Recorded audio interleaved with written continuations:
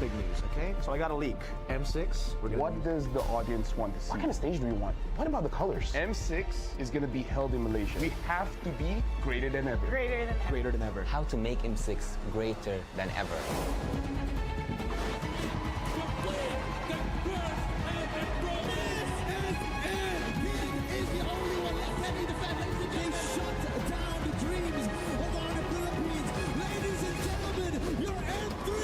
Winning the game, getting the checkmate, setting everything over. The curse breakers, the two-time world champions.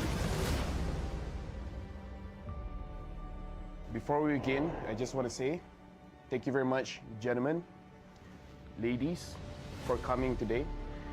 We have something very important to discuss here, right? Because right now, imagine yourselves as Moonton. We're the publishers. M6 is going to be held in Malaysia. So I need ideas to make sure that M6 gets good. This time, it's got to be better. Like, it's in Malaysia, okay? We have to be greater than ever. Greater than ever. You know what? That's going to be the tagline. You like it? You like the tagline? That's a good tagline. That's a good tagline? We went from Join the fight. Join the fight. join the Join the fight, fight. to the top, To the top. dare to be great, Dare to be great. Be Better. better than great. and now greater than ever. You know what? You're a genius. I'm a genius. You're a genius.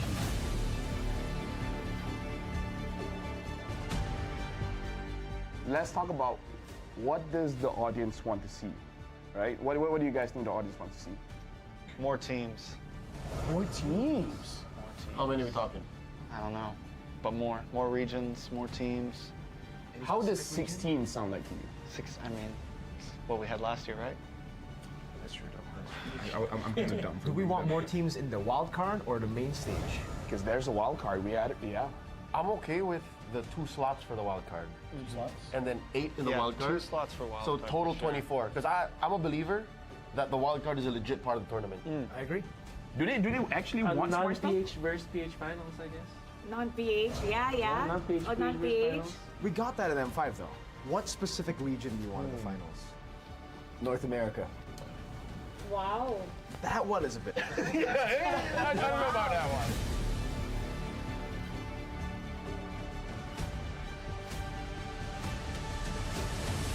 Let's take a flashback, I would say. Throwback to the days of the past. M1 was a great time. M2 was a great time. Every single tournament, it was great. He's got a lot to say about history. I love history. We got to talk about logistics here, and I feel like we need to include Mara for this one because we got to talk about the stage. M1, the stage was pretty good. I feel like it really sets the tone, right? Mara, you've seen the stage for M2, M3, M4 up Yeah. until a few months ago. It was MSC as well, but let's not talk about MSC. We're talking about the World Series. Like, what kind of stage do we want? What about the colors? I think the color should change depending on what stage we're in. So if it's a group stage, it'll be a different color, wild card different color, and when it's the grand final, so they know exactly, especially when you're looking back, you know exactly what, which that's a part of good the idea. tournament Good it will be. visual storytelling Yes. too. So you just have the LED, just changing the background just a little bit. From the past, I would go to how to make M6 greater than ever, right? Greater than ever. I would say that build up a story, because everyone loves a story, a good story to be told at the upcoming M6. So let's say, for example, not just about the players, maybe about the region itself, maybe about a team that struggled so much. We have seen a lot of teams and a lot of regions develop in the previous, I would say, M series, even MSCs, and every international tournament that we have. So why don't we focus on building a story that isn't matched to any other story that we have ever heard in our life? I think if we're gonna cover story, what about something documentary style? You know, like something that you're back in M1, you're back in the place where it all began, and you cover some of the talents who have been around since M1, some of the players who have been around since M1, who have been around through several M series.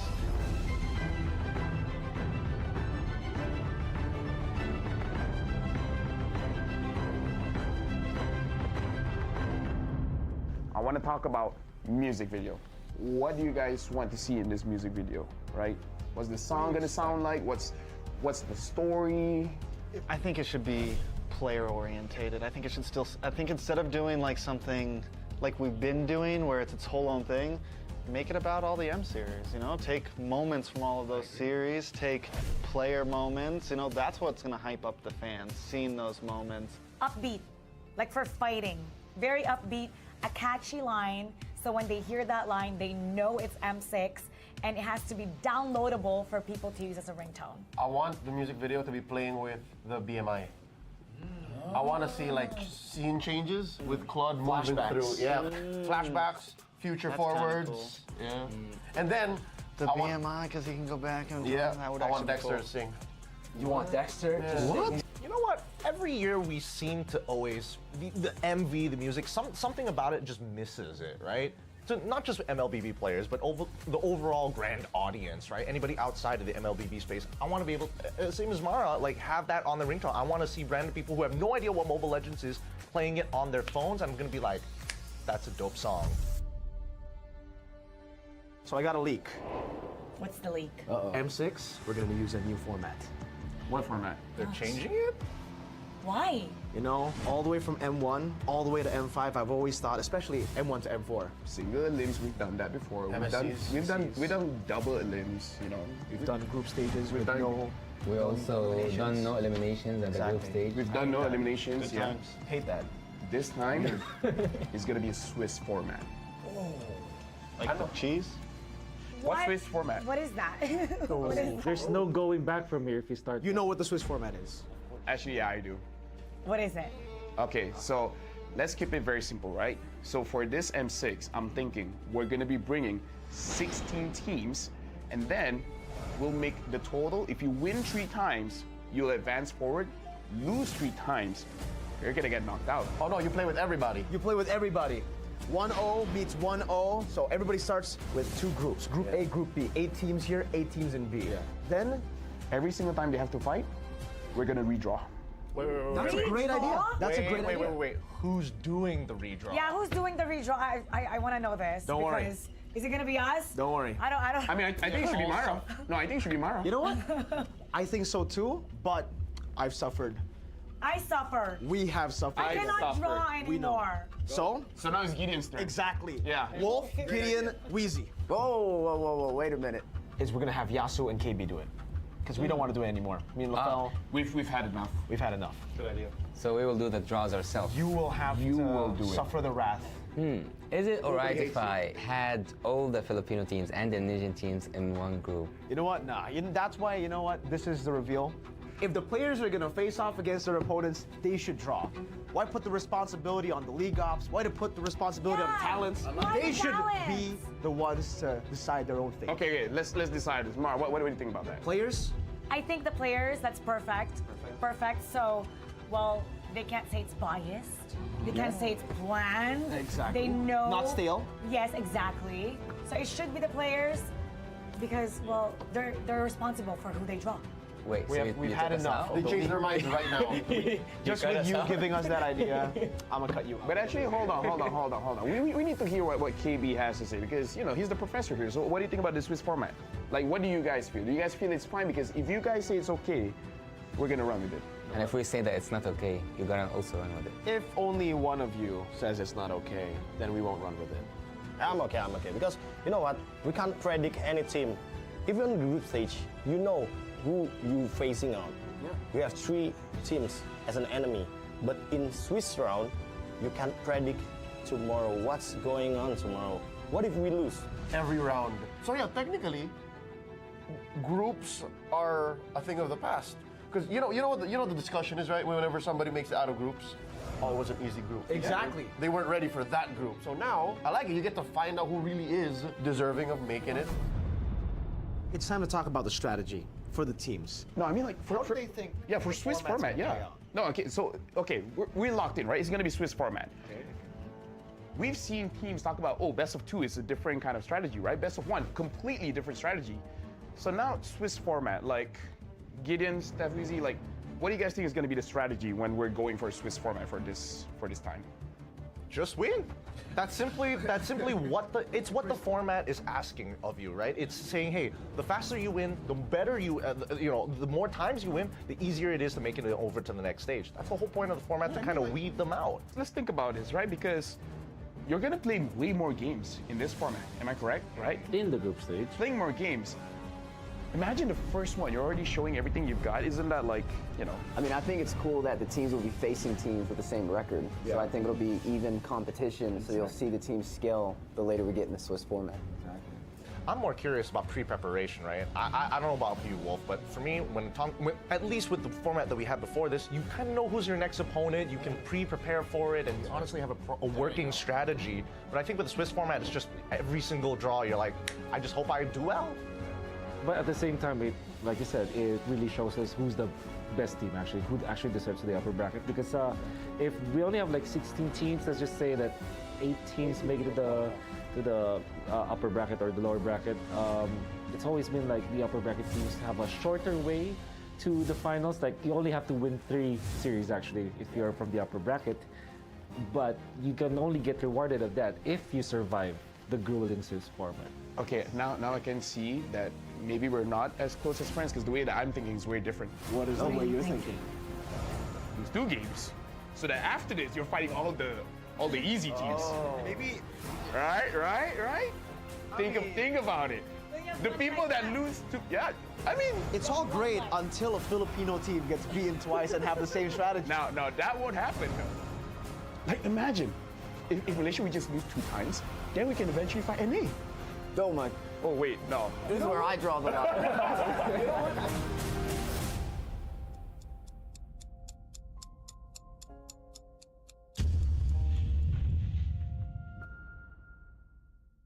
A crispier chicken McCrispy? So much crispier. Bite into an even crispier crunch with the improved Chicken McCrispy. Now, wouldn't that be nice?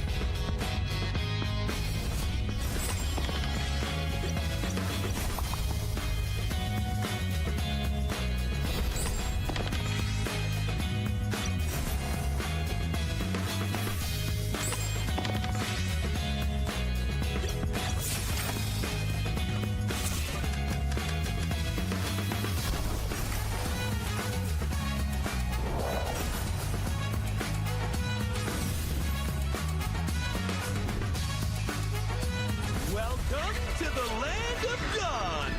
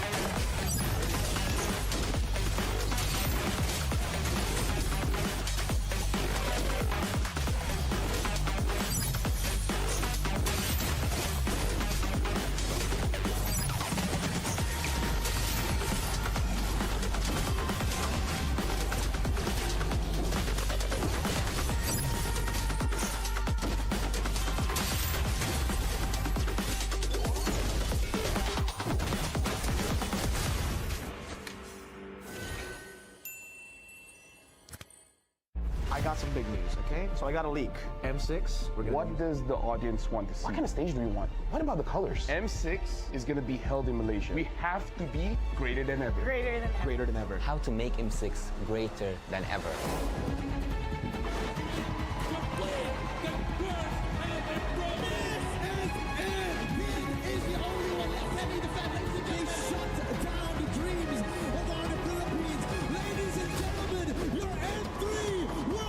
Winning the game, getting the checkmate, setting everything up. The curse breakers, the two-time world champions. Before we begin, I just want to say thank you very much, gentlemen, ladies, for coming today. We have something very important to discuss here, right? Because right now, imagine yourselves as Moonton. We're the publishers. M6 is going to be held in Malaysia. So I need ideas to make sure that M6 gets good. This time, it's got to be better. Like, it's in Malaysia, okay?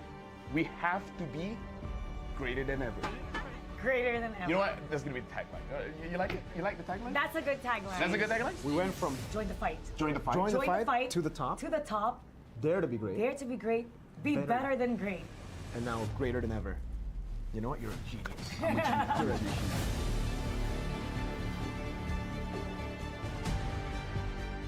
Let's talk about what does the audience want to see, right? What do you guys think the audience wants to see? More teams. More teams. How many are we talking? I don't know. But more regions, more teams. How does 16 sound like to you? I mean, it's what we had last year, right? That's true. I'm too dumb. Do we want more teams in the wild card or the main stage? Because there's a wild card. We added, yeah. I'm okay with the 2 slots for the wild card. 2 slots? And then 8 in the Yeah, wild card. 2 slots for wild So card, total for sure. 24. Because I'm a believer that the wild card is a legit part of the tournament. I agree. Do they actually want more stuff? Non-PH versus PH finals, I guess. Non-PH, yeah. Non-PH, Oh, non-PH. We got that in M5 though. What specific region do you want in the finals? North America. Wow. That one is a bit. I don't know about that one.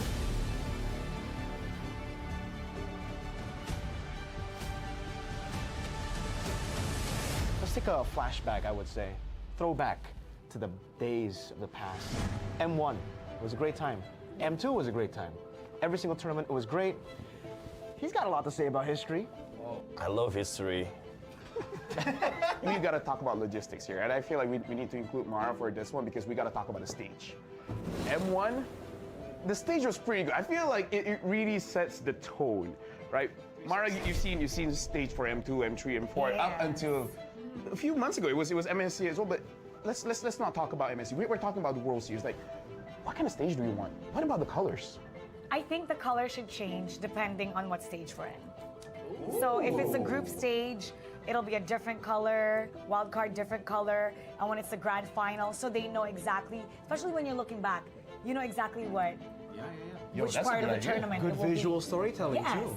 So you just have the LED, just changing the background just a little bit. From the past, I would go to how to make M6 greater than ever, right? Greater than ever. I would say that build up a story, because everyone loves a story, a good story to be told at the upcoming M6. So let's say, for example, not just about the players, maybe about the region itself, maybe about a team that struggles so much. We have seen a lot of teams and a lot of regions develop in the previous, I would say, M series, even MSCs and every international tournament that we have. So why don't we focus on building a story that isn't matched to any other story that we have ever heard in our lifetime? I think if we're gonna cover story, what about something documentary style? You know, like something that you're back in M1, you're back in the place where it all began, and you cover some of the talents who have been around since M1, some of the players who have been around since M1, who have been around through several M series.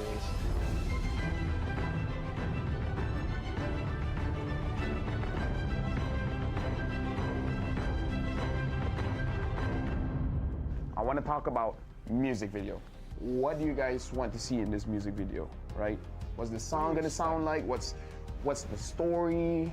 I think it should be player orientated. I think it should still, I think instead of doing like something like we've been doing where it's its whole own thing, make it about all the M series, you know? Take moments from all of those series, take player moments, you know, that's what's gonna hype up the fans, seeing those moments. Upbeat, like for fighting, very upbeat, a catchy line, so when they hear that line, they know it's M6, and it has to be downloadable for people to use as a ringtone. I want the music video to be playing with the BMI.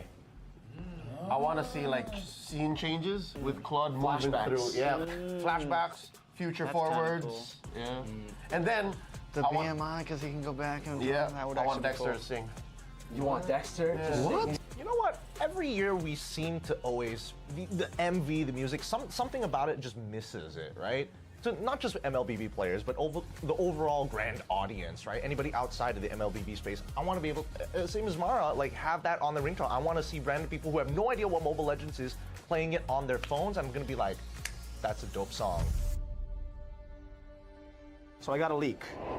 What's the leak? M6, we're gonna use a new format. What format? They're changing it? Why? You know, all the way from M1, all the way to M5, I've always thought, especially M1 to M4. Single limbs, we've done that before. We've done double limbs, you know. We've done group stages with done- no. We also done no eliminations at the group Exactly. stage. We've done no eliminations. Good Yeah. times. Hate that. This time, it's gonna be a Swiss format. Like the cheese?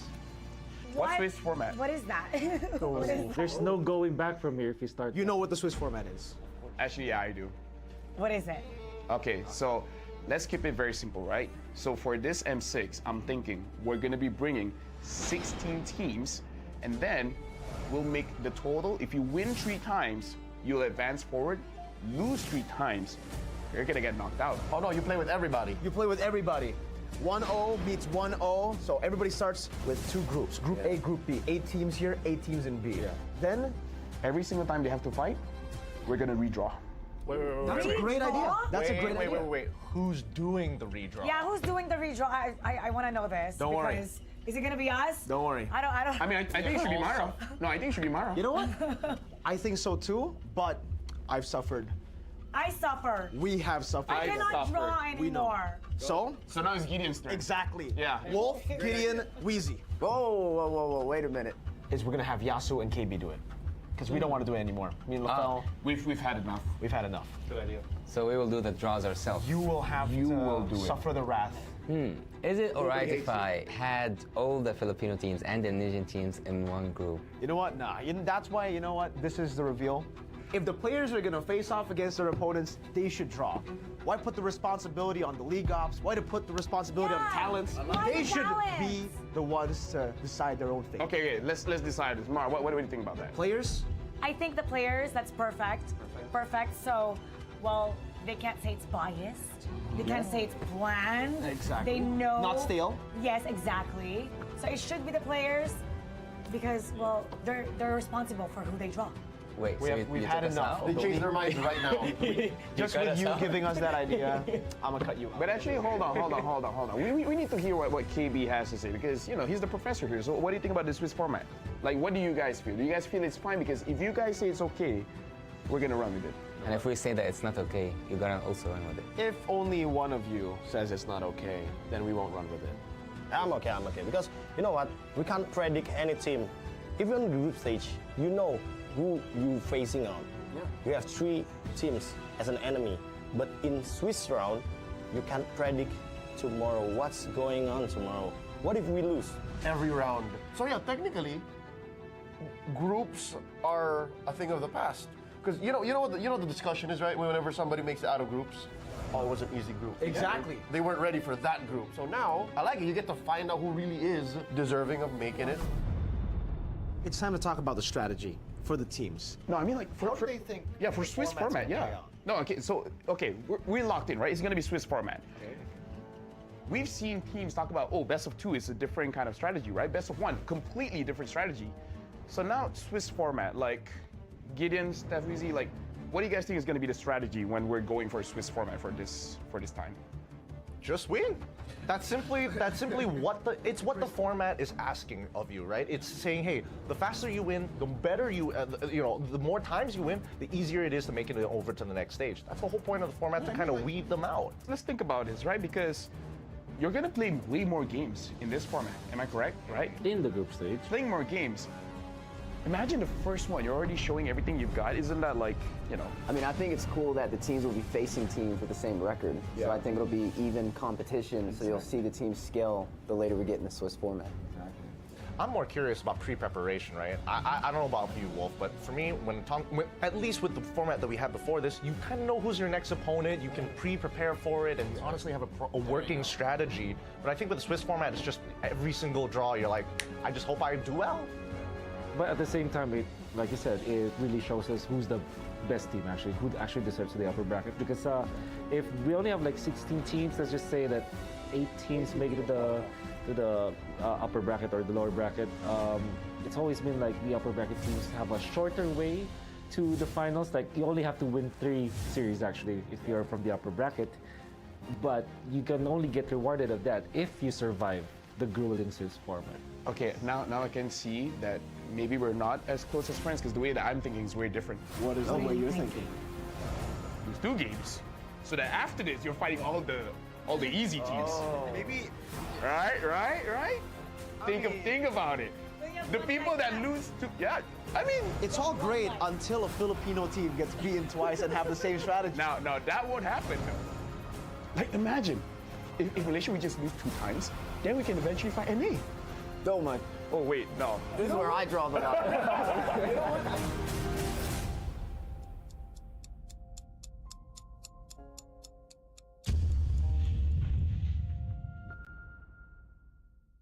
A crispier chicken McCrispy?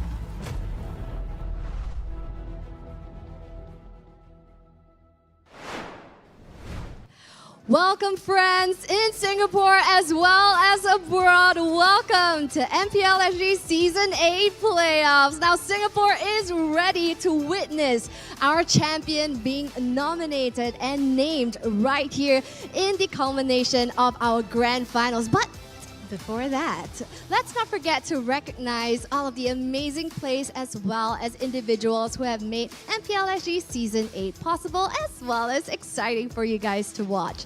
So we're going to jump right into our awards presentation ceremony where we give thanks to all of these amazing players. Now we're going to actually give nomination and recognition to 3 different categories. First up would be Best Rookie. Now, the individual player who have been making significant waves over at the Land of Dawn despite being the first time right here at MPL SG. Now, the next award that we're going to be giving out would be the regular season MVP. That singular player who has been making dominant plays, changing tides right here during the regular season itself will be announced later. Now, we also would love to give a shout out to our amazing talents right here at MPL SG Season 8. Those of which who have made this show exciting for all of you viewers who are currently watching at home or even live at the venue itself. So we're super excited and we're going to jump straight into the awards presentation ceremony. But first, we would love to take this opportunity to invite Mr. Justin Koh, Project Manager of Zenway Productions, to present these awards. Round of applause, ladies and gents.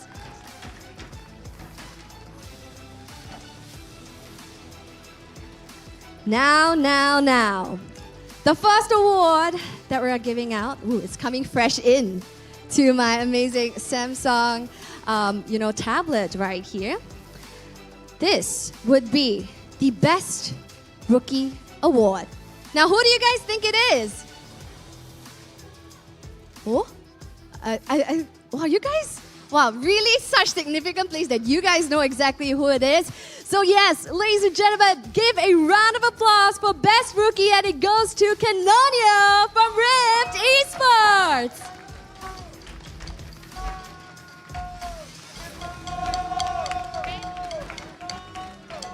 Big smiles for the camera. Now, Canonio, as the jungler right here from Rift Esports, has been making incredible plays, cinching wins for Rift Esports. And definitely this award is given to him. Now, Canonio, anything you would like to say to your fans out there or even family who's currently supporting you from abroad? Thank you for giving me this reward. I'm very deeply for receive this, but it's all due to my teammate for giving me the chance to shine. And I would also thank for Trob, H2, Rich, Grand Station for supporting us through this MPL Season 8. And shout out to my Rift Esports, my families and friends for supporting me in PH. And I will go home tonight. See you. Kita kids. Ladies and gents, that was Canonio, our Best Rookie for MPL SG Season 8. Thank you, Canonio. Now, our next award is going to be given to our regular season MVP. Ladies and gents, who do you think it is? Wow, the crowd is all in unison. There's one name in their mouths only. And the regular season MVP goes to Vanix from Team Flash.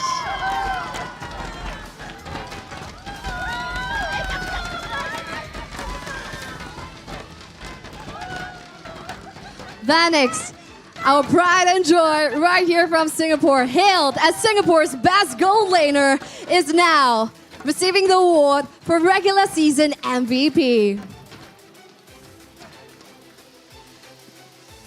Now, before I ask you if you want to say anything, I have you say first. Thank you, Helen. Yeah, so when it comes to our players, right, support system is instrumental when it comes to playing because it gives you guys the support outside of the game. So giving a quick shout out to Helen, which is Vanix's mom, who is present here in the venue itself. Can you give a wave, Helen? Fantastic. So anything you would love to say for receiving the regular season MVP? So I would like to thank my mom and my family for supporting me, like watching my games and all, and congratulate me for winning. And then I also would like to thank my teammates because without my teammates I wouldn't be here also lah. Cause as a goal laner, I need all my team support also. And then I also would like to thank all the fans that supported us, and hopefully we will win the champion today again. And last of all, I also like to thank the production for giving me MVP again. Thank you so much. Vanix, maybe last few pictures right here. Fantastic. Thank you, Vanix. Thank you so much. Well, wasn't hard for that decision. Statistically, he was uncontested when it comes to the regular season. But he'll give chance, Vanix, huh? Okay? So, the next one, we're gonna give the award of Best Talent. Now, who do you guys think it is? No. Talent. Those casters that you guys have been listening to. Who do you guys think it is? Oh, wow. You see, very even. But there is one individual who's a definite standout today. And ladies and gentlemen, our best talent for MPL SG Season 8 goes to Moman. But of course, we have Abstract here who will be receiving the award on his behalf. Rightfully so, because our best talent Moman is so in demand that he is currently casting for the M6 Myanmar qualifiers right now. So Abstract will be receiving the award on his behalf. So you want to Photoshop him? We should put a green screen. Okay. So yes, Abstract will be receiving the award on his behalf. Oh, you have a script from him. Hey, just now the phone screen was black. Yeah. Okay, do one more. He wanted to put Mo's face. Okay, one more, just for the photos. You guys get it? His phone screen was off, he didn't realize. Okay. So I think you have some words from Mo. Okay, hello guys. Okay, so this is what Moman wants to say, okay? First of all, I didn't expect this because usually the best talent cast grand finals. But hey, this time, he goes somewhere else, Myanmar qualifiers, because he's Burmese. But okay, it's a great surprise to me, and I can only be the best talent because I have the best production, best audience, and best teams to work with. You guys are truly the stars of the show, and I'm happy to be able to use my voice to let you guys shine. Continue living the dream, and I will make sure to provide coverage over your games when I can. Signing off, Moman. Fantastic. All right. So before we sign off, perhaps we could, get a word from Abstract. You'll be casting later, right? What do you think will be happening later for grand finals? I have absolutely no idea. All I just want to see is good games. I want to go all best of 7. I want to lose my voice today. Actually, because Jace is doing play-by-play, I want him to lose his voice today. Fantastic. Now, Justin, all right, you have been very involved right here at MPL SG also. So what do you think will happen, and are you excited for grand finals that's about to happen? I think first off, shout out to all the fans that attended. So I think both teams definitely quite neck to neck. I saw in the upper bracket finals as well that was very close, even though the scoreline doesn't suggest it. So I think yes, we'll see a very amazing games for both teams. Hopefully a little bit spicy.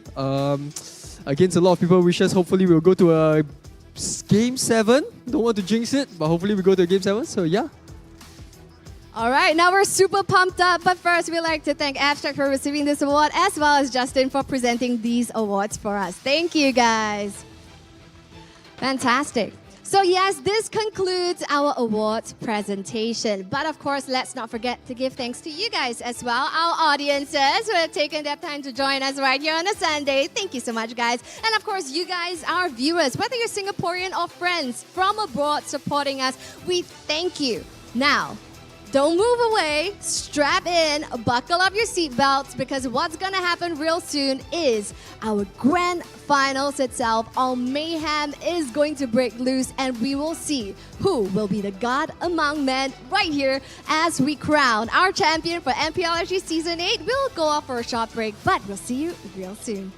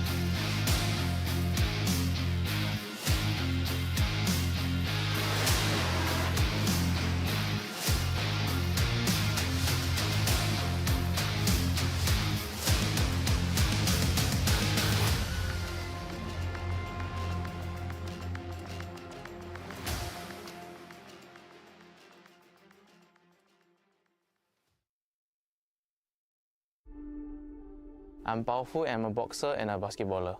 I am Melon and I'm a business student. I'm Arki, I'm a son of my parents.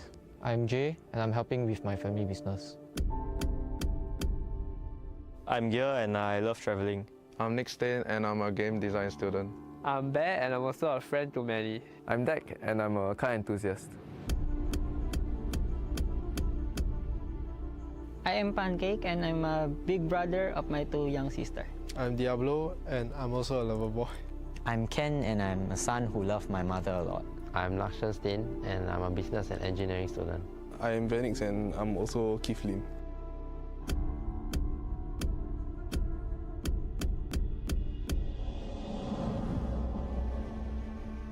Other people see us as just personas on screen, however there are real stories behind that.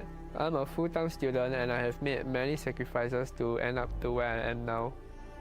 Most of us players are like living a double life. On one end, I'm Gil, who's trying to do well in MPL, and on another end is me, who's trying to do well in school and make my parents proud. Most of the players that I see, some of them are idols of even fans who come down and watch our games. The players might not realize it, but they're actually more of a role model than they think they are. Gaming is really much more like, a global stage. A performance arts and sports join together. Then when you have that, you have the players' persona, but they are beyond that. They are just people like me and you.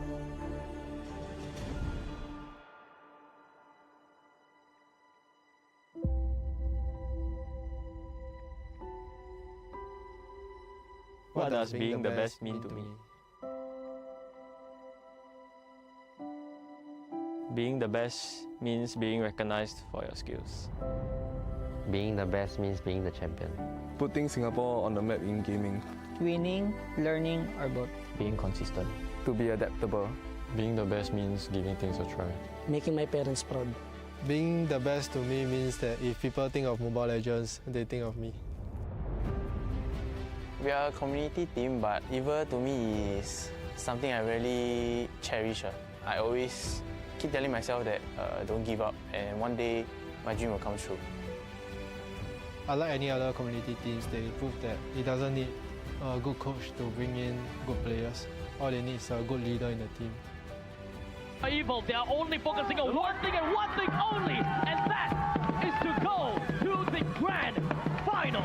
Ladies and gentlemen, Team Evil rewrote history. I believe that Flash has found the perfect fight because ever since last season until now, same lineup, everything didn't change. They're extremely consistent.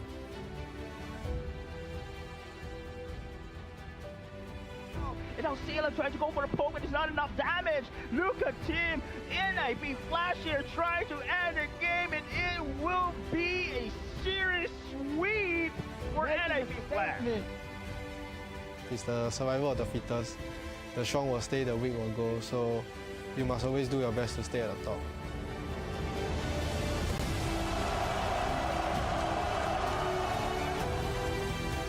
I believe if we do our draft correctly, our game plan correctly, the players perform at their very best, I believe we should 4-0 them.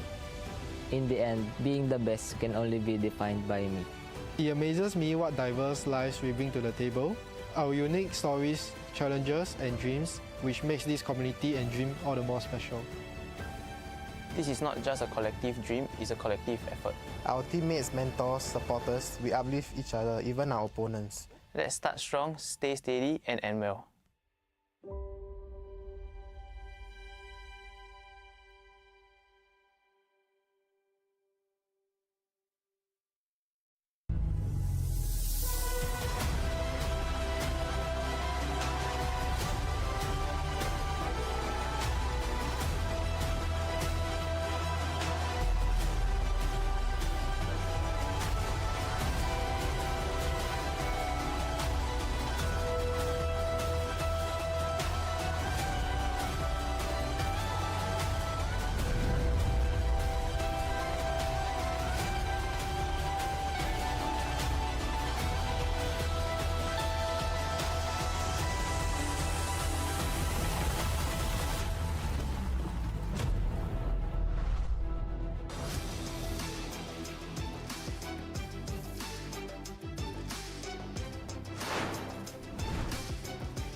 as the new seasons come, which is MPL SG Season 8, Singapore was on the lookout and on the hunt for a team that has all the qualities to represent Singapore over on the international stage. On the M6, which will be held in Kuala Lumpur, Malaysia, the World Series, to showcase our Singapore talents, to highlight our pride, our passion. 8 teams entered the Land of Dawn, but at the end of this match, our grand finals, only one team is able to lift this trophy. So it is a high-stakes game, a best of 7 that we might potentially see right here today as we welcome the playoffs grand finals, everyone! I don't know if you guys behind the screen can hear them, but Singapore is ready. Are you guys ready, Singapore? Amazing. We're all riled up. Our pride, our passion. We're on the lookout. 8 teams entered. But now, at this very moment, 2 of the best teams that Singapore has to offer is about to clash. And only one will emerge victorious to become champions of MPL SG Season 8 to represent Singapore, our tiny little nation, on the international stage to show us what Singapore is made of. But before that, friends overseas, I would love to show you what hot-blooded individuals and fans that we have from Singapore right here. So first up, we would love to show you guys our fans from EVIL. So friends from EVIL, Elijah, come on up. Let's hear the drums of liberation. Let's go. EVIL.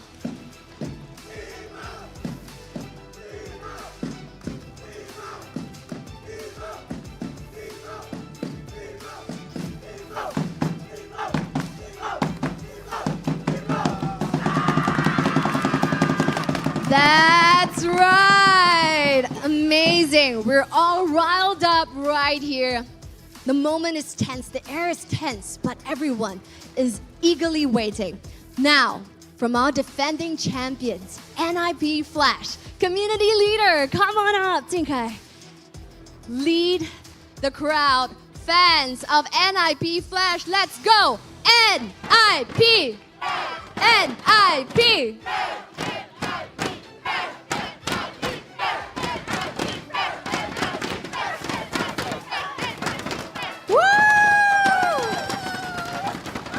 Absolutely amazing. Now, cumulatively, Singapore, are you guys ready for your Season 8 champion? Guys, they're super ready. I don't know about you, but for me, I'm super excited because this time, for the first time in 3 seasons, we're seeing a brand new contender coming on to the matchup. And we're seeing Team EVIL going up against our defending champions of NIP Flash. So we're super excited about that. And without further ado, let's jump straight in, ladies and gents. First up, presenting to you your back-to-back champions. Give it up for NIP Flash!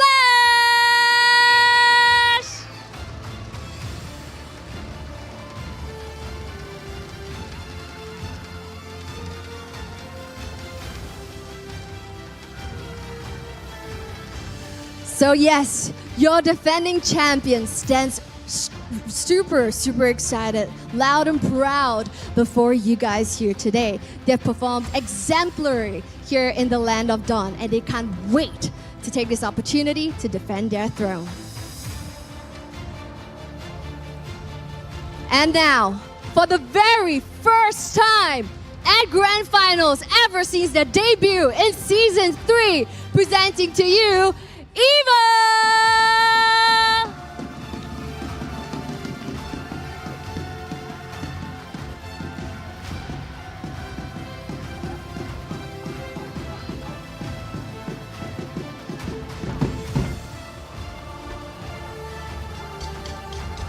So yes, Team EVIL, this is a brand new situation that they find themselves in. But This is an opportunity they have been waiting ever since Season 3. Their highest they ever got, so close, top 3. But now they find themselves here at Grand Finals for the very first time. And now, these two remarkable teams are about to clash for Grand Finals. And here you go.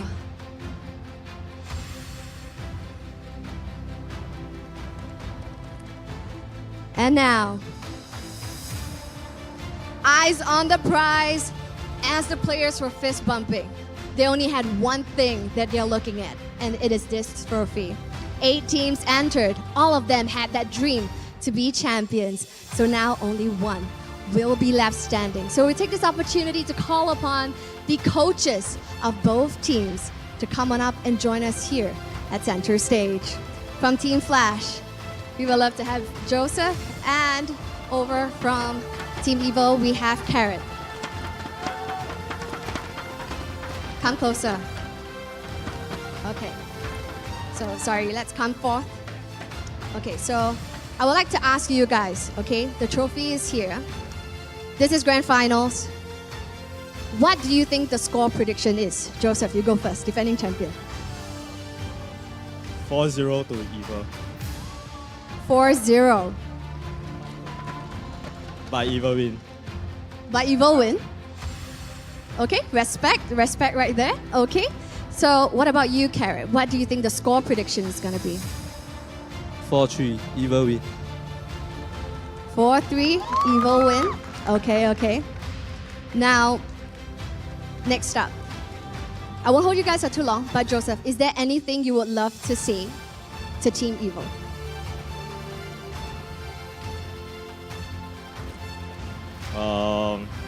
Just give your best and hopefully you have a very good match.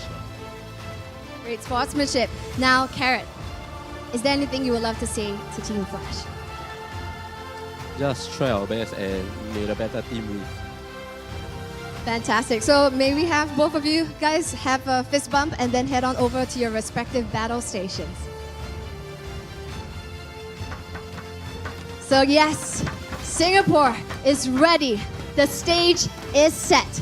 At the end of this grand final, we will crown our champion. So yes, Singapore once more. Are you guys ready for grand finals? With that, I'll hand my time over to the casters. Take it away, guys. All right, ladies and gentlemen, welcome to finally the grand finals after we have set the stage after several weeks. We have managed to stave off every single one of the other teams, and now we are left with only 2. NIP Flash and Evil now stands at the center stage in their battle stations, ready to duke it out together in this best of 7 format. My name is Abstract. Together here with me is Jace and Churros. The 3 of us will cover through the entire series of this grand finals and really hope that we will go through all 7 games down the road. Before we even, talk a little bit more about the game itself, I believe that there is definitely some time for us to kind of touch a little bit about the opening video that we had previously just now. I'm pretty sure that you were getting goosebumps and all, right? I'm getting goosebumps. I feel like it really tells the story of every single player on that stage right now. And I mean, among all of us as well, we also have a different life outside of esports, but looking at them, feeling that connection, I think it's something that we would like to tell everybody and remind them that they are here not to play, but really to fight. I'll grab your opinion in a bit later, as I believe that we can talk a little bit about NIP Flash when it comes down to the 5-man roster that stayed on all the way from the previous season. James, walk us through this. Of course, EXP lane of the handsome Diablo, man, he is giving me goosebumps earlier just now during the video. Hades in the jungle, Curtisi in the mid, JPL the legend in the roam, and Vanix, the unkillable, the immortal gold laner of NIP Flash. This is a stacked team. This is the highest mountain in Singapore right now, and Team Evo needs to watch out. Team Evil, they have a very big obstacle in front of them. It's really a very high hill to climb, and NIP Flash definitely would not stop at anything until they get to the top again. Now, Evil, for the very first time since Season 3, and for the very first time after eliminating RSG out of the playoff, they are here to stay.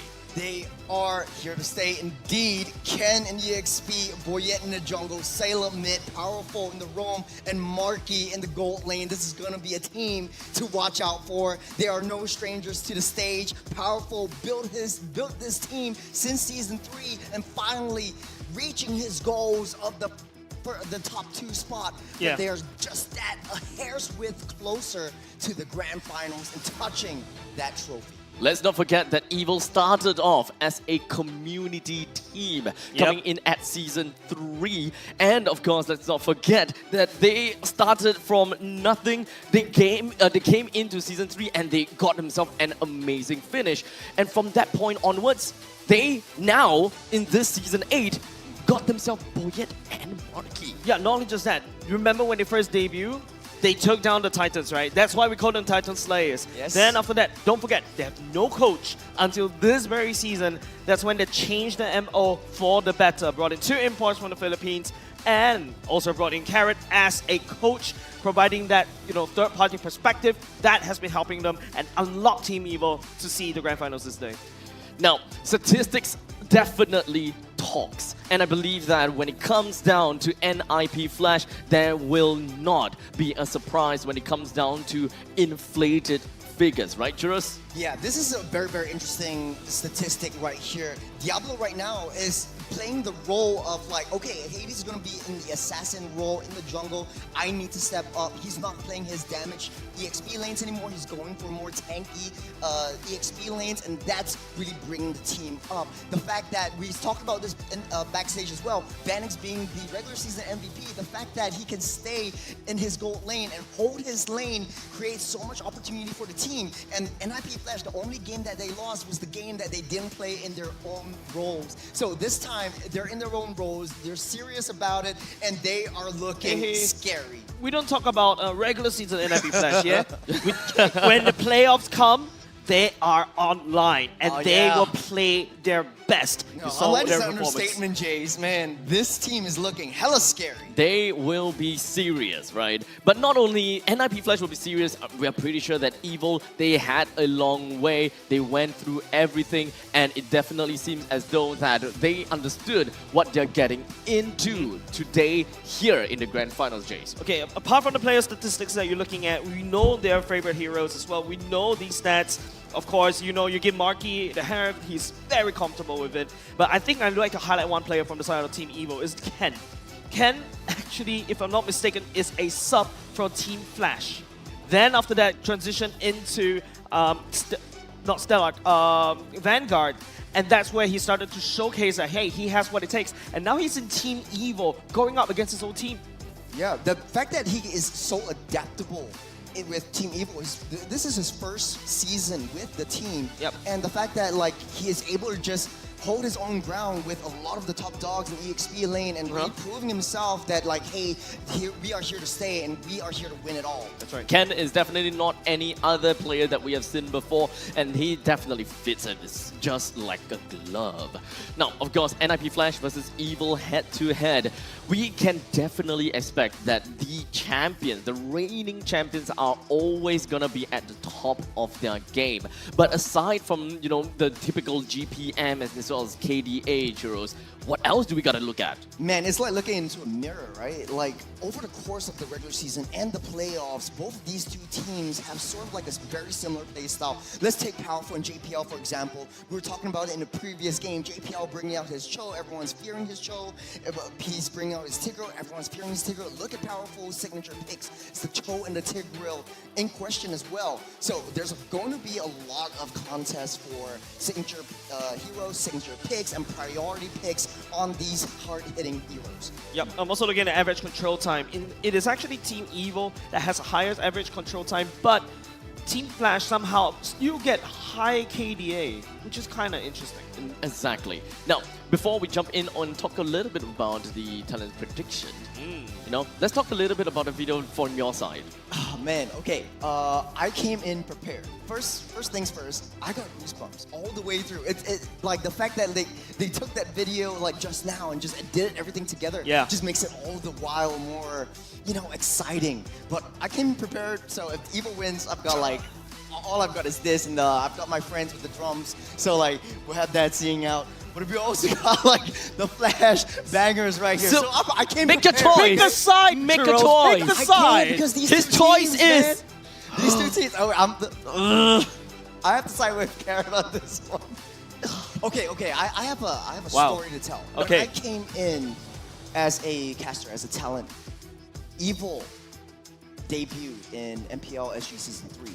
So I watched them grow with, of course, with Vertigo. I also like had the Evo stack. I had the RSG stack. I love them, but Evil has grown so much. The potential has exponentially increased, and that's why I think this time around, if Evil can hunker down and make it work, they can take the crown. Someone does have the evil fever, Yeah. it seems. But it is definitely understandable after looking at Evil's gameplay in the lower bracket finals. We definitely understand exactly what they are coming in from. And like I said before, this is a Titan. This is the Grim Reaper that have come in through and through. And NIP Flash will not disappoint. And I believe that the audience themselves also agrees, as it is a 73% that is weighing over to the side of NIP Flash, and Evil at 27% from the audience side. We definitely have got some time to talk about the fact that with Evil coming in to face off against this Grim Reaper knocking on every single team's doors,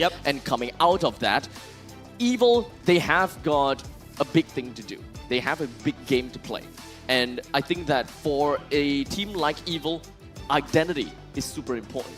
We need to identify that Evil is a very momentum-based team. That's And right. I think that just from the get-go, just from game number 1, it already weighs a lot of impact as to what Evil is going to, what kind of game Evil is going to have just from game number 1. Yeah, I agree with you. Team Evil has always been a very momentum-based team. If they're able to get like a very good start, especially like a good game 1, oh boy, they will unlock a different Team Evil that you'll never see. The magic, everything will be unlocked, and they will look as scary as NIP Flash if, and only if, they get game number 1. Yeah, I gotta go with the crowd on this one. A lot of them, for almost like 73%, voted for NIP Flash just because they're so well coordinated. After the international scene in MSC, they've already proven to us that, hey, we can make it work. We got top 4, and right now,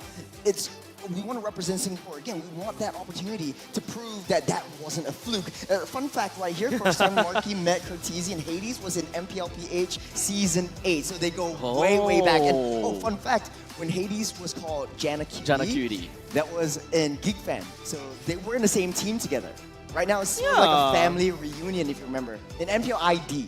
Not exactly the kind of reunion I personally would like if I'm gonna, go you up wanna see against someone, you my want them to family be member. your ally, not your Yes. enemy. But they're rivals. They're not enemies. Yeah. They're friends off a Rivals. stage. Yes. This, at this point in time, I think is pretty much good for us to say that NIP Flash and Evil coming into this game, this is literally a rivalry. Yes, it is. They need to find that one thing that, kind of get each other on top of the opponents. You want more rivalry? Let me get to it to you. Remember, Ken was a sub-player from Team Flash? Yes. Apart from that, Sailor used to constantly go to grand finals, right? Because he was back then, it was EVOS, Slate. Unfortunately, he didn't make the cut. Yes, he finally get back into the grand final stage again, but this time around, I'll be in a different banner. So yeah, there's definitely rivalries all across the board, and I love it. I want to see the series go even further than maybe 4-3, or even, heck, I think they can deliver a good game, but only if Team Evil takes game 1. So let's just talk about game number 1 as we enter into the draft, and with Zarte taking the helm of NIP Flash and Carrot onto the helm of Evil. We start things off with a Phoveus, Angela, as well as Jusin ban from the side of NIP Flash, while Evil is looking at a Chip and Khalid with the final ban that is going to, well, wait it out. Well, judging from yesterday's game with Evil and NIP Flash, I think Tigro is definitely going to be a very, very huge contest, especially for Powerful and JPL. Not only that, Cho might be very, very heavily contested as well. I think this ban might be onto the likes of Vanix. I think Harith, definitely a very huge contest between Marky and Vanix as well. Oh, another fun fact, this is the first time in MPL SG where RSG is not in the grand finals. I gave a small history lesson earlier on this morning.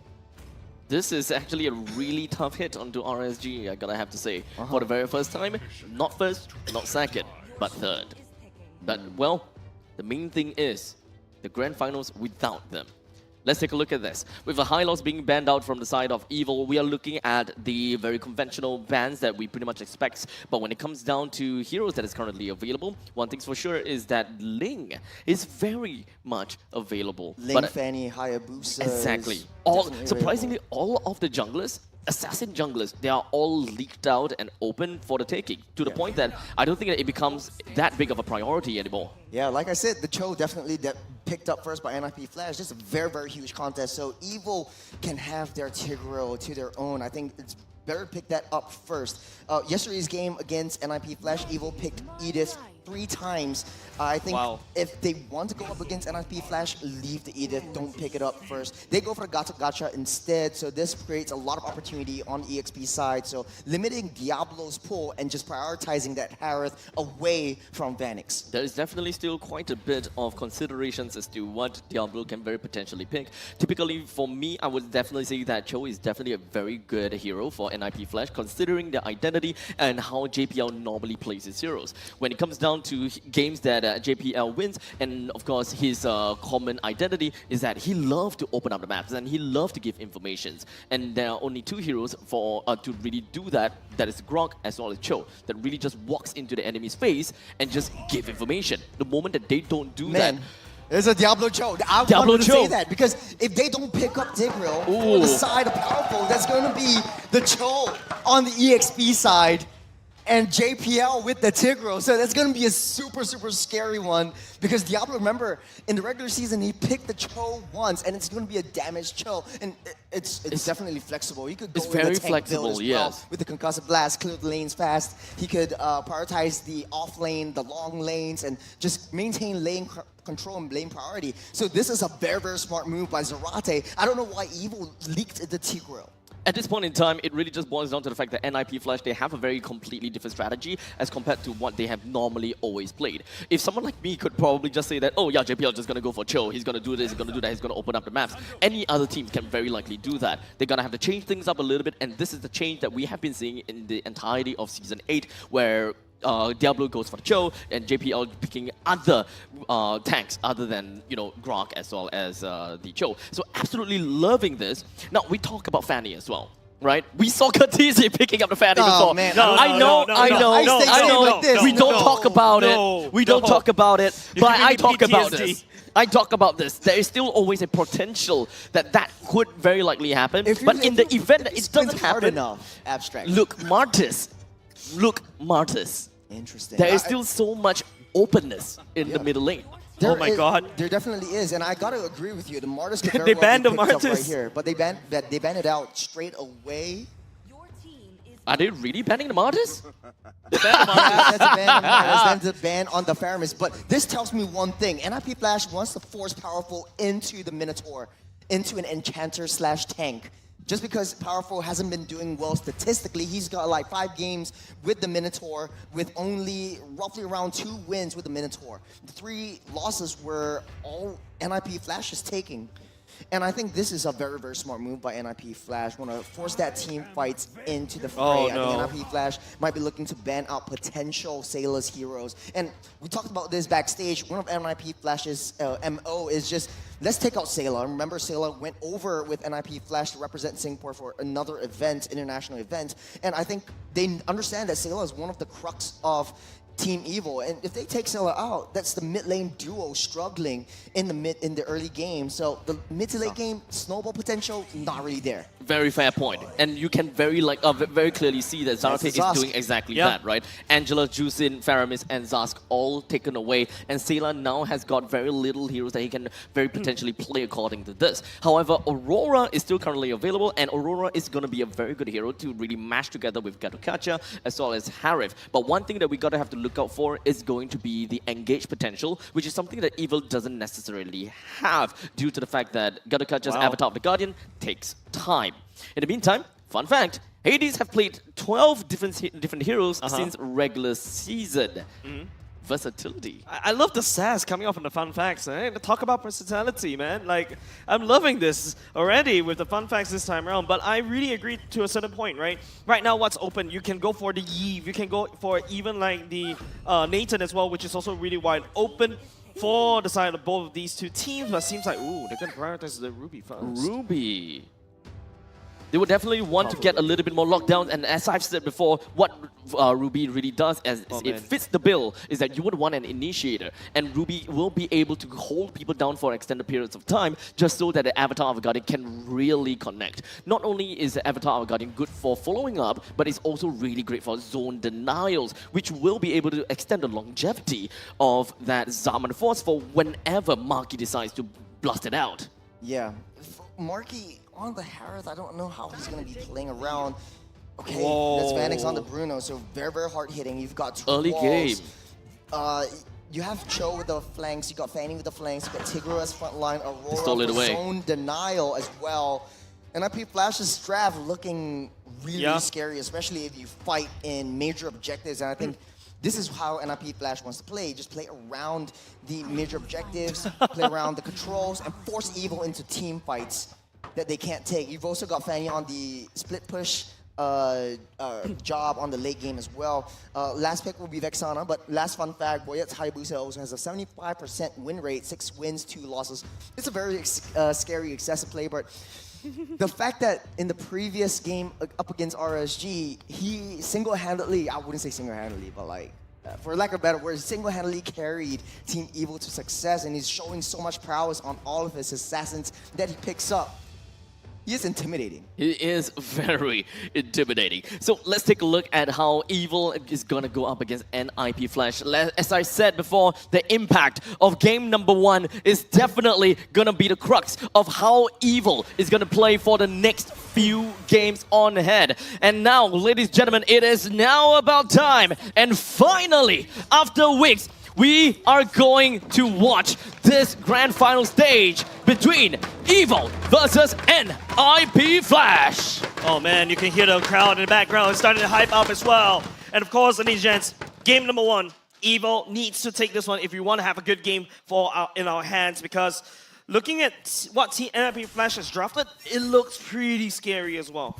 Yeah, a lot of rotation speed, especially coming from Diablo, and the fact that EXP laners now, they need to proc to the wave and start that rotation. Diablo already cleared his wave. He's got a concussive blast, so that's going to help him quite a bit in the early game. That's Ken on the Ruby, so powerful on the Gacha. It's going to be a little bit tougher in the early game to protect Sayla from the Fanny if Hades decides to make a move. Look how deep Diablo is. He knows that the limits of that hero. He knows how to play around the iframes that is presented to him. So he's not really too scared. But the fact that he's moving around so fast, it just shows the rotation potential of a speedy assassin slash fighter.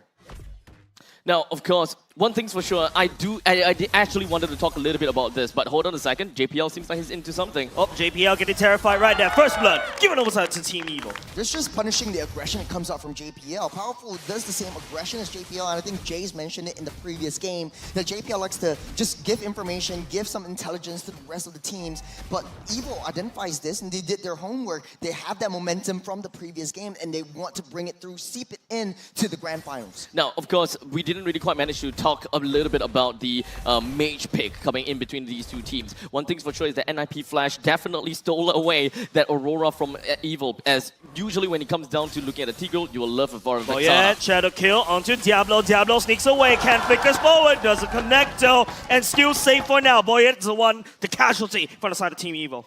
went a little bit too deep, but the fact that Aurora was picked up presents the passive, creates a second life, so the immortality, quote unquote, is going to happen a little bit earlier. But the fact that Evil was able to maintain the economy difference that much earlier and Powerful ramping up the aggression down in the purple buff. Okay, here we go. That's a knock-up as well. Eternal Guard already committed by Sayla. Diablo tagging onto Sayla. Sayla doesn't really have a lot of mana to work with, but at the very least, NIP Flash pushes Evil out of their jungle so that Hades picks up a purple. This is so smart, right? Diablo is acting like the second roamer of NIP Flash. He's always around the map. Hades goes for the spin, boy. It still takes the turtle away. That's also Diablo, the Hell's Mary, coming up from Curtizi right there. Was able to just rain down some damage, but NIP Flash losing the turtle. Hades at a pixel of health as well. There is absolutely no way. The turtle definitely went over to the side of Evil, but NIP Flash definitely understood just what kind of durability that they have onto their side. As such, taking up this turtle is no problems at all. They did lose it though, but at least they didn't lose anything else other than the turtle. Going back to my point about Diablo's Cho, look how fast he rotates around the map. He's in the mid lane. He's around the purple buff. You would think that JPL would be the protector, but Hades, cables in, cables out. No commitment just as of yet. It's gonna be still a very early part of the game where Evil, you can very clearly tell, Powerful is getting a lot of information onto NIP Flash. Very reminiscent to what he has done before when he was playing the Cho. But in this case, he knows that there is definitely some form of durability, and of course, he can definitely go for a couple of kills here and there. So he's not too afraid of NIP Flash. But in the meantime, JPL playing on the Tigreal, you can definitely tell that durability is one thing, but if you go in a little bit too deep, you don't necessarily have any form of mobility to kind of dip yourself right out. Looking at the damage dealt, Powerful just constantly poking the members of NIP Flash. Ken tries to get a proxy because he knows that Diablo's not around. And I think Diablo's high rotation speed and being around that map, trying to force fights away from Vanix. And we talked about this before the game, that Vanix needs that space to be able to hold that lane and try to get his core items before joining in the team fight. So in the early game though, it's not too much of a problem as of yet. When it comes down to positioning, Evil doesn't give NIP Flash any form of that attention. That's going to be the kick as well. Got Kacha as well. Curtizi, the Frigid Glacier, a lot of damage, but Powerful. Team Evil is actually coming out. That's a triple kill from the side of Team Evil. The Revitalize! I was looking so hard. The Revitalize is what really kept the entire team of Evil intact. The Avatar of the Guardian as well, just as of that. We have a replay, so we have to watch this one. So I know Hades made a nice shot. You've got the Glacier Prison as well. Ken gets kicked back, and the rest of the team responds. But the Avatar of the Guardian, the Avatar Guardian and the Revitalize kept Ken alive, so you have a little bit more damage, and Boyette uses the Shadow Kill just to pick off every single one of them. The other main thing is the fact that Sayla was in a very good position to stay safe. The entire time, there were just 3 people in front lines and just getting hit on by Hades. But Sayla was safe. He managed to land a very nice Horrify that made sure the Hades don't deal any more crucial damage to the rest of the team, allowing Powerful popping the Revitalize to keep the entire team intact. I think it's the mix of the Horrify as well as the taunt from Powerful. Yeah. Just protecting Ken from inevitable doom. Now, Powerful ramping up the aggression as he should. But JPL keeping the purple buff safe. I think this is a very, very good move from Evil. Try to force a lot of the rotations towards Hades so that Diablo, even if he can find a pick off, it won't amount up to anything. Remember, we always have this question in our head, is the fact that Evil have always been very strong in the early stages of the game, even when it comes down to the lower bracket finals. But when it comes down to this game, what do you need to say? Once again, finds Vanix and he will be assassinated. This guy's on a roll right here. Ganking left and right and also picking up kills. Vanix unable to survive that one. Boyette already has the Sky Piercer. This guy's going to ramp up his aggression and momentum as well. So talk about scary. I think the fun fact was foreshadowing something, huh? We're looking at something, definitely. But when it comes down to Evil, they themselves understood that they have got something in mind. Hades, will we try to do the same over to Marky? Powerful doesn't connect with the Avatar of the Guardian, but Hammerarchy is down a little bit low. Hades cannot find the assassination. This is a big problem for NIP Flash. It's a very smart move by Marky, using the Zaman Force to get that shields from his auto attacks, just to keep himself alive. And right now, the turtle getting spawned up, the 3rd turtle of the game, and Ken is already there. Evil making a beeline for that turtle. Let's not forget that an agility of a hero definitely definitely makes a difference to Fanny's assassination. If you're gonna have to deal with someone that have got unlimited dashes during the duration of the Zaman Force, it's really gonna be difficult for any form of Fanny to be able to land all of these spins. I like the rotations coming up from Sailor as well as Powerful. They know that we want to keep that turtle safe, but hold on. Well, yet Sealed secures the turtle for himself, goes into Shadow Kill, dives onto Curtizi, Frigid Glacier, wasn't connect, Evil taking through all 3 turtles. We are looking at NIP Flash that actually have got their back against the wall. They don't have a lot of farm that is really working for them. In fact, we are looking at a 2,000 gold deficit for the side of NIP Flash. And of course, when it comes down to itemizations, we are looking at Fanny that managed to get a blade that have to see slowly building into the next item on the road. But unfortunately, when it comes down to durability, talking about the Tigreal, with only 2,700 gold to his name, the best thing that he have is a silence robe. So he can't be durable enough to really just open up the map and just absorb all the hits from the side of Evil. Yeah, if you have a Fanny on your team, you really want that Fanny to snowball, especially in the early game. But Fanny's, or Hades is basically finding it hard to get an assassination onto any one of the members of Team Evil. If you want to go for Marky, he just dances his way out of there. You want to go for Sailor, well, Powerful's there for backup. Doesn't say, oh. Sky Piercer stacks on this man. Already 6 kills. It's gonna scale out of control right here. NIP Flash has to find something somewhere to stop it.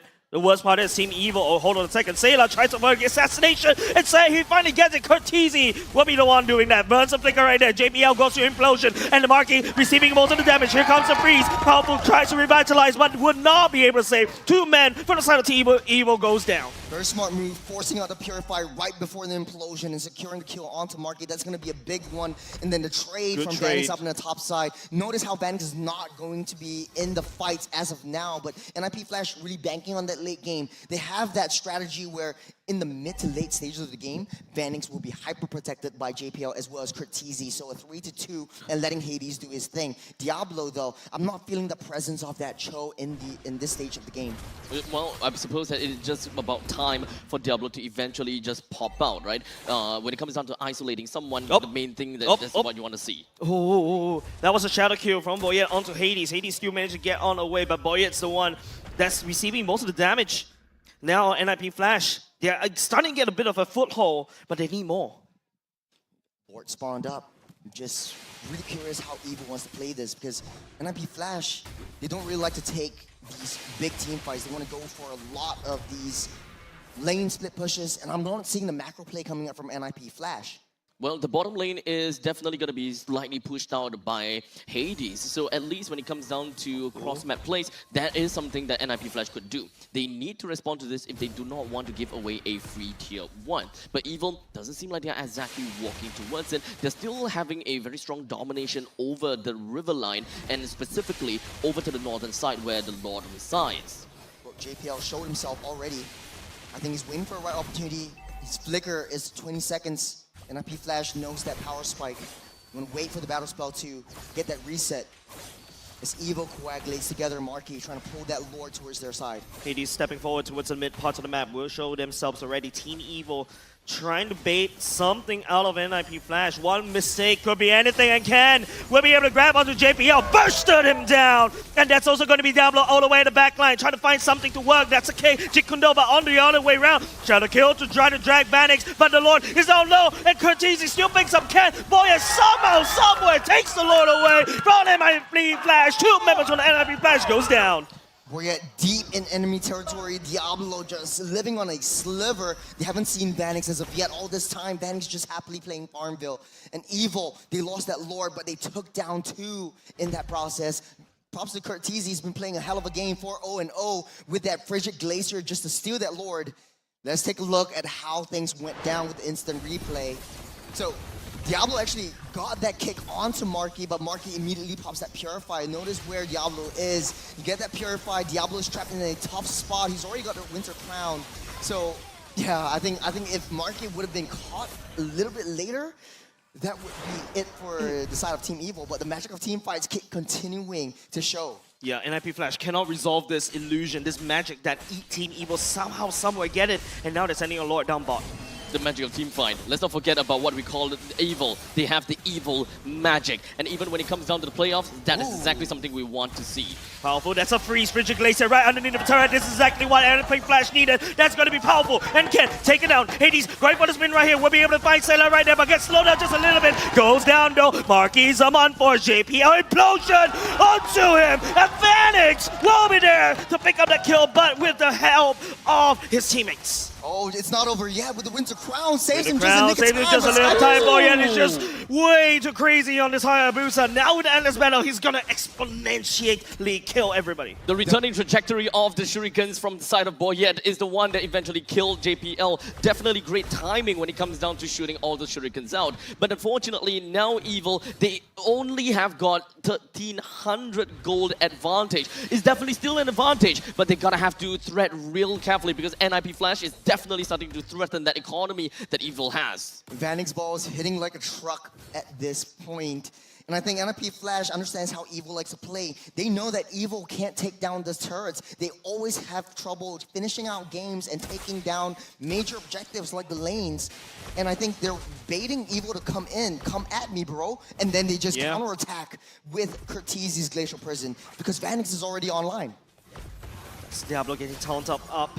Purple buff stolen by Boyet. This is so infuriating if you're Hades. You definitely do not have any form of proper mobility as a Fanny now that you don't have any purple buff. Information is definitely going to be key, and especially, let's not forget about this. The Lord will be coming up in 20 seconds. So the moment that NIP Flash realizes, hey, we don't have a lot of farm to work with, and let's not forget about the fact that our Fanny is kind of grounded Fanny. There's no way that we're going to be contesting the contesting the Lord immediately. Tries to do something right there. Marquis just dodges, lands on his armor force, dodges right across the wall. They need to play a split push. Yeah, they're not letting Hades go on the offside, but they're leaving Marquis alone, and Marquis kind of knows this. They got a glimpse of Diablo. Diablo goes back into that Lord. I think they're trying to bait that Fanny out, but it doesn't really matter because Hades can just cable his way towards that major objective. Just probably a little bit more until Evil will be able to get themselves in the right time. But unfortunately, they can't take their own sweet time as well, as they need to remember that the lack of purple buff from the side of NIP Flash is definitely one of the main advantage that they have. Shadows kills on the other side of the screen. That's the jungler from the side of NIP Flash gone.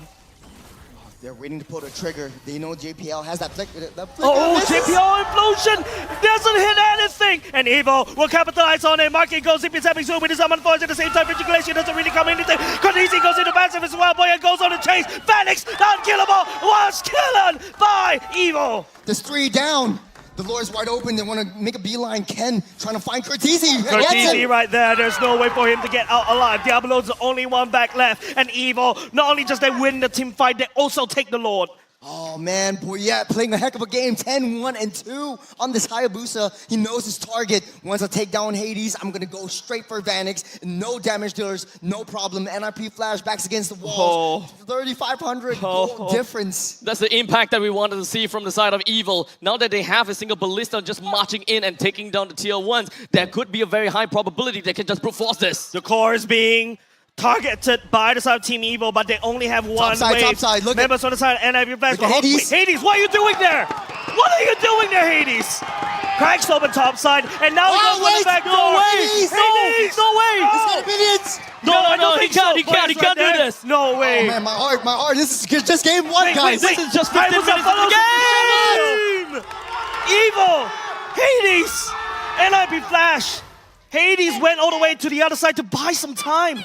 But now 30 seconds down, they don't have Hades, they don't have damage dealers right now. They have to protect Vanix, but we've been in this position before. Yeah. Evil, they always have trouble closing out games, and right now, NIP Flash, they're making it very hard for Evil to do so. And now, unfortunately, Evil have got a broken down inhibitor turret in the bottom lane, but luckily, they will respond in kind by taking away the inhibitor turrets in the top lane as well. 2 very heavy lanes, one for NIP Flash and one for Evil. Evil definitely want to have even more heavier lanes, and right now, the Barren Wasteland. Hades coming up very soon. That's come the Shadow Q at the same time. Evil right now going on the core. Diablo goes all the way to the back line. JPL is trying to look for something as well. Evil slowly in, but they're chipping down NIP Flash. 1 by 1, and Evil takes game number 1. That's what we call the evil momentum. After grinding the entirety of the lower brackets finals, they join in to the grand finals, going up against NIP Flash, getting themselves game number 1. We talked about this. We talk about the momentum. They've got it. And now they will be able to move on with that kind of momentum, and they might very likely be able to give NIP Flash one heck of a series. Man, Evo's got that hunger. Evo's got that thirst. They've got a drive.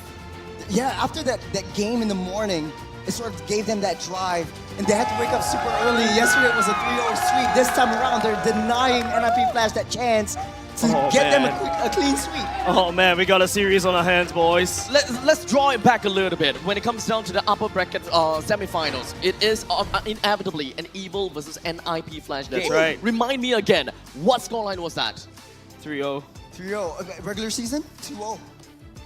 Now, for the first time in the grand finals, when there are stress and of course when there are pressure, it seems like Evil managed to succumb all of that and broke all rules that they have set up for themselves. This abstract is the perfect Cinderella story. The one from the lower brackets, climbing all the way back up. Taking one game away from NIP Flash is a feat, especially when this is the playoffs NIP Flash. So at this point in time, what are they really? Titan Slayers? Rule breakers? At this point in time, Evil, they are just absolutely a menace. The new usurpers. The new usurpers. Gotta give a better nickname, going goal into the MLBB. We're gonna see Boya on the screen right now. It's gotta be Boya. Man, Yeah, that's 12-2-4 Hayabusa, the MVP. I think I remember in the mid stage of that game, Hades actually gambled with a Sky Piercer, even though he was 1-3-4 down. So he wasn't able to get any kills. He banked on a Sky Piercer to get that kills. And I remember the boxing gloves actually gives the same amount of attack damage. So this doesn't really provide much for that Fanny. Struggling to find any pickoffs, struggling to find any momentum throughout the entirety of that game. Even with Diablo being such an annoyance in the early game, it wasn't enough to, sort of like potentialize that Fanny. Now, of course, with the end of this game 1 heading over to Evil, it is relatively fair to say to some and many that this will be the warm-up of NIP Flash. Fair. You gotta give them some time, grind their gears, all the gear, spray in some WD-40, and this is probably where we will have the real show ahead. NIP Flash got their warm-up game, and in the meantime, Evil, they have got themselves the momentum. Which one is stronger? The fact that the NIP Flash will be playing for real now, no more warm-ups, or the fact that Evil, they now have got the momentum? I don't know, man. I'm sure. I think either way, the storyline is pretty juicy, right, Churros? Yeah. Either way. I have another story to tell, or a question to ask. You have a dark wolf and a light wolf. You're trapped in a cage with it. Who wins? This sounds absolutely like a riddle. Yeah, that's a riddle. It's sort of I'm bad, very bad with riddles. The one you feed. Right now, Evil. Oh, they had the first taste, the blood of They NIP taste the Flash. blood of their enemies. And this is the first time, and they're like, yes, I can do this. They're not unbeatable. They're not lords. Yeah, as punny as Lord Vanix might Lord be. Vanix. You know what they say? Gods, right? NIP Flash, at one point in time, we revered them as the gods of MPL SG. And now, once again, we will always touch on that topic. Even gods can bleed. Yeah. So let's talk about the end game, and let's talk about the post-game statistics between NIP Flash versus Evil. Now, Churros, looking at itemizations, anything that stands out? Just the Sky Piercer coming in from Hades. I mean, Diablo just building the Winter Crown very, very early on just to deny the Shadow Kill from Boyette. So that's a very, very smart move, especially with JPL as well. But look at the scoreline from JPL, 0-5 and 6. Evil is a team that likes to punish aggression. So if they see JPL, they take JPL down. There's just so much crowd controls that Sailor can provide, that Ken can provide, that Powerful can definitely provide, and they layer that in. If JPL comes a little bit too close, they're playing it towards his aggression, or in a way against this aggressiveness that he comes into that jungle. And Evil just capitalizes on that situation and just takes him out first. Knowing that if JPL doesn't have the setup capabilities, then NIP Flash, they're pretty much down. Vanix really needs Granddaddy JPL to be his protector. We gotta have to, of course, address the elephant in the room, right? When it comes down to NIP Flash's statistics itself, JPL as well as Hades is definitely not stepping up for this this game itself. We don't really manage to see that big implosion plays, or the fact that that JPL managed to open up the map, give information, and they respond to it. Well, in the meantime, Hades haven't really been cabling all that well in this very specific game, which is very unlike him, right? When it comes down to fanning from the side of Hades, we can expect 3, 4 cables, that kind of stuff. But there have been quite a bit of times in this game where Hades actually resorted to single cables just to get himself to a certain spot. Well, Ken's giving him a tough time. You cable in, Ken just spins around and just traps you in place. So it's very difficult for Hades, especially when Evil likes to coagulate together with the magic of team fights, to be able to get multiple cables and just deal massive amounts of damage just because Ken is there. And I think the Ruby was definitely the right pick to solidify the entirety of the draft from Evil. But the fact of the matter is, I think NIP Flash, they really need sort of like backup crowd controllers. Like Diablo wasn't enough with the Cho. They're looking for pickoffs, but the single target pickoffs onto Marky just pops that Purify. And once you get that information, JPL, he goes in, but he gets stunned up or feared away by Sayla. So that's a very, very smart play from Evil. I mean, the execution from Evil is there just because they got the momentum this morning, but this is a, like you said, Abstract, the warm-up game from NIP Flash. I gotta have to say that the reinforcement that is rallied up by Evil is definitely making things a lot tougher for Vanix to play, right?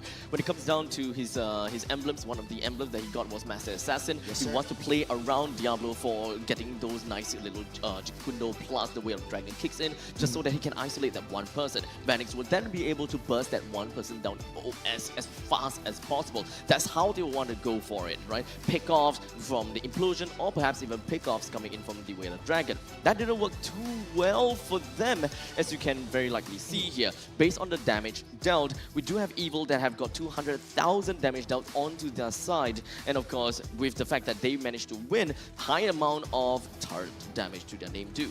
I do have to point out the fact that NIP Flash likes to pick a heavy gold lane, especially with Bruno, someone who is very lane dominant.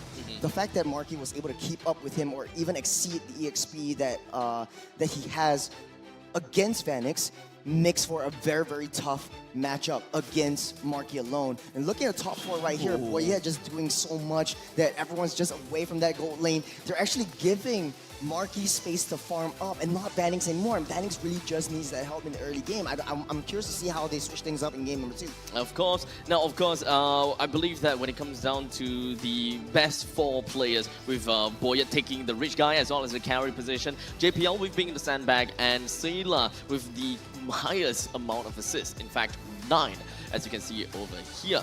Now, with Evil taking this game, NIP Flash, they have got something that they gotta have to go back onto the drawing board and really just kind of identify and understand. Is it really about the hero composition that we are mostly looking out for, or could it just be rusty mechanics that were coming in from game number 1? Man, you're putting me in a spot right here. It's almost like a rhetoric question per se, but if we do have an answer to that, I think I think they want to do something in their draft, especially like having Diablo with a very aggressive early game EXP lane with the rotations. You always see Cho moving over to the purple buff and have a lot of these like additional support for Hades in the jungle. I think it's down to like execution of the draft in the mid game. The early game was played perfectly. They probably need to reset their gears once again and really understand what works out for them. I mean, they definitely do have quite a lot of strategies to work on too, so perhaps we'll be able to see a little bit of a change for game number 2. But before that, let's jump right in over to the mic check and listen out to what Evil have to say in their game. Pani, relax. Go turtle. Go turtle. Hey, Kimi. Cancel. Assist JPL. Ito. Nice, gago. Nice. Gago, tangina niya. Ito. Nice. Ban at the back. Look at me. Sorry. Cancel Chua. He's kicking me. Cover me. Pali. Sisi. Pali. Nice. Okay, reset. Ay. Come. Diablo flicker. Bruno. Hey, Bruno. Nice, Bruno. Aurora. Nice, Aurora. Purple Aurora. We can fight, I'm gonna jump in, guys. Load me, jumping on Bruno. Load me. Hey, go. He's dead. Nice. Relax. I zone Bruno. Kill first. Hey, back. Bruno. Guys, nice. It's fucking okay. The enthusiasm, coming in from them, definitely. Look. Oh yeah, There's goosebumps coming out. It is popping out. I can see it's okay. I can feel it from here. You need kind of like a magnifying glass. You need CSI that thing. I gotta have to say, that was definitely great from the side of Evil. They knew exactly what they wanted to do. And of course, when it comes down to communications, they are just absolutely phenomenal on that part. They called out for Bruno most of the time. Powerful knows what he wants to go for. Yeah. And boy, it comes in.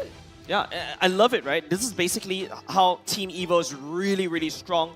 When it comes to like target prioritization, whenever a team makes a call, they just go straight in. And this reminds me really like, you know, the blacklist of last time. Now, of course, I believe that the fact that we are currently in the grand finals, we are just leading up to what's happening after the entirety of MPL SG Season 8, right? Yeah, because in the international stage as well. Yeah, because yes, when you win the MPL SG, yes, you put your name in the dirt, and you already have like boom, you are the champion. But not only that, you will move on over to M6, the international tournament of Mobile Legends Bang Bang, and I just gotta have to say, when it comes down to the M6 Swiss format, that's definitely something that we gotta have to talk about here.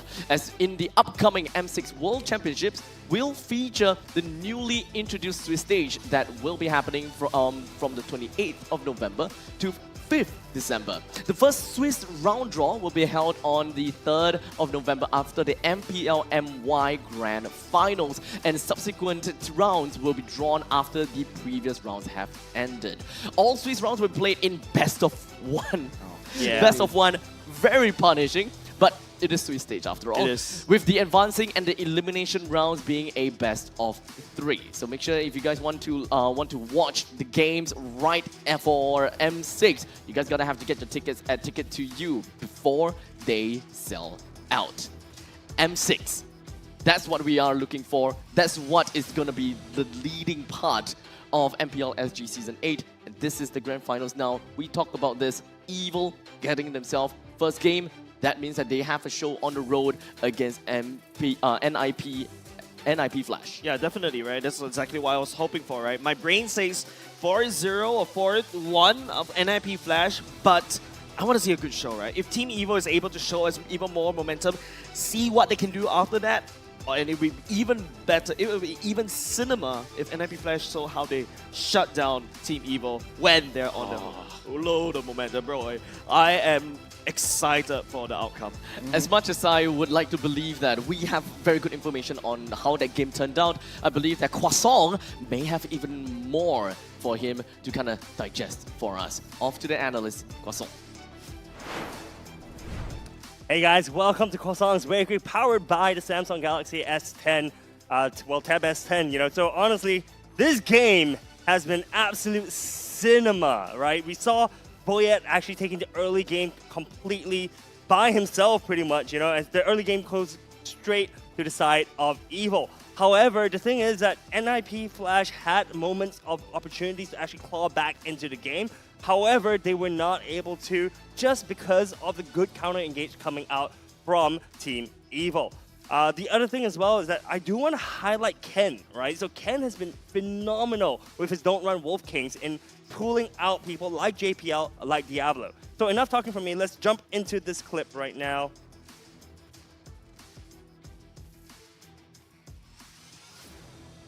Yep, so as we look at the clip, we see the first Lord fight kicking in at this moment in time. We see Ken immediately identifying, right, hey look, JPL looks a little bit caught out of position, so let's hook him in place. And the moment he does that, look at where Powerful actually is, right? So Powerful is immediately charging up a taunt right now. So as this fight continues, we see JPL caught out of position. We see Diablo actually trying to look for Marquis. But the issue is that the other members of Flash right now are completely off guard, not in the surrounding area, right? So the issue with this is that the team fight is not coherent from NIP Flash. So right now, JPL gets taken away. Diablo is still kind of looking, trying to find a good angle to come in on either Marquis or Boyet. Does not see the angle. And immediately JPL goes down, and there's nothing much that NIP Flash can do. Katizi tries to go in, Diablo tries to go in, Hades tries to go in as well. Unfortunately, the side of Evil is just way too tanky and can't be bursted down, right? So from here, Boyet as well just managing to push Diablo off, and the first Lord goes to the side of Evil. And once again, this looks like a very similar scenario, right? Sorry, let me bring this back a little bit. This looks like a very similar scenario as we look at the second Lord fight. Once again, Ken spots out Diablo, right? And this all starts off as well with, Hades getting solo killed by Boyet in the bottom side of the map earlier. So with this 4v5, it's super advantageous for Evil to actually take this Lord fight. So they try to force it out, and they do so successfully. So playing the clip right now, you see once again, Diablo gets caught out. Ken manages to chase him away. I do want to highlight here as well that Marky actually perfectly uses his Purify, right? So he notices that JPL is going to use his Implosion, and he also notices the Glacial Fissure at the bottom. So he pops his Purify and doesn't get CC at all. So he dodges 2 ultimates worth of CC just with 1 Purify. So honestly speaking, these team fights have been played perfectly on the side of Team Evil, and this is all started off with the lead that Boyet had, right? So as we continue to play this clip, as you guys know, this clip, NIP Flash just gets absolutely decimated. And yeah, so let's fast forward this a little bit. Okay, so this is the final fight. So in this final fight, Evil actually was struggling a little bit to kind of close the game out, right? We notice that the minion waves are pushing in from the top side, pushing in from the bottom side, but Boyet here pulls the trigger.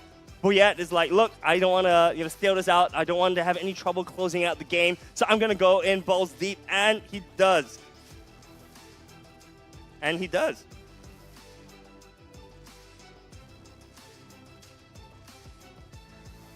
There you go. With 1 Ogi Shadow kill, right? He actually takes off 30% of Katizius' HP, which is crazy just for 1 tick of damage. And, once he gets on Katizi, there's nothing else the NIP Flash can do. Diablo just tries to use the Way of the Dragon, manages to take out Boyet, but the rest is history, and it's too little too late. So that is the story for the first game, guys. I'm going to throw it back to you guys on the desk.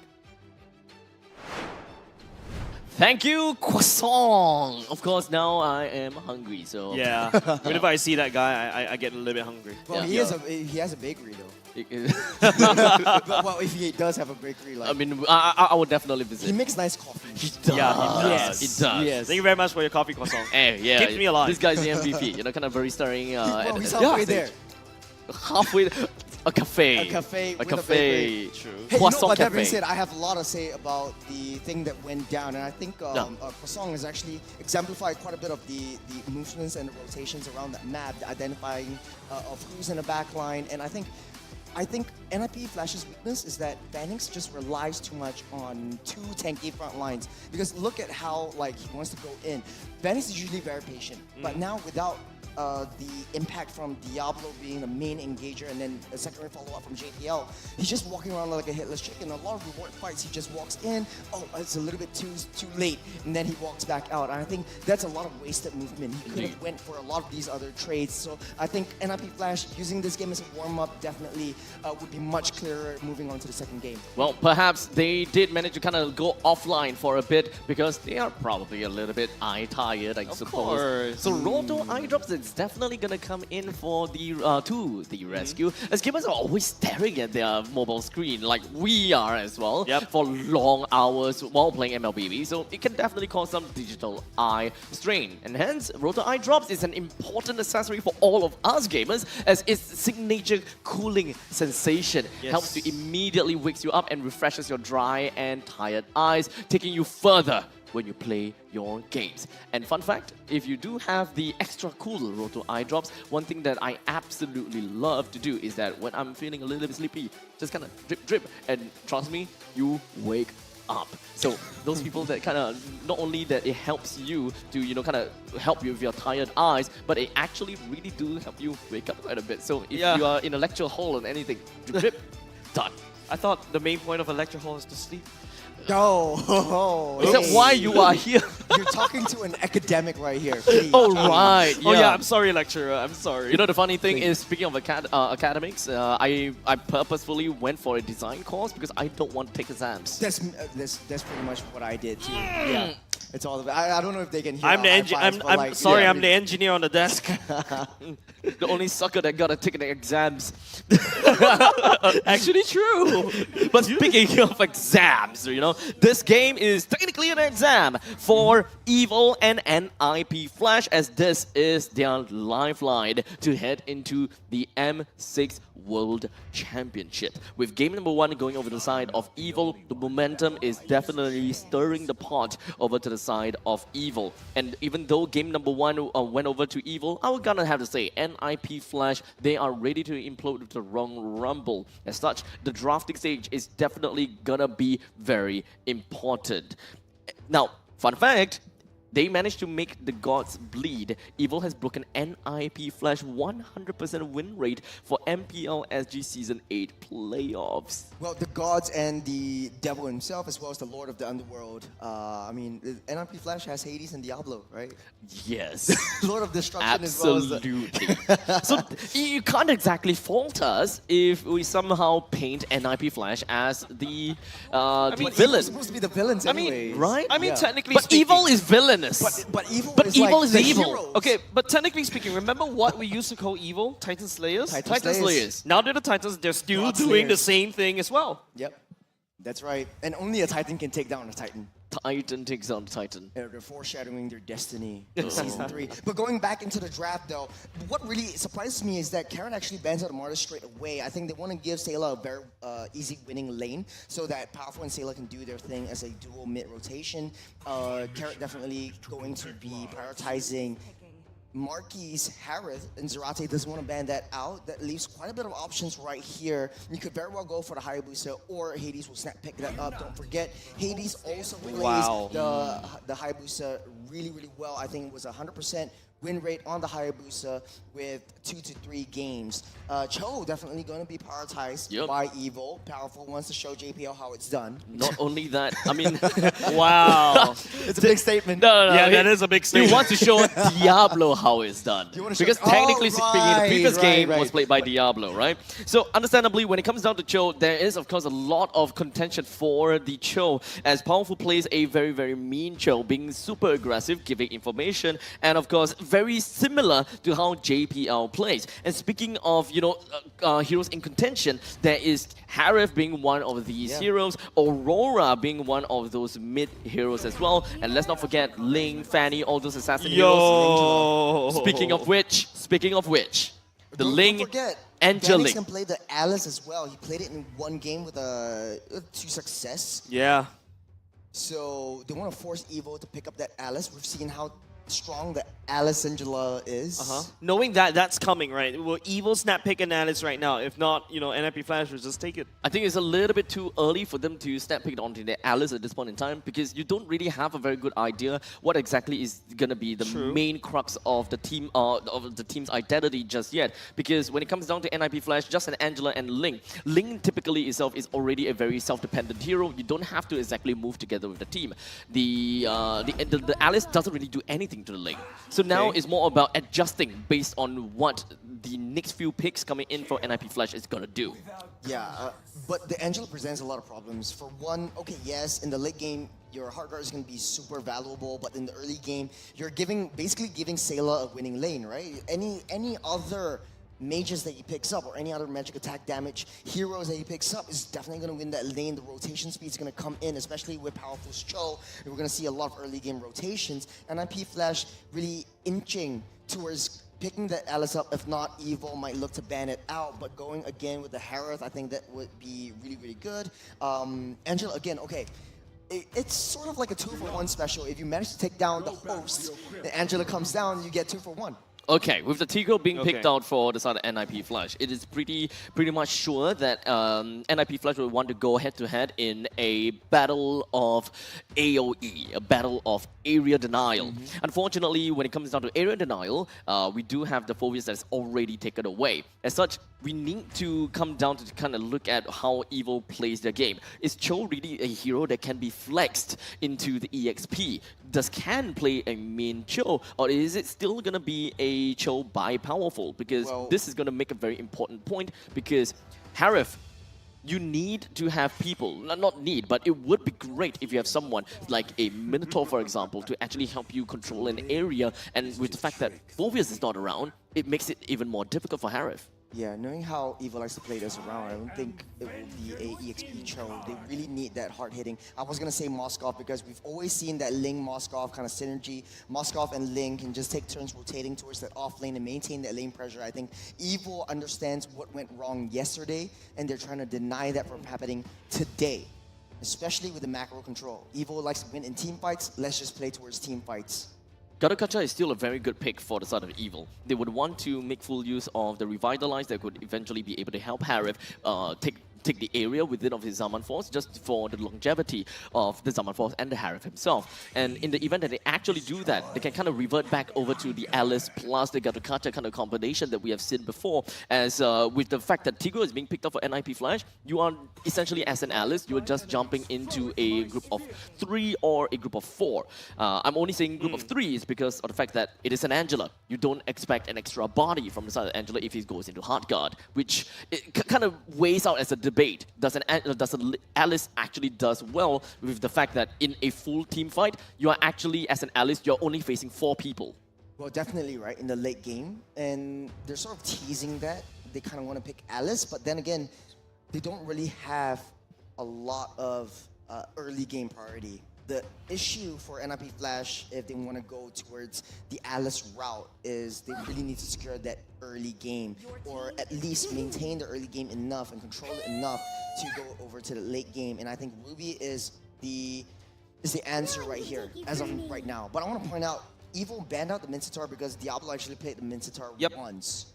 There is a lot of direction that we can actually go with for this game. You know, exactly. Valentina is open too. The Valentina is really open. I'm looking at that. No, go for the Vexana. I'm saying like Sayla is able to use the Vexana, just deny Tigro.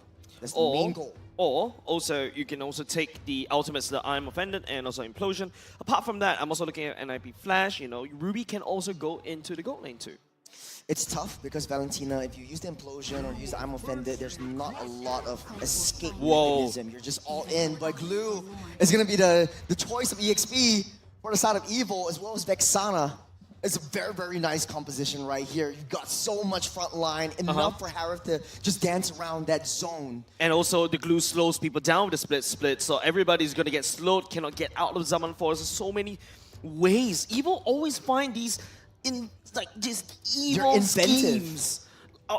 You can see how the synergies of these team fights, these heroes, especially during these team fights. Drag the opponents back into the Zaman Force, am I right? And not to forget the Horrify from the Vexana plus the Eternal Guard is something that you definitely cannot scoff about. But we are now down to the final pick for NIP Flash. The fact that Ruby is very flexible! Here we go. Benedetta goes wild. Oh, yes! Here at the desk as well. The signature. We're in for a treat, ladies and gentlemen. The signature of Diablo. Ruby can go into gold.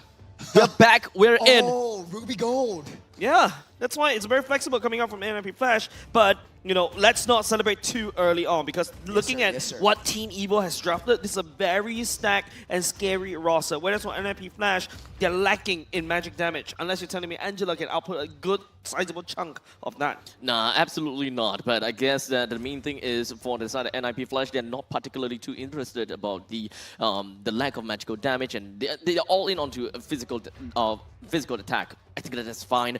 Perhaps we'll be able to look at another direction. But maybe this is all just copium, because we are finally getting ourselves a treat coming into this meta.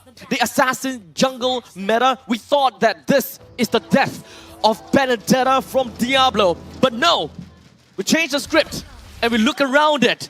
It is indeed a Benedetta jungle. Oh, sorry, Benedetta Diablo. Benedetta Diablo, Diablo definitely. Benedetta. Wait, hold Revitalize? He was bringing Revitalize? Yeah, huh? yeah. No with more Concussive Blast? Modify. Yesterday, when they played the game, Diablo went tank Benedetta. Oh, You've got the tank emblem, the Concussive Blast, just to clear the lanes and start that rotation, because you need to give Hades an additional support just because the Powerful's Cho is right there. And look at the aggressiveness coming out from both these two sides. Powerful in the jungles, Diablo trying to kite around Ken's glue. Man, Ken is just dropping double blobs. Diablo is in a lot of trouble, and that's not looking good for the side of the NIP Flash. It is all but just a tickle for the side of Glue. He's not receiving any form of damage, it seems, as he's just sitting right there. Even after all of that plays from the side of Diablo, we've got Glue, which is Ken is just back to full health, full HP already. Now, Sailor already popped that Purify, so JPL, that's a huge win for him. But NIP Flash, they're being a little bit more defensive. Ken's gonna take this. They can't do this. No problem at all. Jumping onto Ken. Ken should be able to get on away scot-free. Oh, flickers forward. That's going to be a Temples of Blades. Hades picking up first blood onto Ken. They actually did manage to do it. One thing's for sure, I really thought that Ken would be durable enough to really withstand all of that attacks coming in from NIP Flash, but surprisingly, there is still a pretty good sizable chunk of damage that this Link is able to dish out, even though we are only 1 minute and 45 seconds into the game. Yeah, take a look at the emblems. That's the Witness Blessing as well as the Swift, along with the Tank Emblem and the Concussive Blast, just to help Diablo clear the lane a little bit faster, because I know his item's going to be the Thunderbolt first and then going into full tank items, but a skirmish up top. Shadow Kill already committed, revitalize, keeping Curtisi alive. But yeah, it's in the area here. Comes Powerful though to try to join the fight as well. Trying to cut off the escape. That's going to be Curtisi getting knocked out. Ultimate coming off of Diablo. The final slash will be there. And Angela using the ultimate to just get the heck out of there. I don't really quite see that pressure coming from Diablo, unfortunately, as the itemizations as well as everything else doesn't really quite work. Eternal Guard doesn't land, and also will allow Hades to just using the Temples of Blade to just jump away. But yet now in a spot of trouble, we'll be able to shadow all the way back out. Diablo on the chase at the same time. Hades down a little bit low, but still okay. Ken on the other side, still able to take down Angela though. Ken on this glue, but hold on, Diablo managed to find Boyet around the top side. Hades still turns it around, finds the killing experience. Ken goes into split right now. Hades doesn't want to do anything. I think JBL would just bring this glue away on a fun ride. It's such a scrappy fight earlier. Well, at least pick up what you can, right? Ken's doing his very best, but the fact of the matter is, Sayla walked into the bush where Boyet is, taking him down. Let's take a replay to see what really went down, because the Temples of Blaze was actually hit first before Sayla walked into that bush where Boyet was patiently waiting around that turtle pit. Unfortunately, it does seem like Evil is having a little bit of a difficulty right off the start, but at least there is something that NIP Flash is looking out for, and that is going to be the initial turtle take. JPL already burned the flicker already. Now Ken's doing a lot of trouble. JPL, just look at the damage that's coming off of Ken. Here comes Implosion. Oh, JPL as well. Try to slow it down just a little bit. Ken pick up a killing spree already. Ken, this glue is just a menace against NIP Flash. It's going to be much more in the late game. He's just slowly scaling up. Powerful taking a lot of shots, just chip damage for him because he knows he can kite around. The Diablo goes in again. Trying to look for Powerful right there. The turtle stolen by Hades as well. Angela goes on in. It's going to be Diablo getting possessed by Ken. Boyet still takes him down, but Hades will be able to trade onto Powerful. And now it's going to be Hades onto Ken right here. Sailor trying to up with the damage, but will be a little bit too slow. And Ken goes to the splits and trying to heal by Hades. That's a shutdown. A double kill given overside to NIP Flash. At this point in time, it does seem like NIP Flash's entire lineup is all about bruising the opponents and giving all the kills over to the side of Hades. This is what we haven't seen in a long time, as this is where the term hyper carry comes in from. Every single one of NIP Flash, all they wanted to do is just funnel all of that farm over to Hades, give him the kills, give him the kills, give him the kills.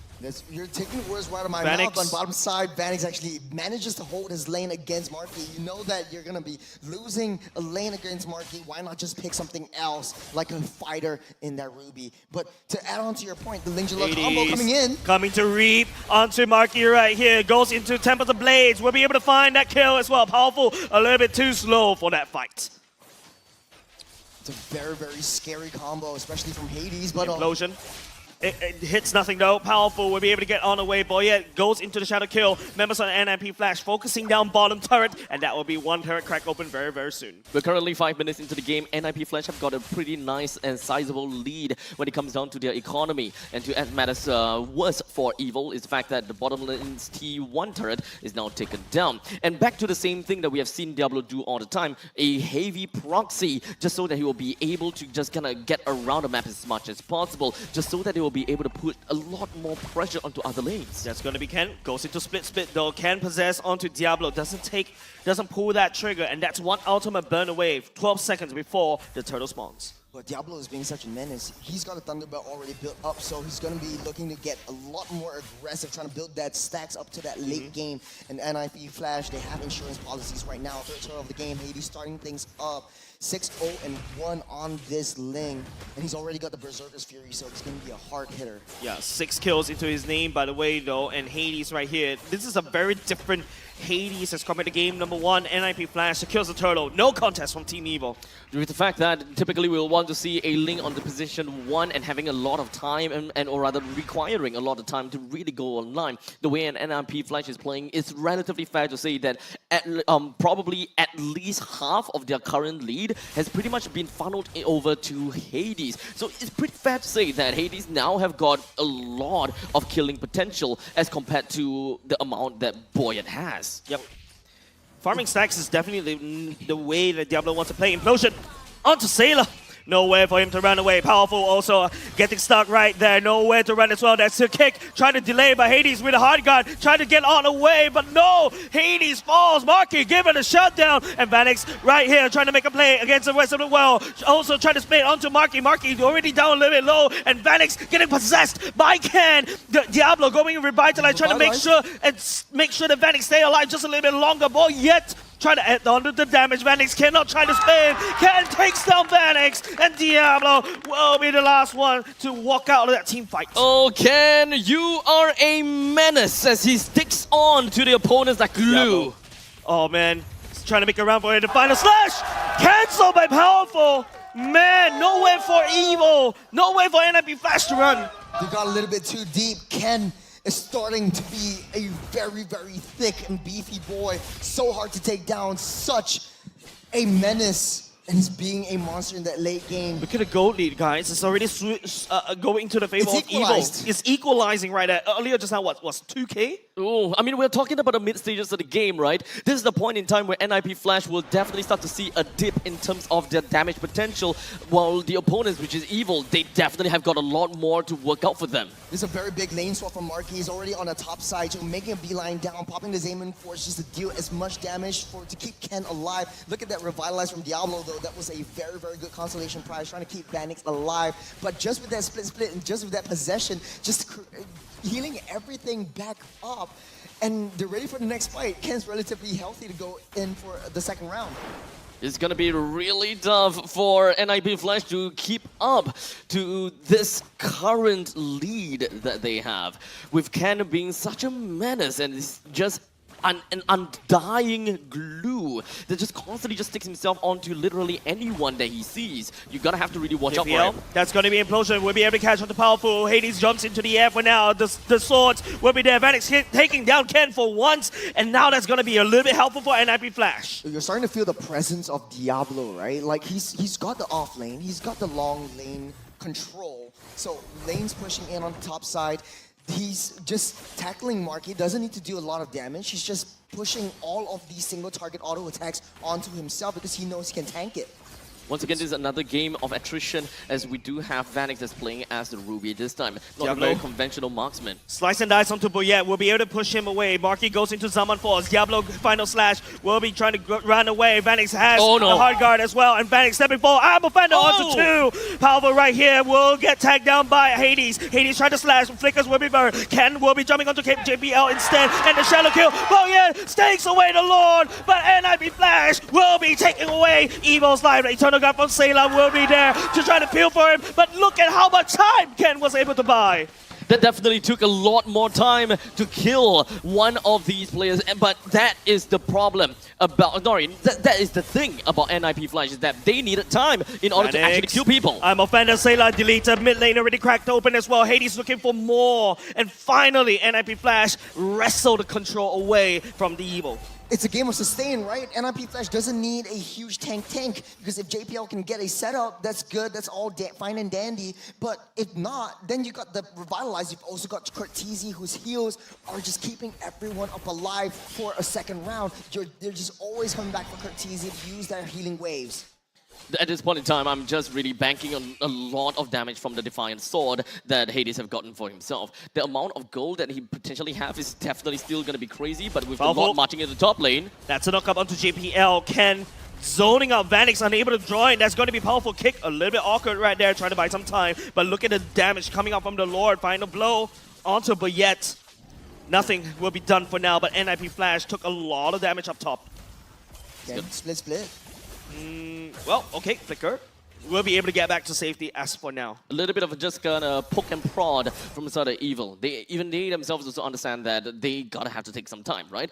They can play into the later stages of the game. The one that's really on the timer gotta have to be NIP Flash. Although I gotta have to say, I personally am pretty darn curious as to what kind of damage the Vanix can very potentially be able to unleash over to the side of evil. Even though we always say, oh yeah, Ruby, a tanky beast, a lot of survivability. But remember, when it comes down to Ruby building up some good old damage items like War Axe, all of these damage eventually adds up. The moment that Vanix stays alive for extended periods of time, and I will say the same thing for Diablo's Benedetta, all these will start to matter. Oh man, he's got 3 damage items, but they're going to contest for this purple buff. Diablo with the electrifying blow. Will be there to try to zone it up. Powerful will be there to kick.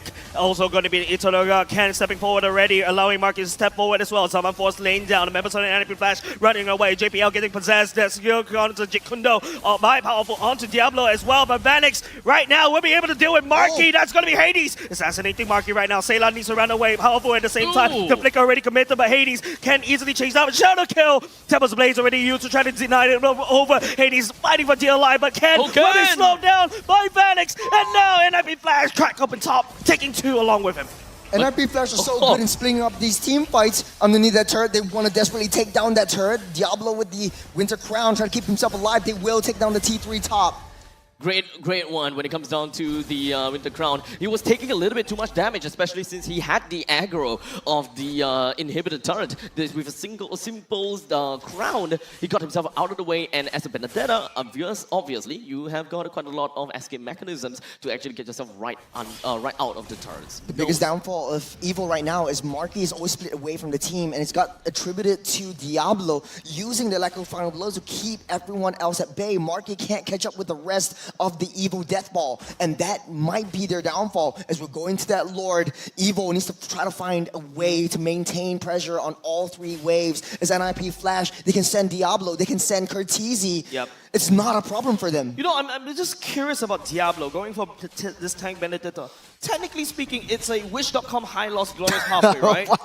Using Electro Blow, blow to kind of slow everybody down in that one small little area, but hey, but you don't have the movement speed buff, I suppose. But at least you do some very good and mean damage. One thing that you are able to see is the fact that NIP Flash, they are really good at split pushing. With the fact that look at waves though. Yeah, top. The top lane is just getting completely pushed out. out. Split pushing though. Team Evil has to try to make something work. Curtizi, a bad No way! No way! You cannot do this! No way! Boy, coming back though. Maybe this is it's time. Not enough. It's not enough. Unfortunately, no minions! Once again, NIP Flash. Oh my goodness, I was teasing it. Doing this to me. Just a tad little bit. The fact that Evil manages to defend their core from a pushing Angela. And not only just that, Team Evil took the Lord away from NIP Flash. Look at the base. It's just a 10th of its original health. Now, NIP Flash needs to brace for impact right here. They kind of did not commit for that one, and now they're going to suffer a little bit right now. Who would have thunk that an Angela is the one that is threatening your game? It might have been possible if he sold his fleeting time just to get the Windtalker. Just like a Diablo special kind of thing. Okay. Diablo 1v1 Boyette.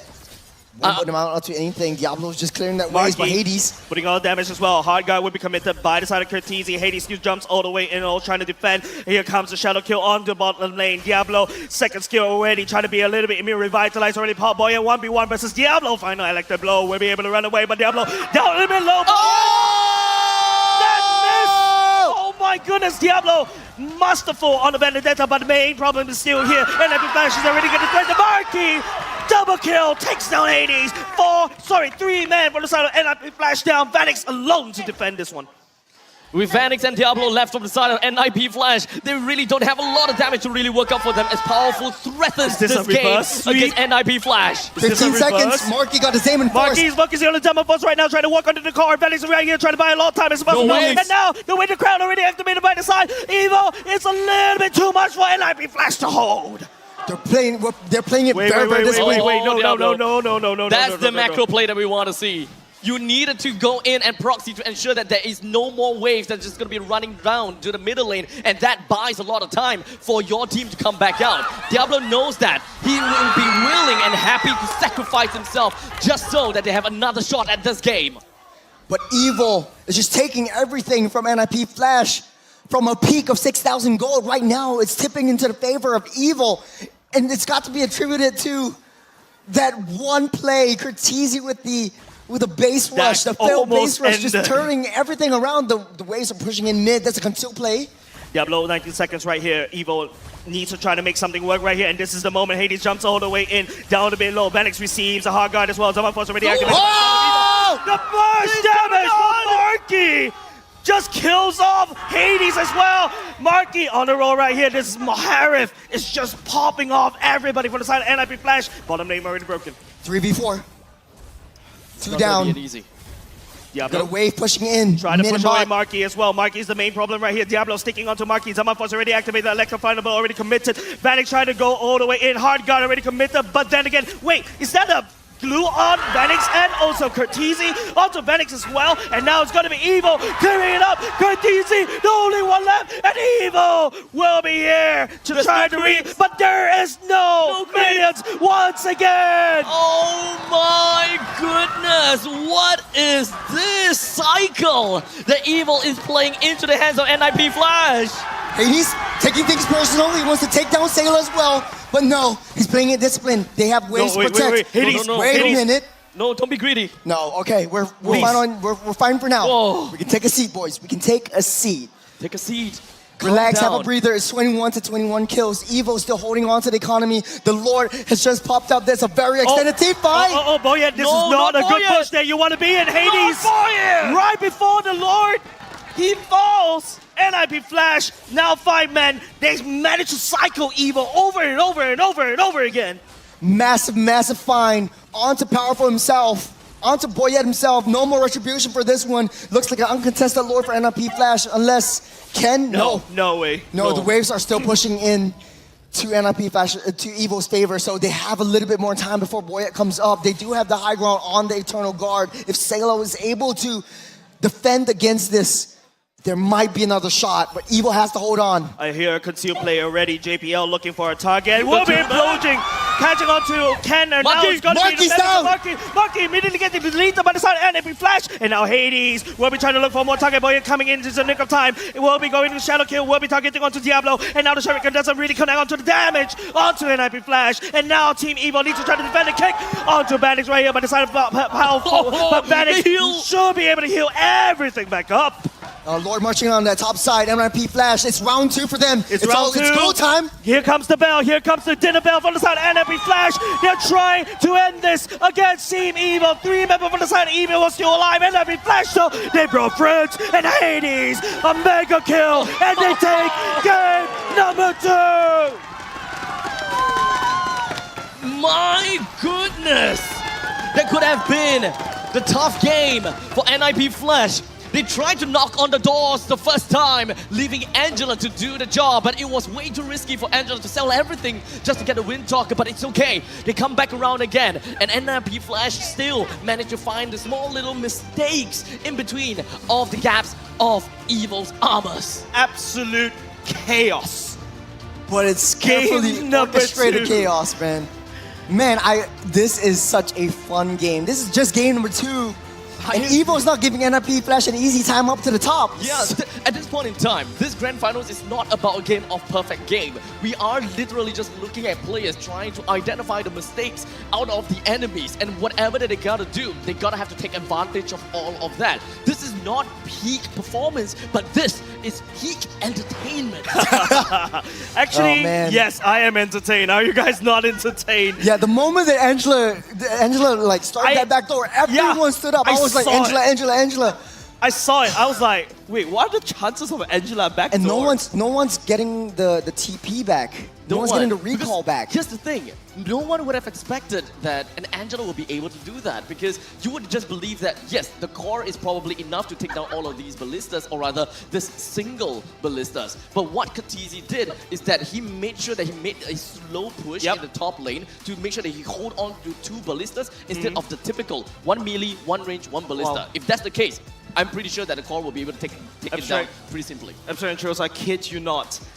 Curtizi had the discipline not to use the hard guard, because had he used the hard guard, there wouldn't be a backdoor. But unfortunately, that costed NIP Flash that particular team fight. But they knew about it. They knew that Curtizi was going for that backdoor. I mean, we'll be able to hear the mic check later on. Oh, since it's a grand finals, every single after game, post game thing, it's a mic check. To be fair, there is absolutely no stakes at all for, or rather no repercussions at all for an Angela to just go so deep in, because global presence, hard guard, you don't have to care about it at all. If I were to go all the way deep into the opponent's base, let it be. And the moment that I see anyone TPing back, or I know someone is coming in, I just hard guard. Ooh.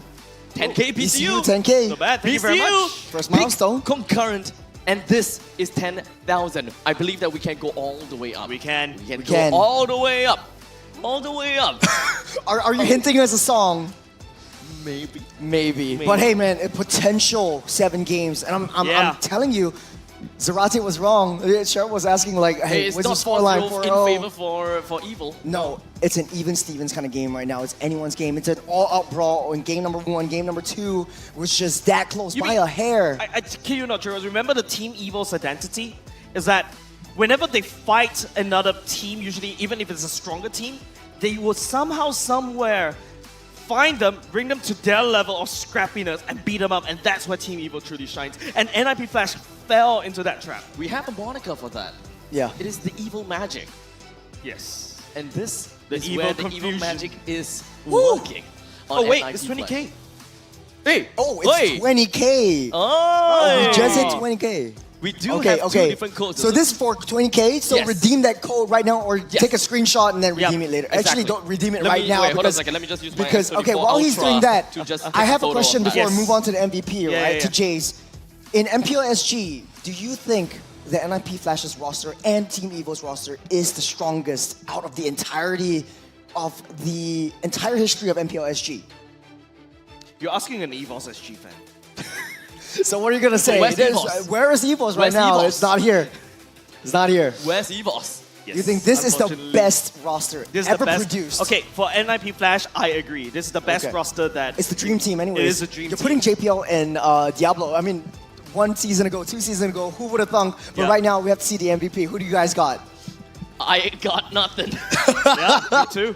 I got nothing. Every one of them actually played Everyone- incredibly well. Yeah, you can put an MVP in onto anyone for any reason at all, because they literally have got their own standout moment. You can slap a Curtis in there and I can understand why. You can slap Hades in there and of course I understand why, because he is that hyper carry of this game. Normally we don't use the term hyper carry anymore because it's no longer that kind of style. Yeah. We don't really funnel anymore. But in this very case, this is true hyper carry. Everyone, the way that they are playing, the heroes that they pick, is all about bruising. With a Ruby over to the gold lane, with a tank Benedetta, they're not meant to kill, they're not meant to execute, but it is for Hades. I mean, he played a heck of a game, especially in the early game where he got like almost a legendary status, 7-0 and 3, and then he went a little bit too deep, a little bit too more aggressive, and then Evo likes to punish these kinds of aggressiveness. I don't know, there's honorable mentions elsewhere, right? Like Curtizi, right? His hard guard timings and Keeping also, Hades on point, yes. And also, you know, the potential backdoor that could potentially happen as well. It's all With about a macro Diablo, game. I mean, they've got options, and Oh, I think yeah, they NIP do. Flash loves keeping the options open. You could send Curtizi down, you could send Diablo down, and I think Evo really has to find a way. I was talking about this in the Off the Death segment. Evo, in order to win this team, this grand finals, they have to find a way to maintain their macro decisions. Because yes, you like to play team fights, but your macros need to be on point, and Boyette is the key. Let's take a look at the itemization breakdowns. nothing really stands out to me. But yeah, See Halbert for Pretty Boyette. standard. look at Diablo's build. There's your answer, Jace. Yeah, this is pretty nutty if you ask me. But as a tank main, where's The Thunderbolt is the best item right now, man. I kid you not. But see Halbert for Boyette, he's already starting to need to be able to deal with Diablo. In fact, if you notice, there's a 1v1 sequence between Boyette and Diablo, and Boyette's having trouble dealing with this full tank Benedetta. It is very annoying, as you can pretty much tell. It's just a very annoying fly. It's just whizzing past over and over again, just kind of tickling you. But remember back to the concept that we talked about, right? Even though it is a tickle, if there's too many tickles at the same time, you are going to be laughing yourself to hell. Yeah, I think at one point NIP Flash, every single one of the 5 members had the Winter Crown. They just sold it off for a different item just to prevent Boyette's shadow kill, just to take them out. And I think that was a very, very smart move from NIP Flash. The adaptability, the versatility, and fast hands in order to buy the Winter Crown, use the Winter Crown, sell it off, and get another defensive item. I think that was a very, very smart move. Of course, when it comes down to the rest of the emblems, one thing that I look out for is, of course, Diablo, right? We talked about the Revitalize before, but this is also a point in time where we gotta have to talk about the fact that Benedetta is already such a mobile hero. And yet, you slap on with an agility, you slap on with the Wilderness Blessings, and this is what we have. A Diablo Benedetta that's just all around the place and trying to get himself faster than Ken. But honorable mention to Ken, though. I will say that throughout the entirety of the early game, the late stages of the game, menace. He is annoying. Like, beyond annoying. And he enabled Sailor and also Marky to output the damage as required, right? Because when you go into Split Flint, you're slowed down. Onto the Summon Force, you're infinitely slow. And then after that, if you want to turn away, hey, I'm on you right now. Do you see that one sequence where, who was it? Vanix had Cartesi Hard Guard and also Ken on top of him. Literally, Vanix is carrying 2 people at the same time. There must be a reason why he has massive broad shoulders. So that's like Vanix carrying Cartesi and Cartesi on.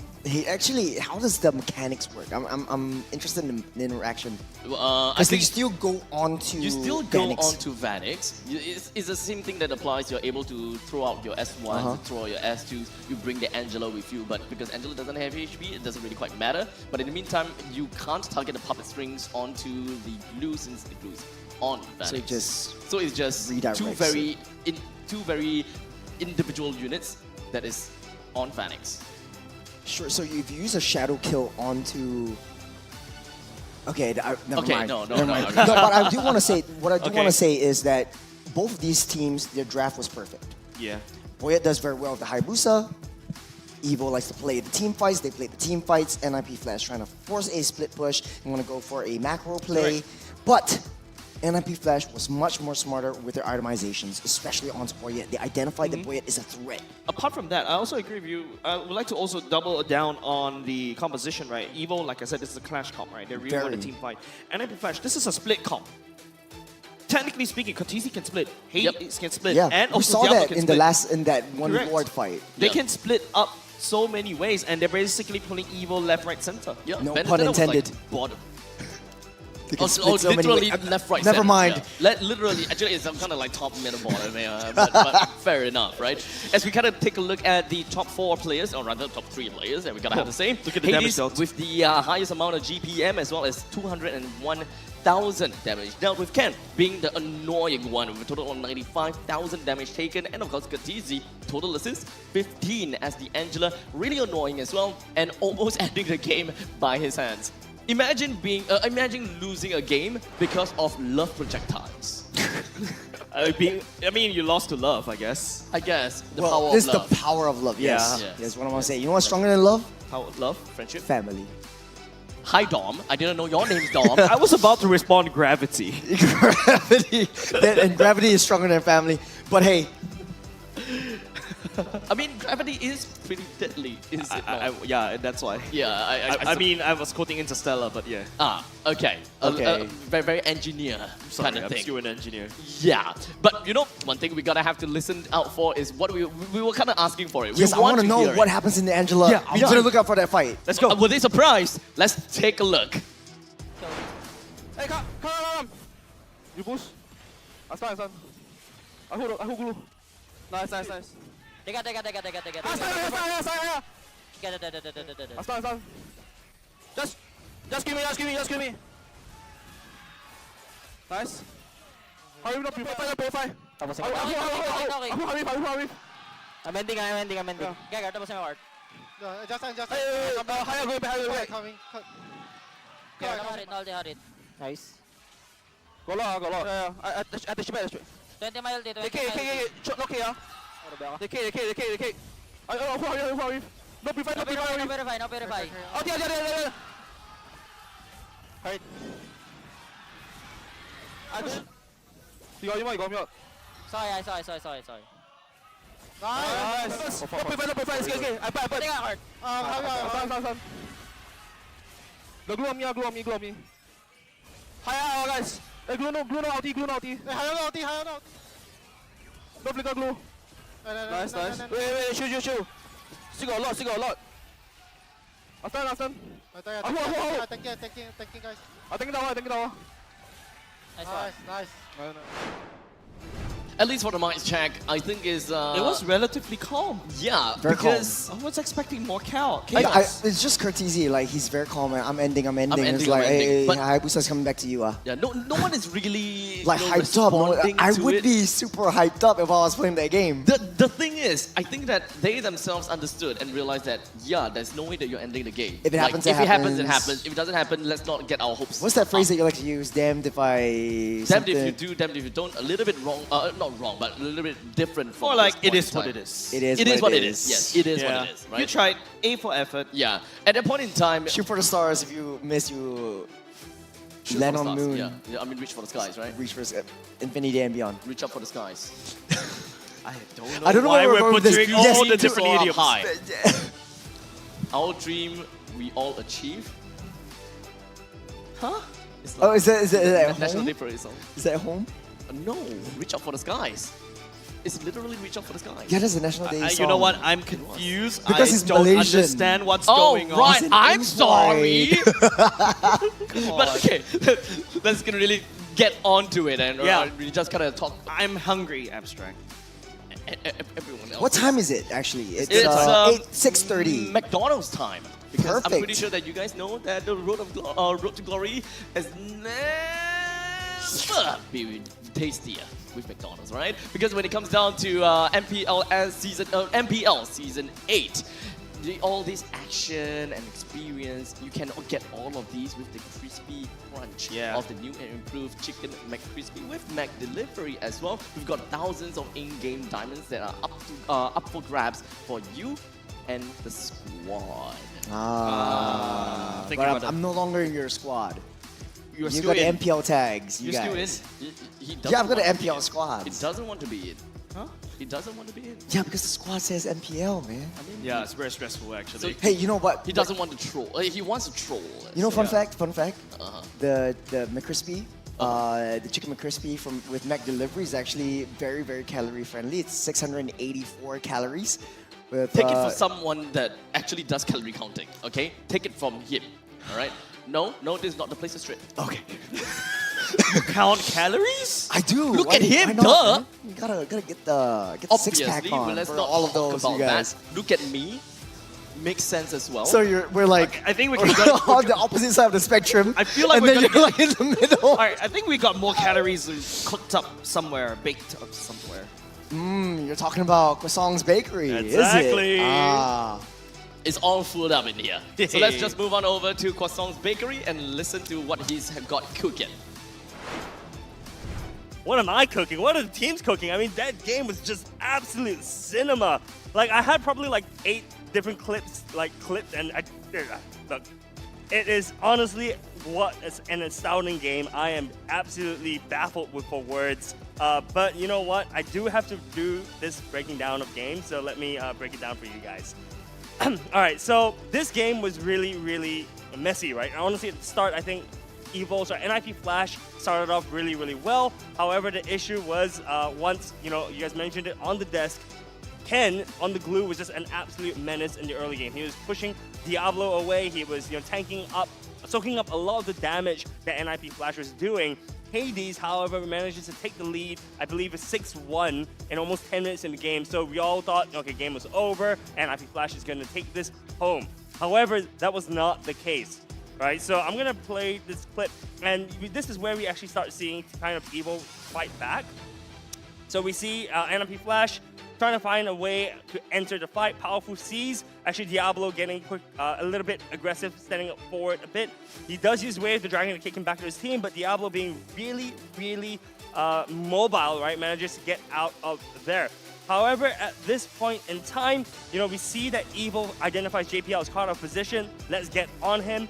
But at the same time, if you notice, the way that Vanix, Diablo, as well as Hades have positioned themselves, they were looking at Marquis this entire time. So once I'm going to let this clip play, I want you guys to look at where Marquis is positioned, right? So Marquis he thinks that the fight is over. He gets caught immediately. And once again, Ruby, what a really good pick. He uses I'm Offended to drag Marquis into the fight together with Hades. And at this point in time, Kratisi joins in with the Heart Guard as well. Bursts down Marquis, and that is the source of damage which Evil has. So from this point in time, Evil has not, they're lacking the source of damage. So they have to run with the tails in between the legs. And unfortunately here, they're just not able to do too much. So this is actually where we see NIP Flash stepping up, right? And really securing the lead right now. However, I do want to pause this clip right and show you guys. If you look at the top left-hand side of the screen, you see that this is where they actually also push down the second turret of Team Evil. So this allows Kratisi to do what he does right now. So we see this, I believe this is the second Lord that actually comes up, right? And we see Kratisi, being the sneaky Angela that he is, pushing in all the way.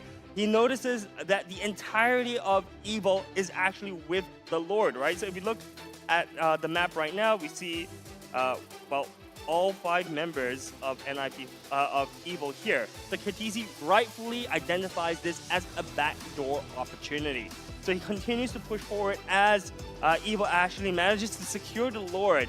And just notice, right? Kratisi just hammering away. We see that Evil identifies this and starts making their way back. And it's just so close. I think NIP Flash had bought a lot of time in making sure and stopping the recalls of Evil, but they're not able to actually stop Boyette. And Boyette manages to use his OAG Shadow Kill. The Crystal was 2 hits away. This game was supposed to end in 14 minutes, but unfortunately for Flash, they actually had another maybe 10 minutes left of this game.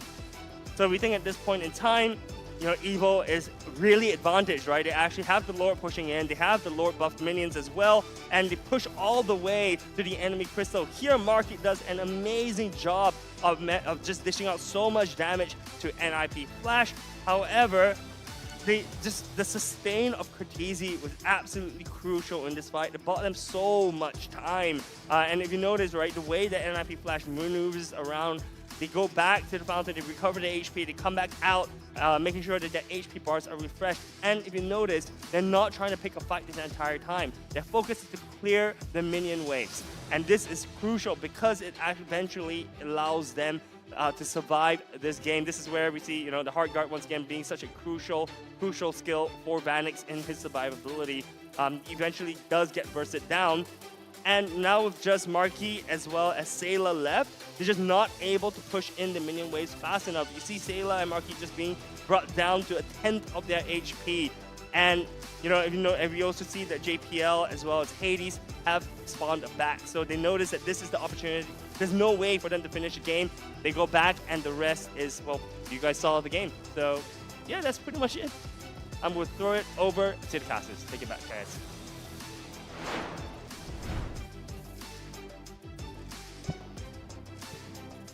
Fortunately, as much as we want to see the momentum coming in from Evil, they definitely have gotten to the point in time where they pretty much have got, Team Flash in a chokehold, but not quite enough to actually make them tap out just yet. But it will definitely be very interesting coming into the next game, because NIP Flash, they went for something completely unorthodox, especially Zarate bringing in the Tank Benedetta with Revitalize, not the Petrify or anything. At least if it is a Petrify with Tank Benedetta, I think I can understand that. But with the Revitalize coming in, is definitely a very different take coming in from that. And all in all, going back to the hyper carry kind of scenario, not something that I was expected coming into this game. Yeah, because like usually you draft a marksman gold laner, right? But if you notice, Vanix is actually playing a very pivotal role in becoming a frontline, because remember we talked about game 1, he doesn't really have a frontline. Now he can peel for himself. Yeah, I mean, he's multi-talented, being able to play Ruby to this extent, right? I mean, when it comes down to MPL SG thus far, we have managed to see a lot of these marksmen actually flexing into the Ruby, as they are needed. They are needed to go for this kind of flexibility, which I find it absolutely great. Because Ruby, yes, it may be simple per se, whereby you just gotta spin, throw a wave, hook in, but when it comes down to actual gameplay and needing to play your very best, that is not something that you'll be able to pull off in such a big stage like this. I tried pulling the Ruby gold lane, doesn't work for me. That's why I'm sad. He's digging his own grave. Yeah, you're I'm making trying to it console so you. easy right now. Yes, You're making it so easy. Okay. I'm not gonna get there. Draft, it's okay. I'll help you. I'll help you out. But draft, yes. Let's talk about the draft now. Okay, so let's take a look at this. We've got Phoveus and Angela being banned out from the side of the NIP Flash. They don't want to play the Angela again this time around. Yeah, so one thing's for sure, they are first pick, first ban. Cho has always been pivotal for the first pick thus far, but would that be a ban-worthy cause for Evil? Because they know for sure that 100%. Cho is something that NIP Flash will be able to use very well if JPL actually uses it. Definitely. I think ban out the high loss, ban out the juicing as well. Diablo and JPL, by the way, boast the most appearances in MPL SG's history, taking part in all 8 seasons. They used to be rivals, but right now they're teammates and they're friends. Now, of course, being friends now, I believe that they have got really good chemistry going in, and of course, building up into this all-star team that we have seen before, and which actually managed to make quite a mark in the international scenes, and actually putting that little red dot on the map even brighter. So now, would it be a different case though? Because this grand finals is literally the stake of who can make Singapore even brighter. Will Evil be able to take all 4 games in this grand finals, or will NIP Flash still manage to retain their crown on top? So let's take a look at game number 2. Or rather, game number 3, Cho and Hayabusa taken away from the side of Evil. With NIP Flash actually flash picking down onto that Harif, it may very potentially be able to tell us a story whereby they just want to pivot themselves into just one game, all about team fight, with Minotaur being available. There's going to be a Tigro slot though. Tigro JPL or likes to Minotaur pick the could very Tigro. likely be the case here. Yeah, and then Cortese might pick up the Aurora right here. I think that's the most viable option. Then you got zone control. Sounds you've fair. got crowd I mean, control. if they kind of want to go for Tigro, I would say the Vexana will always be a very be a better pair with the Tigro.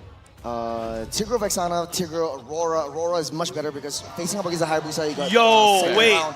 But that's going to Look be at a the Martis screen. mid. That's a Martis mid. It's a Martis mid. It will I was take some like, time. I saw the background. Yeah.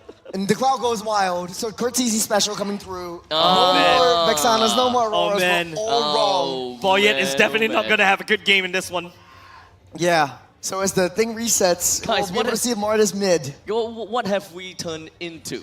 The moment that we see a Martis, we immediately say that it's Cortese when it is such a jungle role. 2 pick, 2 bans, so 2 teams, 2 games were respected bans onto that Martis. Such and condition. 100% win rate. So Yeah. Cortese has never lost with that Martis. I think even last season as well. Oh, if we take it back to last season. That dirty smirk. Even coming international from him. stage, he has not lost with the Martis yet. Not yet. Yes, in MSC, if I remember because correctly. Martis is a cheese pick, I would say, coming off from NIP Flash, right? Especially The just Cortese. Do they have the answer though?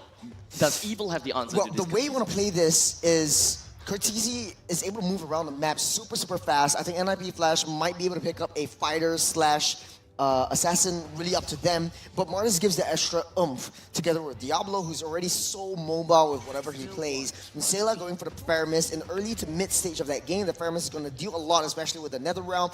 But in the late game, the pop from the Harris Synchrovision is going to just destroy the extra health that the NetherRealm has. So then you're buying a lot of time for the rest of NIP Flash to come in. So I'm not too sure why the Fairness is picked up here, just because Cho and Hayabusa likes to go into that back line. But I guess they want to snowball and have a death ball down. But fun fact, veteran of veterans, JPL has been in both MPL, MYSG Season 2s to 6, and MPL SG Season 1 to 8 for a total of 13 seasons combined. Man, That is what? 2017, 2018. That's how many years is that?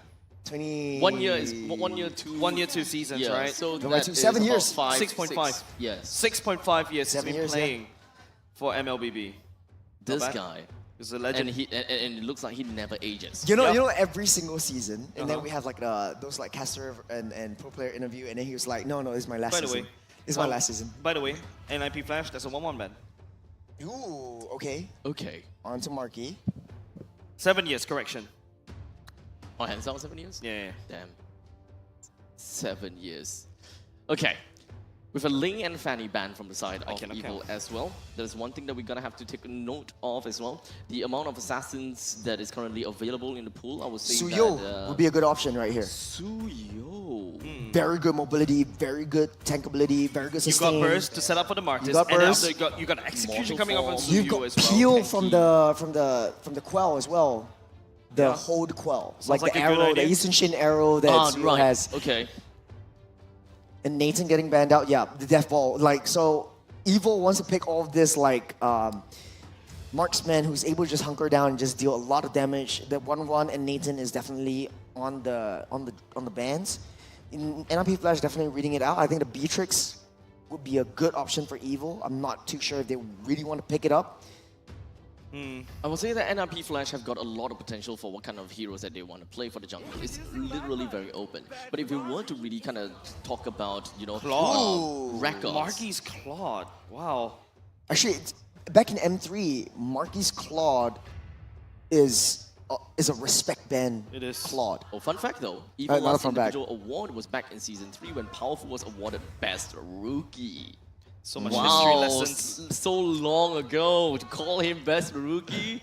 Oh, He's really come a long way. He's come a long way. From a rookie and right now a veteran in the scene for 5 years already. The leader. Five seasons already. Leader in the game and outside the game, making sure everything goes well for Team Evo. You gotta have to give respect to this man.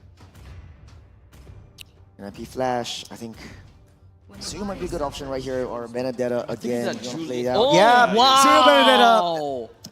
That's what I'm saying, man.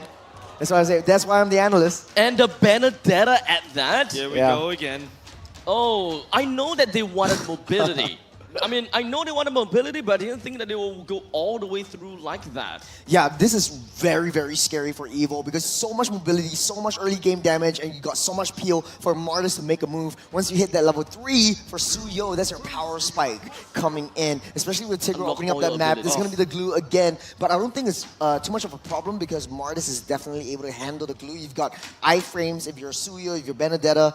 Martis has CC immunity. It will be a very, very tough NIP Flash to break down. That's basically 4 fighters and 1 main damage dealer. So we'll wait and see how Hades will play this Suyo around. But that's so much movement, so much rotations coming down, especially in early to mid stage of the game. Is this a moment in time where we will once again see NIP Flash going all ham right at the start of the game, whereby they just jump into the opponent's jungle? That is something that very likely we'll be able to see, right? Suyu has early game priority, like level 1, he's actually quite strong already. But Martis, of course, he can. Bene can do that as well. So it's like what? Evo needs to brace themselves from impact, especially Boyette. 5 seconds. Now, ladies and gentlemen, game number 3. We set up the stage with such a high octane pace of a game from NIP Flash. Is this really one thing that will be able to get them a more decisive victory? We shall see. Okay, Diablo scouted up. Boyette is actually out of top side. Martis just needs to wave clear. Or no, he's just gonna rush all the way in. Yeah, we'll be able to see a lot of early game rotations, but JPL, learning from games 1 and 2, he doesn't want to be overly aggressive, but powerful, trying to source out a little bit more information on where Diablo is. It's already very, very deep into enemy territory, and that's why you want the Benedetta on Diablo. Clear the waves, try to open up vision, try to just poke Boyette just a little bit more, be a super annoyance. An eye for an eye, stuns both of them, and Diablo gets on scot-free. Now, of course, when it comes down to a Benedetta versus a Glue situation... JPL. Oh, hold on a second. Takes a lot of damage right here. Stu already used the Oh, flicker. Boyette. Boyette down low a little bit. If he eats a concussive blast, it'll be his doom. And now Powerful is jumping onto Curtizi right here. Sayla pulls him all the way back. Goes into second skill just to try to get out of there. Oh, Ghostbusters almost taking him down as well, but Hades makes his way down. Marky, Very, that's very the deep claw. in. BMI all the way back to safety. The damage from Hades is starting to show. Very, very aggressive, these two teams. But this is what to expect when you're picking up super high mobility champions like the Benedetta, like the Suyo, and immediately just putting the heavy lane onto that gold lane, trying to give Marky a very, very tough time. But all this time, Boyette, the only target that he could get is Vanix. Getting targeted down right here. Marky down a little bit low right here. 80s will be going in. Oh, the first blood. Looking for the second. Powerful will be able to dodge away. Sailor comes in to save the day. This is so nasty, right? Suyo's surge, the tap surge, is basically like, it makes you invisible for just that split second, so you don't see him coming. Marky's already got a BMI down, so that's gonna be a very, very fast reaction time for Marky if he wants to make it out alive, but very, very good call from NLP Flash. First turtle in question, NLP Flash in a very good position contest for this one. Level 4 for Curtizi, so that's gonna be the decimate as well. A little bit more, as Evil now has got a little bit more of a priority onto the turtle, as Ken is still being such a menace. With the first turtle coming up, we do have NIP Flash with 3 men. It's just going to be huddling up around the turtle, really want to get this piece of turtle soup. Electo final blow, try to slow it down. Hades securing the turtle away. Ken goes to split, and NIP Flash walks away with turtle. Actually, there's a reason why NLP Flash doesn't want to commit into a lot of these team fights. They're just buying time for the late game, because in that late game, Evil has to stick together. In NLP Flash, all of them are in attack mode right now. Bottom side, Marky. BMI. Oh, sorry. Blazing Duet already committed. Doesn't land the damage though. Vanix is in a lot of trouble. Powerful and Marky right now just putting a lot of pressure in the gold lane. Evil actually has Swift on all their better emblems. Oh, pushed in. That's a push in. The concussive blast as well. Hades joining in the fray at the same time. Top side, Boyette lands a skill on the Diablo. Diablo will be alive. We're revitalized, but powerful. Not so I want to alive. complete my sentence. But they just keep on fighting. But Evil, every single one of the members have Swift just to match up with the speed that NLP Flash is bringing onto them. They don't need to go for any of these fights because they have so much options for lane split push in the late game. JPL pushes 2 back. Sayla will get that pull back as well. No commitment from NLP Flash as Hades comes in. Doesn't seem like he's able to get a stun down onto anyone just yet, though. It is, of course, a mini stun of 0.6 second stun, but at least it's going to be enough for him to be able to unleash every single one of his skills in one fell swoop if he does want to go for that very quick little burst of damage. But coming in with 4 minutes mark, we do have NIP Flash with a total of 2 kills, and Evil wanting to be really aggressive. We've seen this coming in from Powerful before. He's always just so aggressive with his Joe. But a little bit different thing is that Evil can't play around it. Diablo coming for the flank. Electo flying the blow, allow him to gap close just a little bit. Can zoning the members of NIP Flash away. Diablo still continue on the pressure. Evil will retreat. The flank coming in from NIP Flash is really, really hard to handle if you're the side of Evil. Marky needs so much more time to scale up to that late game. But NIP Flash is super, super early game oriented. Second turtle already spawning up. JPL in position, trying to push everyone back. And Evil looking to hunker down until that late game mark where Marky gets his Holy Trinity. I'm a bit concerned for Curtizi, right? Martis needs to find a snowball. He's not able to find any. You don't have to. Just because you can just ramp up that tempo, you just wait for that last hit opportunity that Hades could present to you, that Diablo could present to you. True. And you just go ham on that decimate. Yep, okay, NIP Flash takes the second turtle for now. In terms of late game, which team is a lot better? It's kind of tough to really answer the question, to be honest, because when it comes down to each of these teams, they have got a very specific kind of win condition that they're just going out for.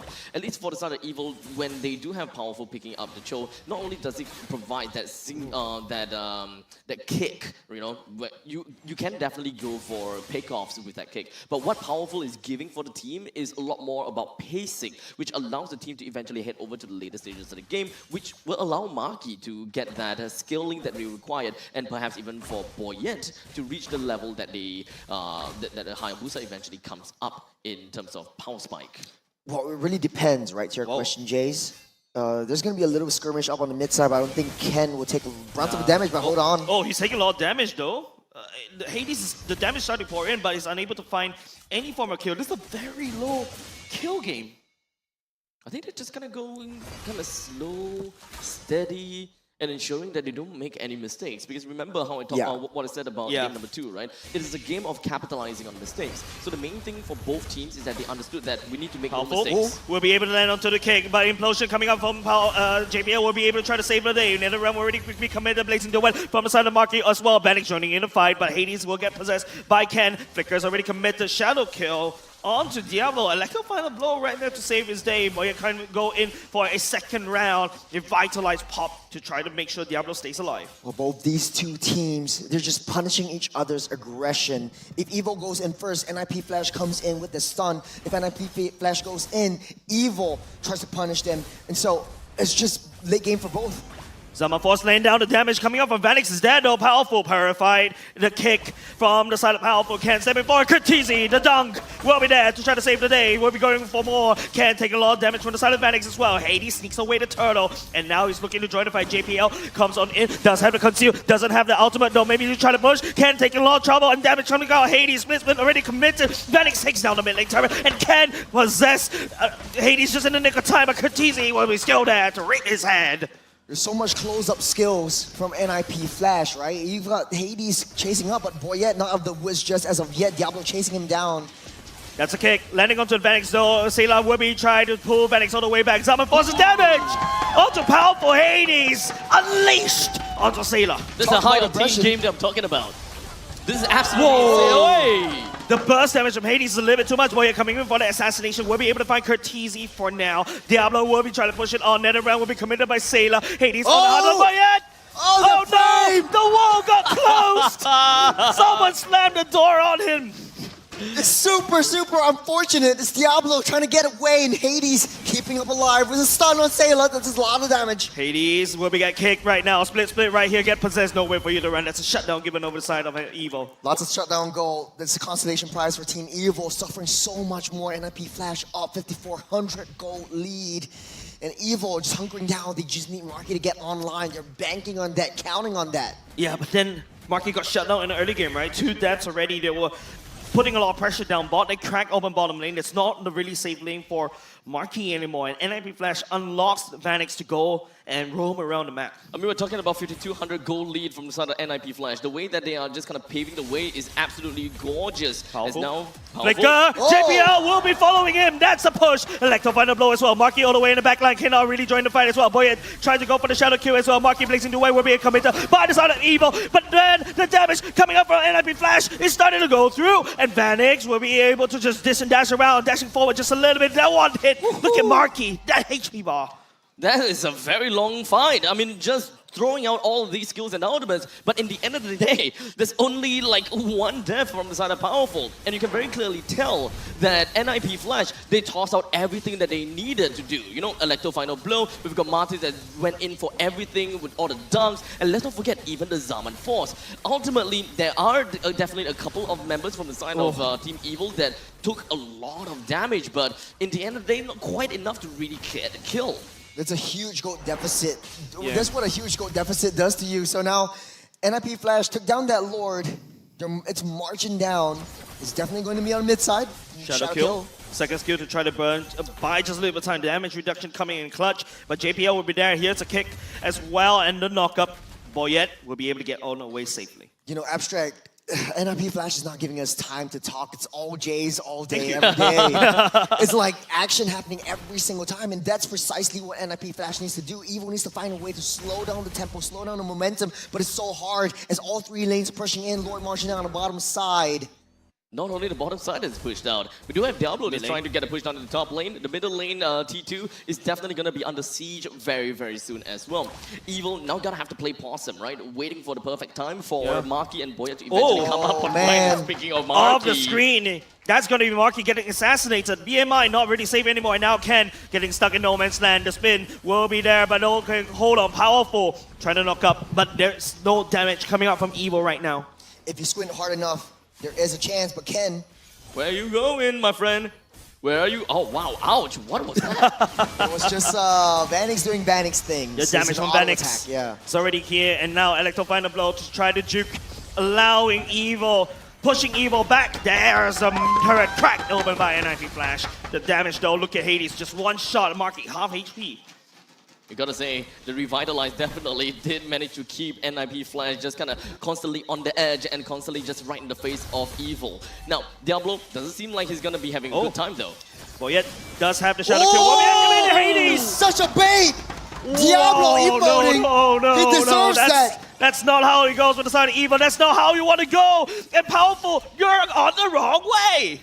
Oh, he's buying a little bit more time for Evil to get online. Marky already with 3 kills. Powerful kicking back, but not enough. Hades finishes off as a sever. NIP Flash, just looking at Team Evil that's already broken. The Purify already used as well. NetherRealm committed. Marky going to Blazing Duet. Can't try to buy some time. Does have the possession ready and up and going and ready to go. Trying to look for a target to jump onto. Will be able to find Curtizi. Winter Crown right there, trying to save his life as well. Marky will be stepping forward. The damage doesn't roll through. And Phoenix! No, that's going to be Curtizi. That will be able to pick up the kill along the way. Evil doesn't need to fight this. Evil, NIP Flash is baiting you out. They want to cycle you all the way through. And Evil is it's just not giving themselves a chance. They just need to hunker down and just try to get that defense because the Trinity, the Holy Trinity from Marky is not yet bought. This is the point in time where it starts to get a lot tougher for Evil, right? It does. The Lord is just not working for Evil. With the fair fact that we have a heavy lane in the bottom lane while the Lord is at the northern side, Hades, it's gonna be tough. Assassination already committed, busted down, Powerful, normal peel from Team Evil. 10,000 gold lead. This is a very, very speed run draft from NIP Flash. They're hungry.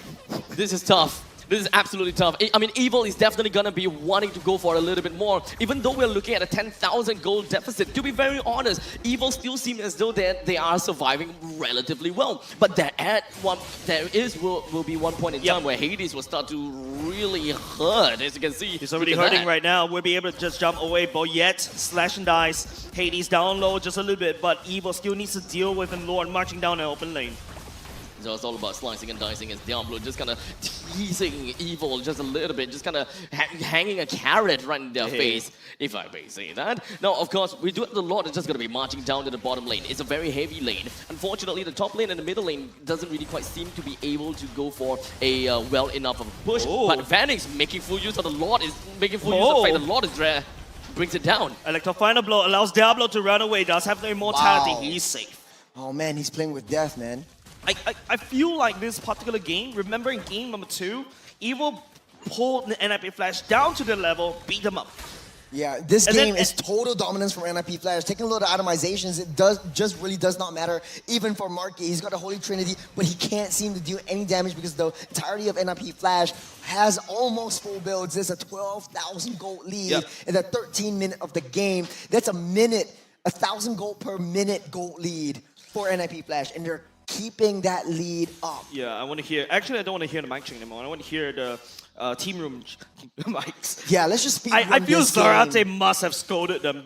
Game number 2 was a disaster. Let's pull it back together, and man, NIP Flash managed to pull all together in this one. Oh man, the base of the base coming in from the recall. Can you feel the ground shaking? I love it. Whenever they do the emo, the ground shakes. Yeah, you can feel the ground shake from... I love it. That's just how strong that horse is. I can totally see Churros as the horse. I could cosplay it for Halloween. It's coming up. I definitely don't want to see do not want to see that. Thank you. Keep my eyes fresh with Roto, man. Oh man, I don't know. This is such a tough game for Evil. I don't know if they can defend against that next Lord. If that is NIP Flash's game plan, then it's done for Evil because they don't really have that much high ground. In this stage of a game, the NetherRealm is practically insurvivable. Like, you can pop it, but it would just keep you in place. I think the main thing is it just negates a single source of the damage, right? You kind of negate that part of that. Anything that you believe that is going to be like crazy burst, I think that you just pop it for the sake of nullifying that kind of damage. But looking at NIP Flash, what are they doing in the mid lane? They're just doing dancing. some emo. They're just dancing. But emotes. But yeah, I think for the NetherRealm, the main thing that you want to use it for is probably the S2 of Hades. I don't think that anyone else does like crazy AoE burst damage. No, but Hades' skill 2 actually does 20% of your missing health, so that's quite a bit. Boy, Diablo at it again with a 1v1, but Diablo is just toying with him. Yep. Burst it down the Lord. Easy catch for the side NIP Flash. It's Evil. it's Just a waiting for waiting game, impending yeah. doom. We're back down to tranquility. Every time that happens, then the entire like arena shakes. I love it. Look, I'm asking for tranquility. Calm tranquility, because both teams, they're just huddling up within of their own confines of the jungle, waiting for the perfect time to really just come in and launch an attack. Okay, Hades, I'm freezing that top lane for now. Oh, sorry, freezing that mid lane, top lane for now. Vanix is shoving mid. Feels like Evo needs to just brace for impact for this one. Yeah. Diablo, where are you going? Oh man, there's gonna be a pause right here. Almost in the midst of fight. Yeah. But I gotta say, that is NIP Flash with a 13,000 gold lead at this point. It will be so hard. It's not impossible, but it'd be very, very difficult for Evo to come back into this game. Marky has his items, he's got a Holy Trinity, but there is no way they can deal that much damage, especially not onto Cortese, not onto the iframes that Diablo is bringing out, not onto the iframes that Suyo can bring out as well with the like with Hades. And he needs to time his skills really, really well. And the fact that the Cho was picked up, there's a single target, there's not a lot of AoE crowd control that Evo could play around with. They don't really have much options. Well, we're gonna go for a quick little troubleshoot for now. Just make sure everything, because if you notice how suspiciously weird how Diablo is walking, right? Just walking right into the base of Team Evo. So we're just gonna give them a little bit of time to basically resolve that one. Shout out to Rockhard as well for appearing on chat. Oh, he's in the chat. Yeah, hello. Oh, Rockhard. MPL PH, let's go. Yeah, man. I mean, right here, Boyet and also Marky. I mean, there are two Filipino imports from the side of Team Evo. This is the first time that Team Evo, a true blue Singaporean community team, that brought in two imports, and it's been working really well. They've gelled really well. And of course, need not to say Hades and Cortese. You've seen them before. Exactly. We do Diablo have the a lover very boy strong on the screen imports right now. Yeah, I mean, a good thing is he's pretty tanky. So at least he should be able to kind of walk gonna be right dead. out of it, or at most just gonna expand out the Electro Final Blow. Unless like if he really does walk in and really gets a death, I think. That's for gonna be rough. sportsmanship, I think if Evo just lets him like, okay, we're just gonna leave you alone, kind of yeah, thing, and right? then we'll just reset for the next fight. But even I myself wouldn't blame that, because I mean, like, what, 12,000 gold lead? Yeah. Just give us 200 gold. What's the KDA for better dead? But never give up, never back down, never 107. surrender. So there's no bounty on him. Yeah, true. So it's like flat 200. That's still not too bad. We don't get it like 500 gold, like for example, killing onto Hades. I think if the moment they kill Hades, they should be able to get like 500 gold for the killer. Yeah, the bounty on his head is quite a big fat stack. So. Well, as of now, I mean, it was a dominating game, right? Like It is. It's exactly what I was talking about, right? Like how Team Evo Team Evo Magic brought NIP Flash down to the gutters and fight like a scrappily. And now this time around, NIP Flash is like, okay, we're not playing your game, you play my game. I'm gonna bring you up to this kind of level where they usually used to play, and then they'll fight you again. But once again, this is just something that they could do because, hold on a second. Oh, there's a fight already, and it seems like we're gonna be dropping hard right into it. Blazing Duel already busted down Marky. Vanix will be credited for the kill, and the core, I mean, NIP Flash taking game number 2. Three. I cannot count. Game number 3 taken by NIP Flash. That's 2 wins in a row for NIP Flash now. A little bit of an anticlimactic ending to that, but the main thing is NIP Flash manages to get themselves this win. Now, of course, I do definitely want to see Evo going back at it again, right? Yeah. Because this is what I will call the NIP Flash cheese. It's a very momentum breaker. Yes, 2 games in a row and try to get back in. It's back to the drawing board, and everyone's just like, oh man, you did wrong. This is what you did wrong. We just have to raise everyone's morale. Right. There's definitely a lot of things that we can say using idioms for this game, right? Or rather for the next upcoming game. Whereby if NIP Flash were kind of to pull off the martyrs again, this is a moment where we just kind of ask, or rather say that fool me once, shame on you, fool me twice, shame on me, or something along the lines. I don't know, you or me, we try to swap. But yeah, I don't think that NIP Flash would want to do the same thing again. But to be fair, if it ain't broken, why fix it? I feel like it's just NIP Flash. It's not about just the draft, I think, Churros and After. I feel like that you can sense that NIP Flash is finally back on form, right? Game number 1, yeah, it's a little bit odd. Warm up, fine. I'll give them that. Game number 2 is like, you shouldn't be taking that fight. but Team Evo likes fighting. All right? But at least this time around, they're playing like the gentleman's chess. Yeah. And they are good at this gentleman's chess instead of a thug brawl in the mud pit. But to be honest, even though we're looking at what, a 12,000 goal lead in favor for NIP Flash, a part of me just don't really quite see that big of a gap when it comes down to damage in this case, right? I mean, actually, there's a lot of damage difference. Like once Suyo goes in with the Soul Sever, basically everyone's just just down. Mostly on the Suyo, right? Because I think they're just generally a very tanky team. Along with the Synchro Vision from Vanix, I think the entirety of the team is just dealing a ton of damage. But I have to disagree with Jace before going into the MVP though. I feel like first game, they're trying to figure out what Evo wants to do. And they've already cracked that code in game number 2. They like to punish aggression. They like to play a little bit safe. This time around, I feel like they're trying something new. This is a very, very different NIP Flash where every single one of the members are super, super hyper aggressive in the mid stage of the game. Now, the question is, MVP, is it really going to be Katizzi? Hades, I think. Hades? Yeah. Okay. Hades with the Suyo. 9-1-5 onto the Suyo, the one that you called out.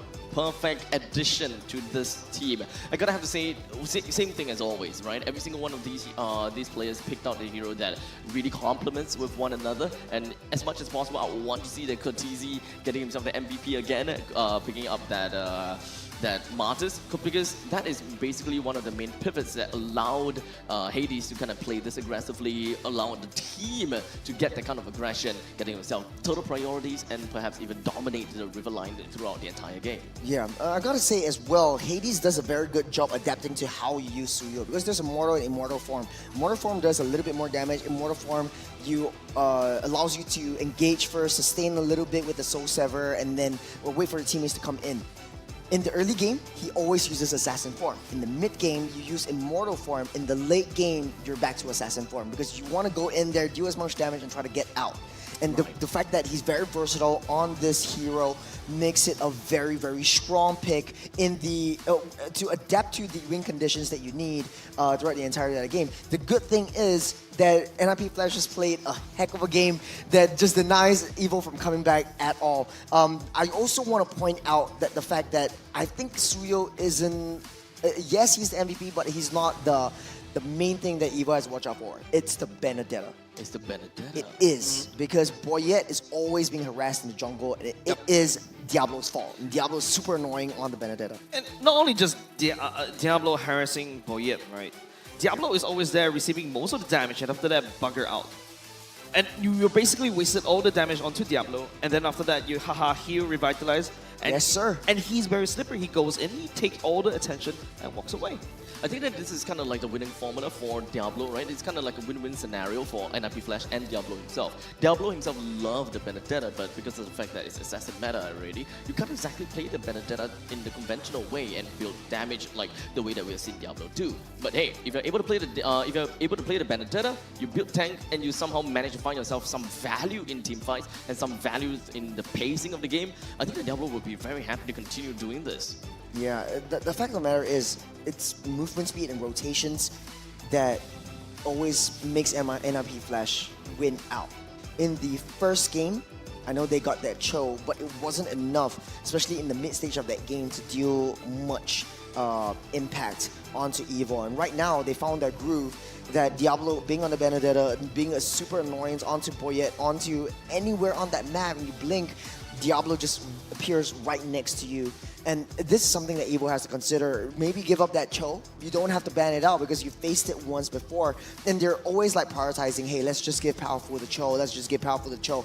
But I feel like the Tigro might work out much better in his favor because it's much more a AoE setup, and he plays it a lot better. Yes, you might not be able to dash out of certain situations, but it allows your team to sort of like build onto your setups. I mean, one thing that we're gonna have to consider is the fact that technically playing the Tigreal and getting a team composition that kind of works around Tigreal is also a lot easier to play as compared to using a Cho, which is very mechanically tough to do. And also the fact that you're gonna have to allow your team to get the pacing that they want, you know, be able to just give information, be able to deal enough damage just so that your team will be able to get the execute down by your bruising capabilities. That is a lot of things that Powerful gotta have to do. The moment you kind of switch it over to a Tigreal, I think that this number one, you are able to deny JPL from picking Tigreal because he's been playing Tigreal for 3 times already. So you gotta have to, number one, remove the Tigreal away from JPL and perhaps just play your conventional Evil Magic by just going all in Wombo Combo Unga Bunga, which we have seen throughout the entire season. It's always been that case. If you have the juice in, play the juice in with the Phobias, with the Harif, that kind of stuff. Play Aerial Denial or play just massive AoE. Yeah, to be honest though, I feel like for the side of Evo, the draft of Theramis wasn't too optimal. Especially in the early game, you don't really have a lot of presence. Yeah. When you're facing up against the Martis, I know it was picked up right after the Martis was picked because it was the last pick before the second phase ban. But I feel like they want to go for a death ball strategy, but it didn't work out well because every single time the Netherrealm was popped, it's just to save someone, and Zayla has to commit himself into the midst of team fight in order to get the Netherrealm aura around his teammates. But how you want to use Netherrealm is sort of like, yes, let's use Netherrealm, get a death ball situation, and just fight front to back, and everyone just pummel their way through like a true shot barrage, right? So it's a lot of interesting situations where Sayla could utilize this Theramis, especially in the early game, but I feel like, yeah, from lane-to-lane matchup, the mid-lane duo, JPL and Curtizi, does way better. A quick little note is that Evil can definitely improve in the macro for this game because one thing's for sure, they didn't manage to get value for value kind of trades whenever they are losing people. They are not really putting themselves very strongly in the lanes per se, and it's really difficult for them to do so. There is a lot of movement in the river line to the point that I think that they are overcompensating the fact that NIP Flash is just moving around as a whole. There's one thing that we always learn to do in ranked games, for example, is that if you know that you are in a losing fight whereby a lot of people rotated to the bottom lane, you know that you can't defend it anymore. Do some Take the trades turret elsewhere. somewhere else. Yeah, correct. I think that's where, you know, the stark difference when it's on NIP Flash and also Evo is that NIP Flash, they pull out quite a few varieties of rosters, right? This is more, this can be a split push and also a Clash comp, right? An Unga Bunga comp, right? Or it could be potentially a pick comp once they have JPL with implodes of one person. But Team Evo, on the other hand, it seems like every game that we watched thus far in the Grand Finals is just that they always want the team fight. That's their strength, but they're unable to change it into something else. Now, of course, now that we look at the other parts of the game, the 4 best players of the match, of course, with Hades with a total of 855 gold per minute, boy oh boy, Vannings with 125,000 damage dealt, and of course Ken being the very annoying glue over and over again, 70,000 damage taken, and Diablo, best wingman, 10 assists on that tank Diablo with that revitalize. You know who you want as a wingman? A lover boy. But actually, it kind of not makes sense. Then you lose out on the one that you want to chase because you go for your wingman then instead. Takes your date away. That's right. So you would never kind of want Diablo to be your wingman? But then you kind of want him to be a wingman No, I because mean, he gets the best if I'm ladies. asking Diablo, I'll be just looking at him most of the time, so there's no point. Seek help. I seek help. Oh, PCU! Oh, yay! Oh! Well, that Here's 30K. 30K. We could go even higher. 50,000. That is what we want to go, right? But hey, why are we shooting so low? Shoot for the skies. Are we going to do that again? Are we going to do that? No, I want you guys to Reach break. for the skies. I want you guys to break this graphic, yeah? Don't forget, you can also redeem your code with the code that you see as well. So thank you so much for supporting us, MPL Singapore Season 8 as well. But you know what? Break this graphic, okay? Yeah, break it. Like, break it. Go way past Go way it. Like, past way it. past Tell all your friends I want to watch. see like that thing go all the way off screen. I want to see like. I want to see production basically like panic. Like panic and like, we don't have the graphic. Oh, remember back in graphic. like season 5, it was 105% JPL Diggy. Oh, I was just from that graph. 105% kill We're like, participation Diggy. wait, the math ain't mathing. Yeah. Yeah, and then it was like, what? How do you get 105? And it was like clipped all over YouTube. It's just crazy. It's just I remember crazy. that. Good Man. old times, good times. Yeah, it is. But of course, I gotta have to say, 3 games in already. Yep. We're moving into the 4th game very soon. And I just want to see how both of these teams eventually evaluate the performances and kind of gain experience out of these games. But before we even jump in over to the analyst and then the next game, we gotta have to listen once again to what happens in the game for game number 3. Let's hear it out. Flick up. See. Just blue. Blue, flick up. Oh, no choke. Eh, the higher no out there. We can look to end now, guys. We can look to end. Just fight first. My friend still out. Me no best. I think we just fight. Okay. Double okay. Nice. Nice. Hey guys, we can fight. You said, you okay? No, both the fight. Yeah. Hey, you guys go down out, guys. I'm good. Nice. I start the alert. Yeah, just... I'm in the wave. Chill. I got ready. I'm on the way. Nice, bro. Yeah. Naka. Again. Hey, friend miss.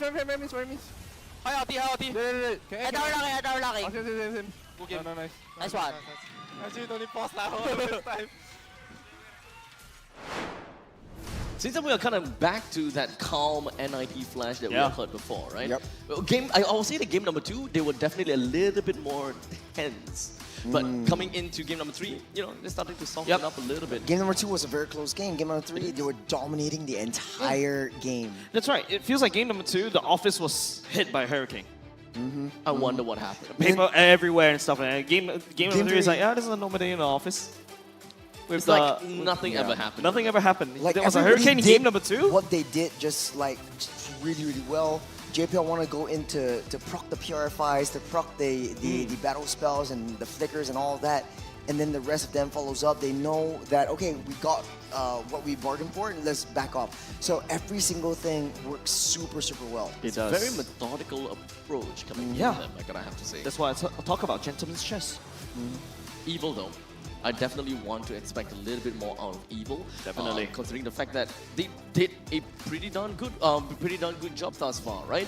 They definitely made game 1 and 2 hard for NIP Flash. Yep. Game 3, yes, it is definitely a little bit more one-sided, but I think that this is a point in time whereby they managed to experience how is it like to face up against NIP Flash, especially with this high-octane kind of pacing, which I'm not too sure whether they can have went against this before. An answer for a very high-octane pacing?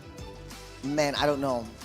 But, that's just our opinion right here. Yeah, this is all just ours. Perhaps Croissant in the Croissant Bakery will be able to tell us a little bit more about it. So let's just pass it right over back to him. Hey, thanks, guys. This game is basically macro 101, I feel, for the side of NIP Flash. The way that they drafted their lineup, they were really focused on the mobility side of things. And I think you guys have highlighted that perfectly. All right, so I have just 2 short clips to show you guys. So let's get straight into it. So for the first turtle fight, right, we noticed that at least Vanix as well as Kertizi have identified that, hey, look, Sailor looks a little bit out of position. So let's burn the Zaman Forest as well as the S2 from Kertizi to try to catch him out. At this point in time, Powerful on the top side of the jungle identifies this, and he's like, maybe Sailor is gonna get caught out. He's gonna be in a little bit of danger. So let me come in and see if I can use a Jikundo with the Dragon combo to kind of see if I can find a pick here, right? But at the same time, we have Hades as well starting up the turtle. So this is kind of like a 3-prong situation that's happening at this point in time, and this is really, really well identified, I think, by the side of NIP Flash, because at this point in time, there are two kills up, 4K gold lead. So they want to kind of distract Team Evil from being able to contest the turtle. Because if Team Evil manages to get the turtle, then that is the ticket back in, right? So I'm going to let this clip play out right now. So we see CL actually surviving. Powerful here just gets caught out, and he's just unable to do anything, right? So once again, this is really, really unfortunate for the side of Evil, because Evil is just not able to do anything. Right here, Hades gets the turtle and then joins the team fight. So we see at this point in time as well, I mentioned high mobility, right? High mobility is just everyone's mobile on the side of an IP Flash. So we see Diablo, who is just kind of farming on his own side, at the top side of their jungle, starts to come in and join the fight later on. So if you think about it, the fights are very multi-layered and multi-factor, right? Once you think you're done with a fight, you have another member of NIP Flash coming in. So this is a really, really smart move by NIP Flash, not only distracting the team fight away from, from the side of Evil, but also kind of shutting down any kind of opportunities Evil has to come back in. Well, this game was honestly really one-sided, so there's not much to talk about, but they kept doing this over and over and over again. So I'm really excited to see what NIP Flash has for us in the next game. Guys, back to you. Well, with just a little bit more games to go until NIP Flashman will be able to get himself the victory. But obviously, us on the desk, we do not want that, right? As much as some of us may have a little bit of an idea about, oh, okay, I want this team to go win, blah, blah, blah. But on the desk, all we want to see, full 7-game series. Let's go. Yeah, your entertainment is our entertainment. Our predictions are also like, you suffering think I is my thought who entertainment. confirmed? Oh my god, you think what? We back to NS? Yeah, you think I thought who confirmed? You know who helps us He confirm can't- a he little can't- bit more? he can't I relate. gotta say, I don't relate. this tablet though. Okay, that I can relate. This That tablet he can relate. That I right? relate. I've been it's using such it. it's such a good help for all of us. I gotta have to say, as everyone can say hello to Samsung's latest Galaxy Tab S10 Ultra, your intelligence studio on a massive canvas. In fact, it actually just launched in Singapore a few days ago. So what's special about this new Tab series? You'll get to see like how we are using it at this point in time, right? We're watching you. Is that it comes pre-equipped with Galaxy AI. It's a perfect work and play companion to maximize your productivity and fun. At this point in time, you just gonna swipe a little bit. I show myself the bottom tab, and with the Galaxy AI with Google, we'll be able to kind of circle and search, and I'm searching the bottom, and boom, you will be able to see the Galaxy Tab S10 series at the bottom. That is the search result that you'll be able to get. You'll be able to, of course, immerse yourself in unparalleled clarity with its massive 14.6-inch screen. You can pretty much see it's bigger than my face, right? With incredible resolution as well. It's of course enhanced with vision booster and anti-reflection technology. It completely reduces glare and of course improves visibility under any lighting condition, keeping your screen very bright and clear in any environment, even if the sun is glaring right at the screen. I know that a lot of you guys may have a lot of issues about this, and when it comes down to my phone and my tablets that I use, there's no problems with lighting conditions at all. Trust me. I'm really loving it right now. I'm using it to not only just read the stats and also just take a look at, basically a lot of things all at the same time. It's been a really helpful partner, especially when I'm casting. Right, because when it comes down to multitasking, this is just definitely a beast with its real estate 14.6 inch, guys. Can do a lot. 14.6. You can do so much. Like normally, when it comes down to any other tablets out there in the market, like trying to go for a split screen like this, there's no way you can get 3 and you still have a very clear, visible view of what you're doing. Yeah, because if it's the tablet's small, the words get a little bit small, so it's like counterproductive. Yeah. But this will help you boost everything. And now we have to go to pick ban. Let's go. Yeah, so let's take a look at this. With Evil going in for the first pick, first ban, while NIP Flash onto second pick, second ban. With Khalid as well as Jusin that's already thrown over to the batting pool. Chip as well as the Harif is also going to do so as well. Angela says goodbye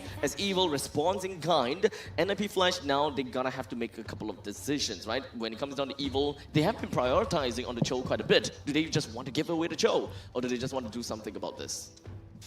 This is the first game in the entirety of this series that Zarate actually banned out the Harith. So we won't see a Harith, we will see a very, very different marksman in the gold lane. Carrot's still not prioritizing the Benedetta, but I hope they don't prioritize that Cho. Try to go for something a little bit more tanky. That used to be a high loss spot, so Zarate might ban it out. Now, there is of course quite a lot of heroes that we can kind of guess out for now, but maybe we can have a little bit of fun a little while later. Since we kind of have seen Evil and NIP Flash kind of draft quite a lot, I think that we can definitely make a guess, right? But for Hylos, since it got leaked out, that is going to be the first pick for them. Yeah, it's a high loss pick. MP Flash definitely might look to pick up the Tigreal right here. It's been doing so well in the previous 2 games, or they might switch things up and try to prioritize that Cho. But you don't want to give Powerful his Tigreal. I think it is a very, very scary crowd control tool, especially along with high loss, because it's more zone control. Perhaps the roam pick can kind of leave that to the second phase of the picking phase. Maybe we can take a look at some other heroes first, such as Prioritize Assassins? Prioritize Assassins. I mean, Ling is not picked just yet. EXP lane is definitely something that we can look at, considering the fact that Evil has already picked out their high lows. You have a very good idea of what kind of picks they can go for. Maybe you can look for heroes that can counter against high lows and some way to really address that. Yeah, that's the Tigreal being picked up right there. You don't want to give it over to the hands of Evil. Powerful might hold on to that wrong position. You don't want to make any hasty moves, especially picking up that Cho right from the get-go. This is going to be a very, very scary combo. I feel like NIP Flash is teasing a Beatrix. In the second phase. So definitely the second phase, but the Cho gets picked up once again along with that Ling. So NIP Flash could very well go into the Hayabusa, but I feel like in this case, they might look to pick up Diablo's hero first. If it ain't broke, don't fix it. Go back to the Benedetta. It might be possible. But do they want to kind of release that information this quickly? Because thus far, we have been looking at the Benedetta being picked at the side, at the final pick. Especially since NIP Flash, they have got the last pick onto R5. So that is where the X factor can eventually come in. You can definitely kind of change around quite a bit there, and sometimes a Benedetta might not be the X factor that you're looking for. Man, I feel like, yeah, you pick up a Benedetta over here. If not, Evil will bend that out because that is such a huge factor. But then again, the difference is now Ken does have the high loss. So that changes things a little bit more. Yeah, I don't think they will be able to do anything with high loss. But high loss can't catch up with that. With Hayabusa instead. Yeah, I would agree. So with a Hayabusa, I think that this is a fair pick, considering the fact that the opponent has the Ling. You kind of need a jungler that has the iframe. But it's sort of like a apple versus orange kind of situation. If someone picks a Ling, you pick a Hayabusa, just try to tackle him mid-air, and both have iframes as well. Like there's definitely a point in time where you just kind of think, who is going to be the one that uses out first? But of course, when it comes down to out conversion, Ling will always have got a little bit more advantage on top of that, right? Because if the Hayabusa were to use his out Shadow first, kill, then you just build a Winter Crown. We've seen NIP Flash do that time and time again as well. So there's going to be a Benedetto ban over to Evil. Right, so we've got it right again. There's going to be an Aurora ban for NIP Flash because that's a very, very powerful zone control. You can double down with the high loss as well. Let's forget about Valentina. Valentina taking away the implosion in this kind of situation, I think it's pretty okay, considering the fact that if you're playing a high loss in the EXP or the roam, regardless of which, you are actually lacking in quite a bit of area denial or perhaps even in AoE control to really make sure that your team is able to kind of take control of team fights. But then again, Valentina is a very, very high committal mage because the only thing you can take is probably the Implosion and the Eternal Guard for now. But then if you want to take the Implosion, you have to put yourselves in the midst of battle, and then you put yourself in a very precarious position for the entire team to take you out. There's going to be Aurora ban. What I'm telling you, man. Man, I mean, it does definitely make sense, I would say. I mean, Eternal Guard is still a very good ultimate to steal, right?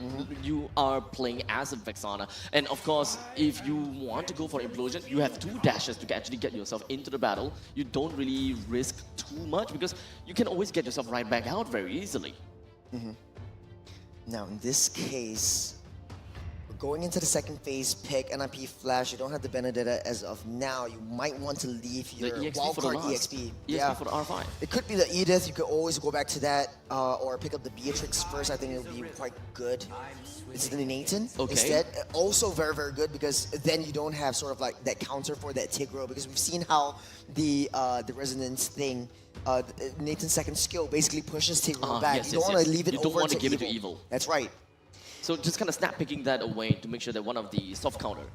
No, I wouldn't even call that soft counter. It's kind of hard counter in my opinions. So now Evil, actually now Faramis looks really, really good. Faramis for Evil. Yeah. Not been banned out yet. I think Sailor has to go for this Faramis here. They have, of course, big ultimates that they But if you go for Faramis, the Netherrealm means that everybody's going to stuck together, and when they're stuck together, that's where the Tigreal comes in. That's why NIP Flash already saw it coming. You have a change here, which is the high loss. High loss Glorious Pathway, Netherrealm, crazy Alice? fast. But there's going to be Alice and Faramis. Faramis and Alice. Faramis and Alice. Okay, It's gonna be fun. It's going to be fun right We're here. moving on. But now, Professor Churros, X Factor. I think EXP late. Could be the Ruby. Could be a Ruby Tigro Vexana, and then just let Nathan do his thing because Ruby has enough sustain to go through with up against high loss. Decent wave clear, decent push. You want to go back to something with like to Rizla at the penalty zone, you could, or you could go Yuzhong once again. Diablo has played it once in the entirety of Season 8, so he might go that again. I'm kind of like trying to, in my brain, just kind of scanning through the heroes that Diablo has picked before. Yuzhong, Terizla, Paquito, Esmeralda, Uranus. Edith. But I don't think that it's going to be any one of Ooh, those. Carmilla! We totally missed that out. We played it once. Oh my We played it goodness. once in the regular season. This is interesting, right? Camilla works really well into this comp. That is the X factor I'm talking about. If there is an if he lands the blood pack onto and like, it's easy, right? Yeah, it's easy. Then everyone just gets sucked into the implosion as well as the eternal guard. It works out so well. How is the Curse of Blood gonna be working for them, right? Because even when it comes down to the Eternal Guard, it actually works out beautifully as well. So, ladies and gentlemen, here we go. Game number 4 of this grand finals between Evil versus NIP Flash. With Evil that have got their X Factor pick being that Alice, and NIP Flash with the X Factor pick of that Carmilla. Let the battle of the X's begin. Wait, that sounds wrong. Now without the Angela though, it might be a little bit tougher for Marky to make his mark, but I want to say this is such a good composition for NIP Flash in the late game, especially because once you use that blood pack, you're turning Nathan's single target damage into splash damage, and he deals quite a bit. So that's something that Evil has to look out for. Powerful again with the Cho, so this is third game with the Cho so far. Not sure how this is going to play out well for him. But it is going to be a very, very tough spot if they lose this match and then NIP Flash gets the momentum riding. In theory, this is actually in theory, Camilla's this is actually winning the pretty lane. Scary, right? When it comes down to NIP Flash, the Curse of Blood plus the combination of either Implosion or the Eternal Guard is actually a pretty scary thing to actually witness. Okay, Hades powerful. That's a flicker already committed, and now Hades continues on the chase. That's the first one given over to Evil. Free bounty over to the side of Hades. Sorry, Hades. This is something that you would definitely want to get as a jungle assassin right off the bat. This is definitely going to help to propel you and accelerate your growth. Yeah, Marky's not going to do much, especially before pre-level 4. So Nathan's going to have an easy time trying to farm up that wave. But look who's on the back door. This is going to be Marky going down for this one. But it doesn't seem like it's going to be over just yet as Boyet joins it. Boyet joining in right here. Tempest Blades will be committed at the same time. You look at the Shadow Q coming up from Hades, trying to dodge everything. Sailor with the Ghostbusters bursting people down. But it is going to be Hades traded for powerful. It's a good trade, right? You trade out your roam for Hades, but you gave Hades yet another kill. That's 2-1-1 on this Hayabusa. And NIP Flash slowly but surely keeping the economy, leading the economy towards their favor. First turtle popping up in less than 10 seconds as Evil used up all their resources, but a very, very good call by JPL trying to push Boyet away from the Tempest of Blades. But Powerful needs to be playing a little bit more passive. I know he's an aggressive roamer, but it's not working out well in this game. Maybe just kind of go for a quick little reset or to do the trick. Evil, they probably gotta go back to the drawing board and really understand what is something that they would want out of this show. Is it more of a pacing, or do they want to find a way to just snap pick someone and just kind of go for that that pick off? Because honestly, at this point in time, looking at Evil's lineup, even if Powerful were to be able to kind of pick off someone and just kind of kick someone towards their side, they can't really burst that person down immediately. It would definitely take some time. Evil is the kind of thing whereby you are just kind of shaving the opponents by every second. That's a stun as well, coming off on the side of Diablo. Powerful can Law and Order on to Curtizi. JPL as well, taking a little bit of punishment. Glorious pathway by Ken, but it's on the other side. It's a little bit awkward. Eternal Guard committed. Hades also joining fight. So come is Moyet, taking on to Curtizi at the same time. Sailor popping onto the nether ramp. Powerful kicking Diablo all the way back. Curtizi is already down. Now here comes a Revitalize to make sure everybody from the side of Team Evil stays alive. Oh, not gonna be the end just yet though. No. No, okay. Not now enough. it's gonna be the end, I suppose.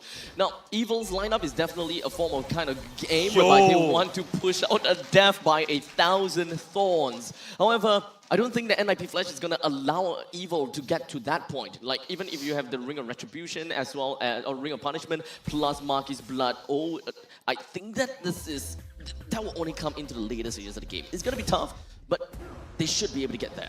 You know what's interesting to me is that Diablo is actually winning the lane against Ken, someone that's so tanky. And one of the reasons for this is because Diablo's spinny bat things has inbuilt sustain. So the longer you stay within the minion fights, you get healed back up. So he doesn't really care about Hylos being in your face. Take a look at the itemizations or the emblemizations right here. Wow. Yeah, there's quite a bit of movement speed over the side of Evo, trying to maintain the rotation speed that they did in game number 1 and try to seep it into game number 4. And Powerful here scouting out the turtle. Ken, Law and Order Glorious pathway to land on a pathway from the side of Evo. Evo takes away the turtle for now. It's going to be an implosion onto many people. And Sailor coming in to save the day with another round. Diablo goes into the revitalize. Make sure that the members from the side of the enemy flash don't die, but Hades is already gone. Powerful kicking Courtesy all the way back, and now Courtesy's in trouble. Sailor picking up that kill as well. A beautiful team fight from Evo. Boy, there were so many things that just happened within that small little team fight. And it is a choke point as well. The replay would definitely tell us a little bit more of what exactly happened there. Well, the Blood Plague was laid down by Diablo, but he only hit onto 2. The Tempest of Blaze was just used up perfectly, but it's all attributed to Sailor because the entirety of NIP Flash was just coagulated together, which is what the Ghost Bursters love the most. It keeps bouncing back and forth, taking down 3 in the process. Diablo. Hold on a second, Diablo. Spot of trouble as well. Boyet will be able to deal with him. A little bit hard to kill, but that's still a kill nonetheless. Auto kill onto Powerful as well. Hades picking up that one. 1-for-1 trade, definitely way better for NIP Flash. Also joining the fight as well, going to the ultimate, and Sailor drags him all the way back, reaching him perfectly. Ken prancing towards the backline. The Law and Order connects onto JPL, and now Marky is here. And here comes the implosion, the Whopper combo coming up on NIP Flash, but now it's going to be Evo that will receive all that damage and all of that CC. I absolutely love that initiation. Like, you can see that Vanix has been in the fight throughout the entire time, but that he set this internal timer for himself that he can't show himself in the fight for too long because he knew that Boyet would be around. And when he got away, that is exactly when Link came by. And I think that prevented a very big blunder. Yeah, mid lane cracked open already in 5 minutes, almost 6 minutes mark. This is a very early game, early mid lane crack. The Evo looks super desperate. As long as one person dies, the rest of the team just comes in. But NIP Flash does a very good job in trying to punish the aggression comes out from Evo. But Vanix is a very fat boy. Oh my goodness. I thought that Alice was supposed to be tanky, but Vanix just melts her like butter. This is the point in time. I mean, Vanix definitely got a lot of farm already, right? 3 kills, 4 assists, not a single death. A lot of these goals is probably just going to be funneled over to Vanix, and this is just way over Marky. Yeah, this is not their first rodeo. NIP Flash faced up against Marky's Alice. They know that as long as Marky doesn't have the Angela with it, they're not too worried about it. But Vanix is starting to get super fed. He's got a Starium Scythe in his possession as well as the Feather of Heaven. He's moving in hard. And he's doing quite a bit of damage, but hold on. Here comes the kick as well. The Purify coming in just in the nick of time, but we'll be able to get back to safety for now. No problem. Cortese down low. He is running. Powerful will be able to catch up to him, but here comes also the Nether Realm. It's one implosion! Slowing Evo down, but there's no damage coming up on NIP Flash. JPL is a whole lot of trouble. Here comes Marky as well. JPL will commit himself over to that. There's the ultimate from Diablo. At the same time, Vanix is coming though. And now Evo is on borrowed time as Vanix shreds Marky down. Hades making a killing spree. Diablo on the chase. On to Sailor. Powerful will be able to kick to try to slow it down, but the turret damage will be able to find him. Evo takes one down at the very least in that one. Vanix making his grand entrance. Lord Vanix, there's still going on. The turret shield will give it popped. No kick for now. And Vanix, it's a 1v3. 1v3, Boyet will be able to shut down Go at the same time. Tempest of Blaze will be coming there as well. Tagging onto Boyet. Shadow kill onto Sailor. Sailor is collateral. Sailor is collateral damage. When all of that, he shadow kill happens for Boyet. Oh, the great escape. No way.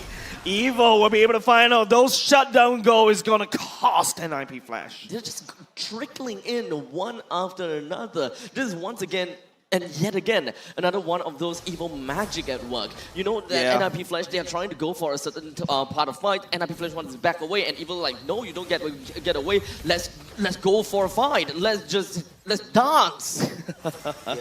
They want to situate around the purple buff, try to wait for Hades to pop out, try to force out a retribution before going for that Lord. But the fact that Evil doesn't have a lot of damage, especially since Marky is 1-5-1, and Annex, once he comes in, is just clearing everyone out. Once he makes his grand entrance, the curtains open, Evil just fall like flies. Once again, I mean, I did talk about the fact that this is an evil with death by 1,000 thorns. If they are given that kind of allowance, they can definitely do a lot. But that also means that Alice needs to farm up. He needs to get the items that he absolutely needed. At this point in time, all the Alice had is a Clock of Destiny as well as a Starlium Scythe.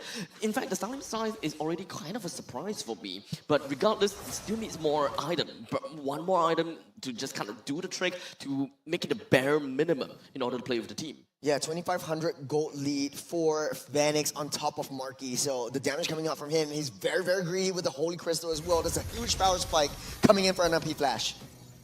There's still a lot of time left. I mean, 9 minutes and 30 seconds. I would say that NIP Flash is the one that kind of wants to end the game fast, per se. But Evil with Boyette, Marky, I think that these two are definitely heroes that you gotta have to give respect to. At one point in time, we will see the tremendous healing factor from Marky and just what kind of damage that an Alice is able to bring out with the S2 as well as the Blood Ode. I think right now, Evil, as much as they have a teamfight composition, they have to play split push. Look at where Marky is, trying to maintain that late wave control down the long lane, away from that Lord. And IP Flash, they want to take fights. They want to come in. They want to get that Wombo Combo Unga Bunga with the Carmella, with the Tigreal, with the Vexana. They want to make it beautiful. They want to orchestrate this. You can definitely see what Evil is trying to do, but hold on a second. It seems like they wanted to go for something. Chasing down Birdie's Marky. Well, Diablo's making a long way. Eternal Guard used to peel. Boyette coming in the Temples of Blades. Assassinates over Curtizi. Shallow kill attacks onto Boyette right now. Hades in the spot of trouble. NetherRealm will be able to say powerful will be kicked. Hades all the way back, but then again, Vanix just outputting damage. But Marky is there! Absorbing all the damage, but will go down. Unfortunately, Powerful deals the killing blow over the side of Vanix. Hades on the chase on the Powerful right now. Diablo will return to try to defend, but one down for 3. Oh, Powerful is toying with death. He wants to pull Hades away from that Lord as Evil takes it for themselves. But that is enough time for Boyette to actually take the Lord away from NIP Flash. I do absolutely love what Evil was doing throughout the entire fight. Normally we will see that for one kind of split whereby the jungler is the one that is the one. You go around and kind of split push, which is something that a Link will always do. But this time Evil understood that they needed to get those farm over to the side of Marky. As such, Marky becomes the one that goes for the split push and kind of gets himself the farm before the teamfight even happened. Level 15 Boyette versus a level 13 struggling to go to level 14 Hades. The jungle gap is there. The gold gap is leading. Evil is ahead. Everything is in the favor of one person. For NIP Flash, it's Vanix. For Evil, it's Boyette. As long as NIP Flash is able to take down Boyette and Boyette makes a wrong move, it's all over for them. But Evil tipping the scales, economy up, 3,000 gold lead on top of NIP Flash, and they're pushing in. Oh, Boyette on top side. Oh, Shadow Kill will be able to find Boyette. That's a shutdown gold. Extremely yummy if you're NIP Flash. And now Vanix picks up a Wind of Nature, and they manage to defend against this Lord push from Evil. It's quite a lot of shutdown gold. Going to the hands of Hades. Mid-air kill.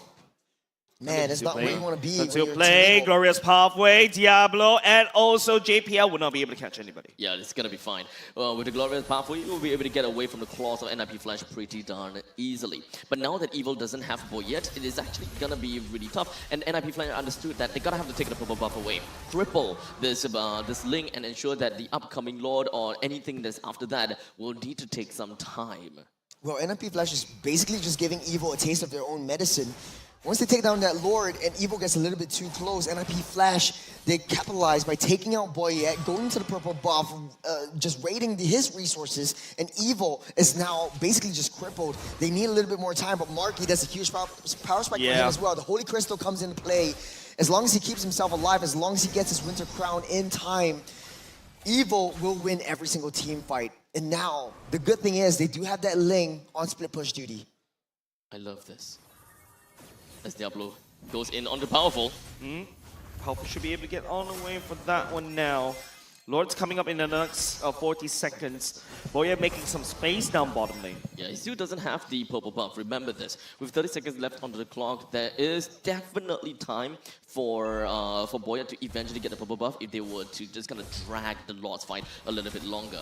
Powerful looking for an entrance right here. There will be a kick onto Vanix. Vanix got caught. Thank God for the ultimate. But Vanix bursting the Boyet, and now it's going to be an explosion onto 4 or 5 members on the side of Team Evil. Sailor with another round, keeping the members alive, but Mark is all the way at the back line. Will be able to, unfortunately, not do the damage. Hades was now. Vanix already stepping forward. Sailor blown up the paces, and then IP Flash. They will triple Evil one after another. Oh, that was clutch, especially when it comes down to Katisi. The Eternal Guard came in just right in the nick of time. Diablo will be get dragged right now, but he's just bait. And IP Flash, the main goal right now is to crack open mid. And now it is going to be powerful. Trying to buy some time. The Eternal Guard will be landed. And then IP Flash will be walking away with game number 4. One after another, bit by bit. That final team fight was so huge. I know that it was just a single Eternal Guard, but that one single Eternal Guard saved Vanix. And because of the fact that Vanix stays alive, he was able to be that one guy that kills everyone. Once again, another classic case of protect the President. And this time the President stays alive, and boom, they got the win. Yeah, it's just opening up that red carpet, let Vanix walk down that aisle and just do his thing.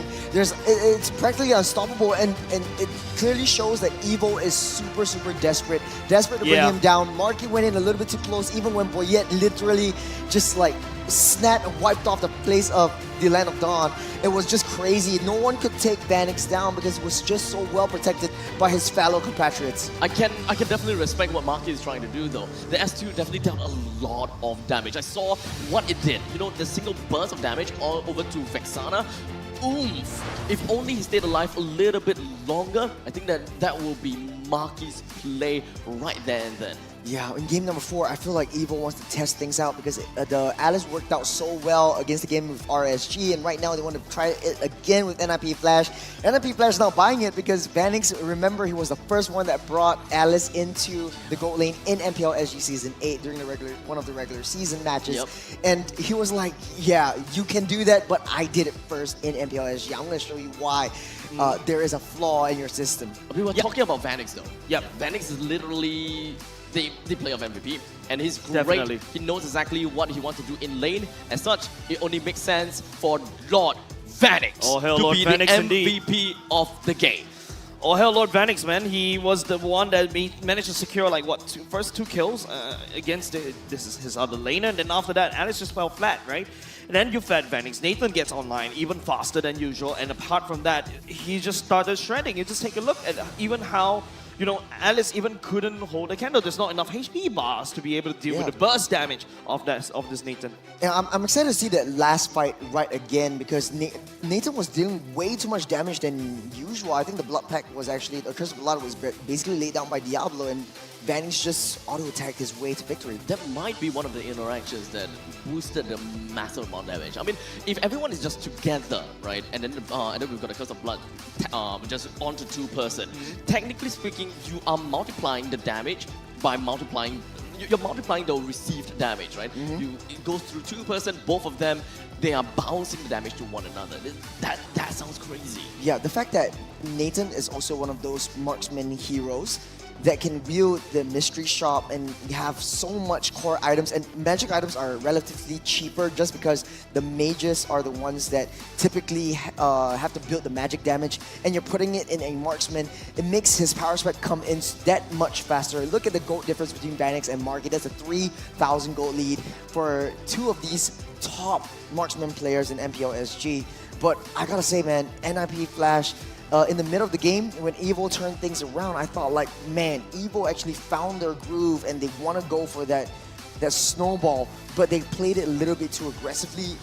I feel like they need to hold back just a little bit more, let Boyet play a split push, let a lane control kind of situation before committing to a lot of these team fights. I think Cho is definitely not working out for Powerful at this point in time. Yes, it worked out with RSG, but man, this is a different team you're facing. I mean, I actually have a different perspective of game number 4, to be honest. I thought that Maki and Boyet, they did whatever they needed to do, and it's not about the fact that they wasn't able to fully capitalize on quote-unquote mistakes for NIP Flash. There are definitely some mistakes that they have done, and Evil tried to work towards it. Like, for example, Vanix's position, he managed to put himself in a very vulnerable spot for Boyet to actually come in to assassinate him at the final moment. However, it's more of the fact that the NIP Flash, they just found ways to kind of answer to the questions that Evil posed to them. If I, as a Link, goes over to the backline to deal with Vanix, one of your main source of damage, what are you gonna do? When you already have got JPL in front, Diablo in front, what do you gotta do? In this case, it is Katisi being the anchor. They knew what they wanted to do, and they more or less expected it. They cover each other's, they cover for each other, and Evil, unfortunately, they made that decision, and that decision just wasn't right in that particular scenario. I feel like the draft was just won by NIP Flash. It's so much easier to execute. Yep. You have a very easy to lay down implosion with a crowd control CC. Diablo's winning his lane. He doesn't have to take any kills because he's just acting as a secondary engage with the Curse of Blood. And then Kurtizi lays down. He just needs to stay in a safe position, let the Eternal Guard do his thing, and Vanix presses that auto attack. Very, very easy to execute. Whereas for Evil, it's all single target pickoffs. Powerful with the way the Dragon picks off one. Ken with the second skill just also picks off one. Boyet, yes, he does a lot of damage, but if you don't have any proc control, it will be so much harder for Evil to make that mark. Sorry. Yeah, there's another thing that I do want to kind of mention though. We have seen before from NIP Flash that if a single lane, like for example EXP or Gold lane didn't do well, the Link actually comes in to help. And Link actually dealt pretty decent damage. Remember, I think it was game 3 or was it game 2 where Link came in to help Benedetta deal with the glue. This is something that I believe that Boyet would probably be able to do to help Maki out. Because throughout this entire situation, it was just Alice versus the Lord Vanix. And they're just duking out against one another. There was not much of a rally for Maki at the top lane for the longest time ever. And I think that it's because Evil was just reacting to NIP Flash's movement, trying to get river control. I thought that Evil would be able to kind of take matters to their own hands and probably just look at things in a broader point of view whereby they should help Maki. Maybe helping Maki will be able to give them a different way of the game and just make sure Maki don't die so much. It is still really, really hard because Vanish just came online. He came online way early. Yeah. Once he hit his level 4, it's basically just 1v1ing Marky and just taking him off. Yep. Land on Dawn for quite a bit. Marky, this is one of his highest deaths in the entirety of MPL SG Season 8. And I think Vanix really found that mark, right? You want to be able to face up against a Nathan. You don't really need to pick a Alice into a Nathan, bring a dagger to a gunfight. I think the Alice pick was really interesting coming from Evil. I can see when I want to go for it, but yeah, I think but it's very, very team fight oriented, very heavy. Yes, you have insurance with the Link, but you need skill, you need time. Yeah, correct. But the problem is he can't even get out of lane. That's right. No one is helping him. Exactly, and Alice is like, I feel like giving 2 kills over to the side of the Nathan, I think from there on, it's just over. Yeah, no one is... NIP Flash, they're doing the same thing. They're not helping Vanix because they know that Vanix wins the lane. They know that Vanix have got a farm. So why bother going up if Evil is not responding to the top lane as well? We'll just play our game, and if Evil wants to play around our format, then why not? Yep. Take a look at the rich guy, the carry, and the best wingman, all from NIP Flash. The most damage dealt. The Vanix is just shredding through HP bars like nobody's business. Well, of course, we've got the 3 men of the game over here, with Vanix, of course, being the rich guy and the carry, quite a lot. Ken has been the sandbag for, 3 games in a row. This guy, annoying. Well, of course, JPL being the best wingman with a total of 10 assists to his name. One thing's for sure is that that one win from Evil is just not quite enough for them to secure the kind of momentum that we so desperately want to see. Yeah. Well, we did have a good game number 2. We did. However, I don't think that they have the momentum anymore from the side of Evil to continue on for the final game. It's definitely going to be tough, but I want to see that final spark and the final fire from them. And as they know that this is match point, and this is the final point in time where they have a chance to fight back. Yeah, I totally agree with you, right? I was expecting even more coming up and seeing Evil, right? The first game was great. The second game was exciting. But then the third game, the fourth game coming out, you can sense some fatigue, you can sense some decision making, right? Coming out from them is a little bit questionable, right? But then again, this is what it is. This is esports. This is where you really have to put your A game, and hopefully if they hear this, Team Evil, man, I think they can do it. Stamina is definitely a thing. But for now, we're going to be jumping in over to the mic check and listen out to what NIP Flash have got to say in a common collective manner, probably. High loss not ulti one High loss not ulti. I'm on the way, guys. I'm on the way, guys. How long you I'm already gonna mark 10 seconds. Hey, link coming. Help Vanix, help Vanix. Helping there. Hey, double link ulti. Have. Nice. I'm on the way, Banix. Go. No flicker. Nice. I'm coming down, guys. Elisa. No ulti, para. Nice. Hey, high loss, guys. High loss. No ulti, don't be scared. No ulti. Okay. Got it hard.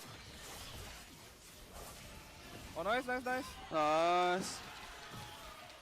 Help ADs, guys. Help ADs. No, they know. You guys can back on that. I'm dead. No. Nice. I'm on the way. I heal you. Wait, the paramis ulti. Alice, no flicker. I stun. Nice, can fight. Yeah. Let's do one. Yeah. Bring me. Hey, shit. Don't see. I slow. Coming. High loss. Nice. Go. Go farmings. Ganon. And double. Double. Yeah. Napal skill paramis. So go kick. Hey, what the fuck, tanky? Hey, no kick. Hey, that's out. And then. This is kind of what we say, back to the phase of just another day in the office. Yeah, this time around they just have a cup of coffee, sat down, and started to work. Speaking of coffee, I actually kind of want to get myself some coffee because Croissant, they actually did manage to brew us some really nice coffee. What did they call it? Pour-overs. Yeah, we have it backstage, and it's keeping me awake for now. Actually, the game number 1, I don't even need a coffee. Super awake. Game 1 and Game 2, that jolted me. Right? Yeah. But anyways, we are going to be moving right back over to the Off the Desk segment together with Croissant. Hey guys, welcome back. So yeah, dude, I need some coffee myself, but you know what? We're not here to talk about coffee, we're here to talk about the games. So earlier in the team fight, this is actually pretty back and forth, right, in terms of the games. It felt like NIP Flash had moments where, there was slipping off a little bit, and Evil kind of capitalized on those moments. However, the thing is, Lord Vanix himself was extremely fed from the get-go. He had multiple solo kills on Marky, so to set things up, right, when we look at this first clip, let's jump straight into it, we will see that Vanix actually has 3 kills already. Right, and 3 kills already. And the thing is that when Vanix is so far ahead, and this is only 7 minutes in the game, right? So you don't want to see a Natan this fed this early. The thing is that now, Natan has just so much damage in his kit right now, and he's so accelerated that you'll see in this team fight, the moment he joins it, Team Evil gets absolutely decimated. So we're going to start off this fight by actually highlighting that JPL manages to get a sick implosion right here. He catches 3 members of Evil together. This buys enough time for Vanix as well as Alice to kind of make their way down into the team fight to join in. Whereas Hades also is just able to take his time and find the opportune moment to jump into the team fight, right? So we can let it play out. Evil here actually manages, it looks as if they're winning, right? Marky reaches the fight first. He actually manages to take JPL very, very low, takes him down. And at this point in time, when the moment Vanix himself joins in, you're gonna notice that actually this is perfect for Natan because everyone is in one line, right? So as we let this fight play out, we see just Evil getting shredded like butter. They're just melting away, and the thing is, Hades finds this time now to go in with the OE Shadow Kill, manages to clean up so many members of Evil, and this is really the insurmountable comeback from NIP Flash. There's no way for Team Evil to come back. We see another fight later on, and this is, I believe, the game-ending fight, right? Where we see a really, really good glorious pathway from Ken. It splits up the team fight and actually causes a lot of disruption for NIP Flash. So Evil tries to take full control over this by targeting the Natan, right? So the Natan is right there, right? So they're all trying to compile onto the Natan, and they actually managed to get a Purify as well as a Wind of Nature out from him. At this point in time, Boyette, if you actually notice, managed to find the right moment to go onto Vanix. However, as the casters have mentioned on the desk, Katizi manages to use his ultimate to just knock up Boyette, and Boyette is just not able to burst Vanix down before Vanix can burst him down. And we see right here, once again, Vanix actually, NIP Flash playing this really well, playing to protect the Vanix composition super well. And once again, we have this double line that you see on the screen where Vanix is able to just auto-attack non-stop and dealing double the damage, right? From the auto-attack going forward as well as backwards. So these lines that Vanix and NIP Flash have set up for Vanix has just been really, really good. Marky tries to do something, and it seems right here they're really not communicating well. So we see that the rest of Evil actually is trying to run away from the fight, identifying that this is a lost cause. There's no way for us to actually take this fight. But Marquis says otherwise, and it's just unfortunate that they're not able, or rather it seems like communication is falling apart at this point. But anyways, guys, I agree with you. I want to see if Evil can actually, wake themselves up and get another game of NIP Flash. If not, this may be the last game. Throwing it back to you guys. Thank you so much to Croissant 80. Oh, sipping tea. Or coffee. Wait, coffee. Is it not? No. This is kind of like. I was thinking like what you were doing because like Asher was blocking my peripheral vision. Let me just cut and I was like, yeah. This is drinking tea. Oh, okay then. Yeah. This is drinking coffee. No, I drink coffee like that. Coffee. I drink coffee like this. That's how much caffeine I need per day. Yeah. You need help. You I inhale need coffee. Help. He needs help. He needs help. Like trained medical professional help. So your blood is like. I was having a lot of fun. I had like 4 coffees, 5 coffees a day. Huh. Damn. I'm still surprised I'm alive. I'm happy for you. So you're super stimulated. That's what you're trying to say. I am very awake. And happy. And happy. Speaking of happy, a quick little shout out over to one of our casters over from the side of MPL Malaysia. Happy birthday to Gideon Q. Oh, actually, it's Gideon's birthday? Yes, it is Gideon's happy birthday, Gideon. The first time I casted with him was in Snapdragon Pro series. He's taught me a lot. I feel like I've improved quite a bit. Somehow, abstract. No, I'm just. You as our mentor, Gideon has unlocked me and him. Yes. Gideon just said one word. Just told me stop being biased. And Okay. I'm like, start being biased. Start being biased. Start being biased. I'm like, Yeah. He told me like calm down. So- and then I'm like, Oh, okay. So here I am sitting in between of my mentees, raving about another caster for mentoring them, while they never said anything about my mentoring for I'm them. a huge fan of Gideon Q. I'm a huge fan of abstract. okay. Hey, I said you On had the your very moment. first time, On sure, the very fair. first thing I But said to you. You gotta say it on camera. Say it. it's clipped. To who? To Okay, Gideon, happy you're birthday. Okay, Happy birthday. abstract. But in your defense, at the very least, you brought us together.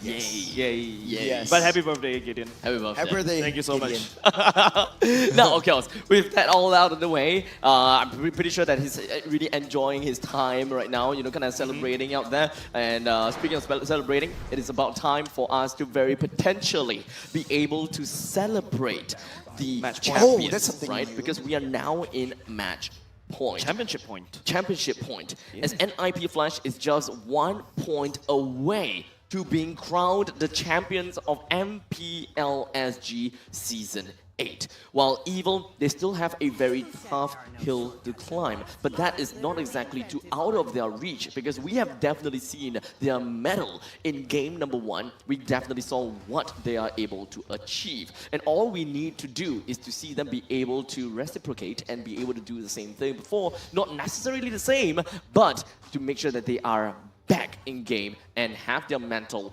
back into the game. Well, I just want to say, okay, Jason's going to be banned out here. Phobius is a respect ban over Ken. For the side of Evil, though, They're banning out the Chip as well as the Khalid. So a lot of respect bans right here. Fun fact, again, all-time great NIP Flashes, Lolzy has been part of MPL SG Championship winning team every season since MPL SG Season 3. So every... So 6 times. Season 3, 4, 5, 6, 7, 8. That's 5. Well, not yet. Not yet. Not yet. But potentially.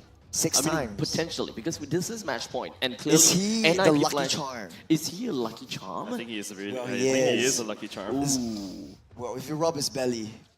You rub Jace's belly as well. Maybe. No, I'm opposite of luck. Trust. You No, don't I love want to do casting that. for you guys. It's like so much of shenanigans right here. But the It's Angela what did will I get say banned to? out by Zarate. On the side of Evil, though, I think they should not prioritize that Cho. Yeah. Yeah, just don't prioritize that Cho. Not I feel like- anymore, I guess. It worked very well against RSG.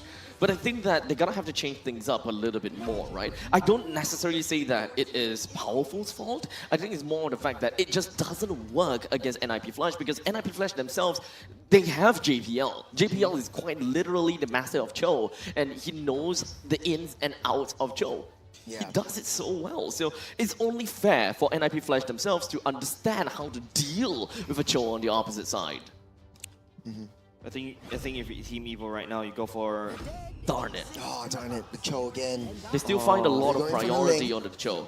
I mean, I can understand to a certain extent that they don't want to give the Cho over to NIP Flash, but a part of me feels that if NIP Flash is first picking onto Harif, one of the main giveaways is the fact that they would want, it's not guaranteed, but they would want to play in team fights. And Cho, yes, he can definitely help with team fight by isolating one person, but if you put a Cho into the roam state, then you kind of lose access to heroes such as a Tigreal as well as a Minotaur who excels in such AoE scenarios. Yeah, for this one, Tigro and the Martis would have been picked up again. They're going for the same thing. Same thing once again. It really looks like the same draft from game number 3. Because Ling was picked up no, it was the Hayabusa first, but I don't think NIP Flash would want to prioritize that Hayabusa. There's no point. You could just very well go into Suyo. Evil has not found a way to handle the Suyo, but the Lunox gets picked up. Is a very, very strong counter to the Harris, so at least Marky has a winning shot in that lane. Okay, so at least we have got that, a winning lane for the gold lane, so at least they will be able to keep the Harif in check, right? The Suyo ban coming out from the side of Evil, they have definitely learned from that. Yeah. The other heroes that I believe that would go work back, out. Go back to Alpha.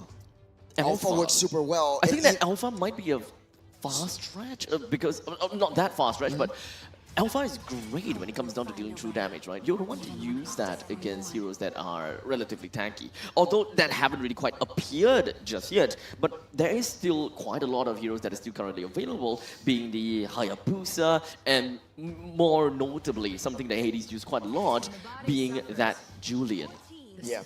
I feel like Julian is a little bit a hit or miss. You want something that would hit all the way through. And I think based on the amount of CCs that Evil has so far, NMP Flash's wildcard pick might be a joy. It does a lot of damage, especially to that back line. And you do have a lot of fighters in your arsenal as of this point. For that last ban, it might be the Aurora coming through, or the Zask. Don't give Sailor the Zask. He has a 100% win rate, as well as a 7-time pick for Sailor. Yeah, I was thinking like for Zaz is a good ban coming from NFP Flash, but what are the chances of the Lunox going to mid? I think it's kind of low.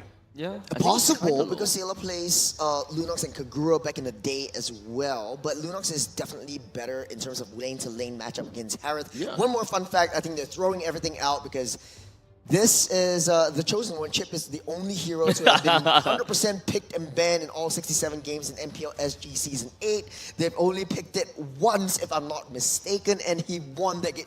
Wait, what's Chip? Chip. What's Chip? How's Chip? Why is Chip? Who is Chip? Where is Chip?